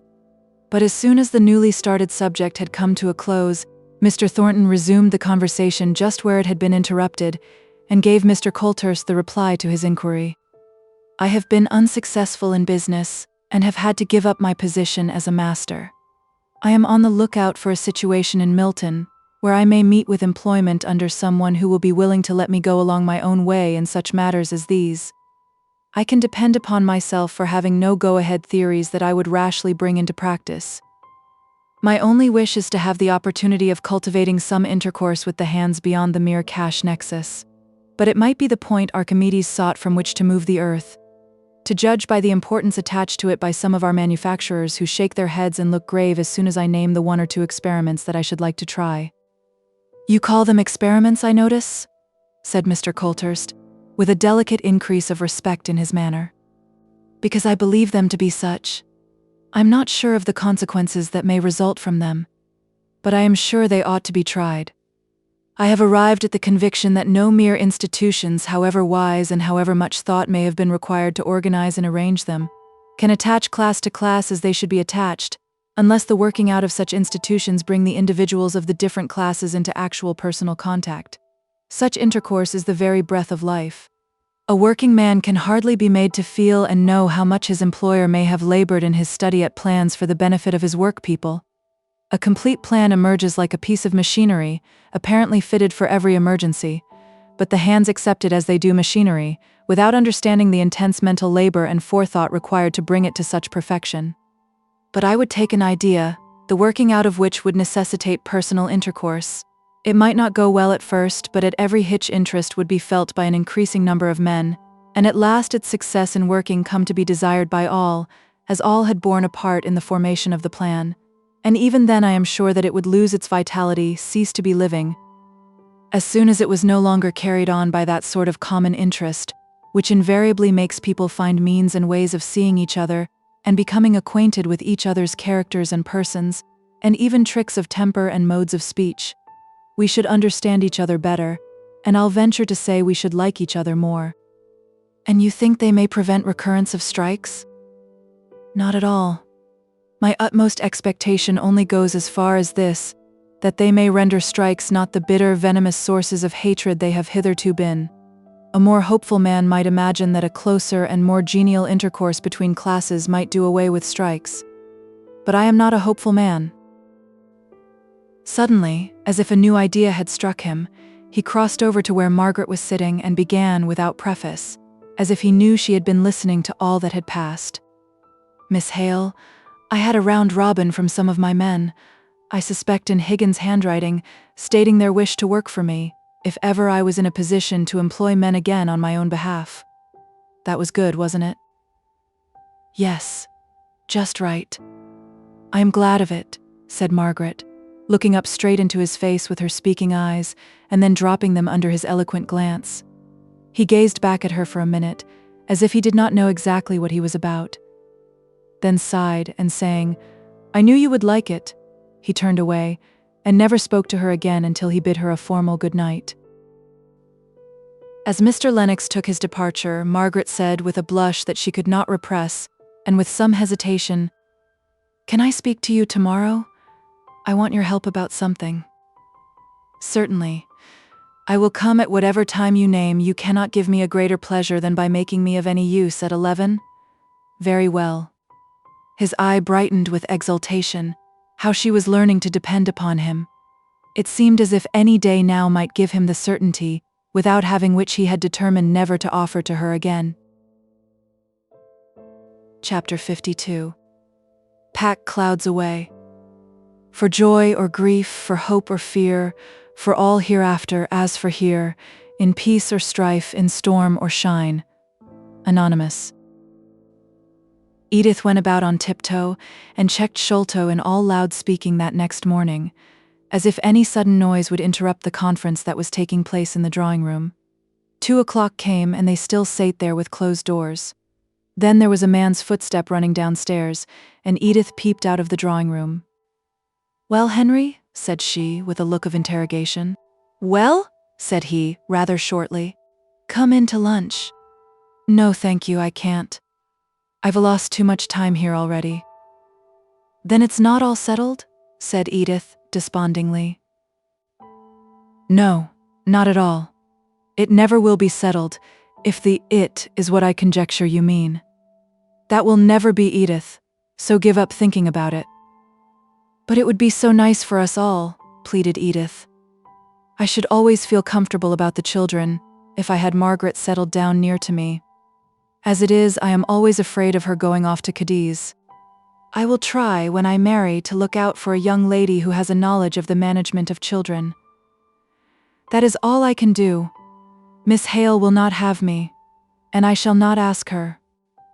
"Then what have you been talking about?" "1,000 things you would not understand. Investments and leases and value of land." "Oh, go away if that's all. You and she will be unbearably stupid, if you've been talking all this time about such weary things." "Very well. I'm coming again tomorrow, and bringing Mr. Thornton with me, to have some more talk with Miss Hale." "Mr. Thornton? What has he to do with it?" "He is Miss Hale's tenant," said Mr. Lennox, turning away. "And he wishes to give up his lease." "Oh, very well. I can't understand details, so don't give them me. The only detail I want you to understand is, to let us have the back drawing room undisturbed, as it was today. In general, the children and servants are so in and out, that I can never get any business satisfactorily explained, and the arrangements we have to make tomorrow are of importance." No one ever knew why Mr. Lennox did not keep to his appointment on the following day. Mr. Thornton came true to his time, and after keeping him waiting for nearly an hour, Margaret came in looking very white and anxious. She began hurriedly, "I am so sorry Mr. Lennox is not here. He could have done it so much better than I can. He is my advisor in this. I am sorry that I came, if it troubles you. Shall I go to Mr. Lennox's chambers and try and find him?" "No, thank you. I wanted to tell you how grieved I was to find that I am to lose you as a tenant, but Mr. Lennox says things are sure to brighten." "Mr. Lennox knows little about it," said Mr. Thornton quietly. "Happy and fortunate in all a man cares for, he does not understand what it is to find oneself no longer young, yet thrown back to the starting point which requires the hopeful energy of youth, to feel one half of life gone, and nothing done, nothing remaining of wasted opportunity but the bitter recollection that it has been. Miss Hale, I would rather not hear Mr. Lennox's opinion of my affairs. Those who are happy and successful themselves are too apt to make light of the misfortunes of others." "You are unjust," said Margaret, gently. "Mr. Lennox has only spoken of the great probability which he believes there to be of your redeeming, You're more than redeeming what you have lost. Don't speak till I have ended, pray don't." And collecting herself once more, she went on rapidly turning over some law papers and statement of accounts in a trembling, hurried manner. "Oh, here it is. And he drew me out a proposal. I wish he was here to explain it.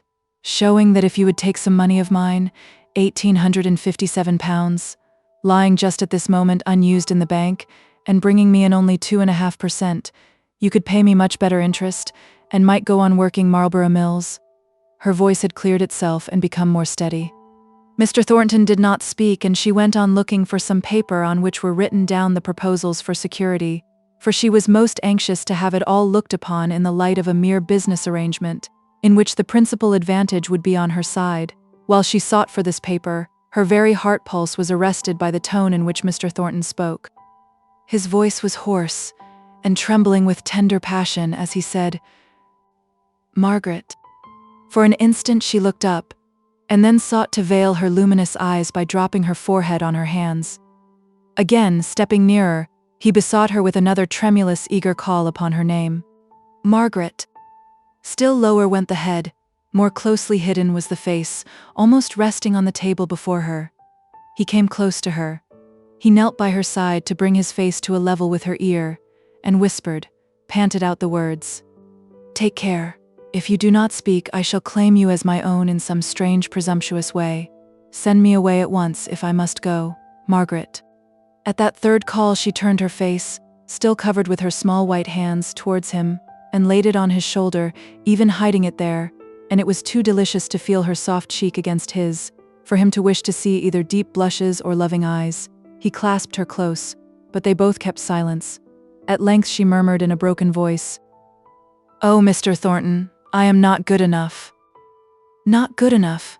Don't mock my own deep feeling of unworthiness."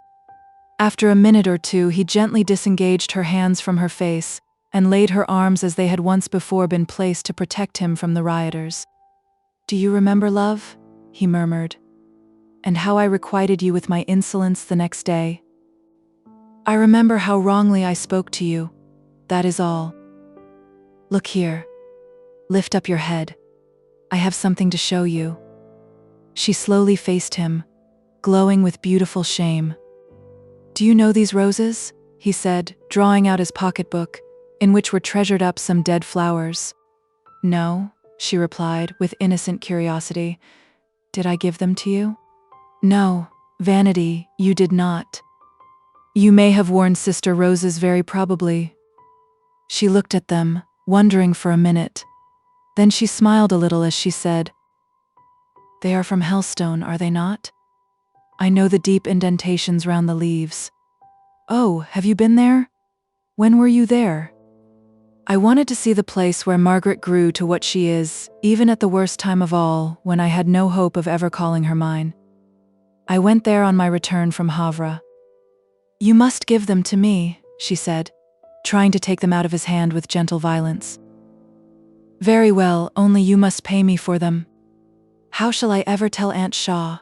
she whispered, after some time of delicious silence. "Let me speak to her." "Oh no, I owe to her, but what will she say?" "I can guess. Her first exclamation will be, 'That man.'" "Hush," said Margaret, "or I shall try and show you your mother's indignant tones as she says, 'That woman.'" The end.